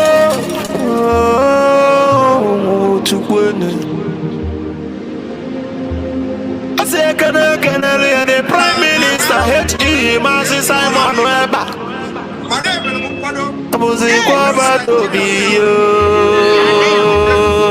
The best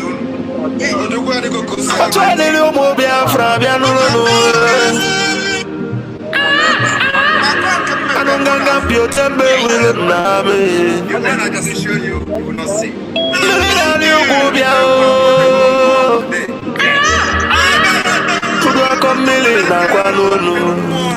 Yes. Mwana babo bekelelio. Odagiri dimu. Ose furu bilo bianulo we. Makwale na kosa de malaya. Mweji mwagu kojilo sinodilo kasojilo yatiji sojilo we walasa. Muzikwe wabatobi. Okada gidi kebia no. Kojo kwala ni yo. Tuni tukunye ndi Biafra na no. No da bekenege. Asemo na adele Biafra ni na mo. Aseno adelo no ni na mo.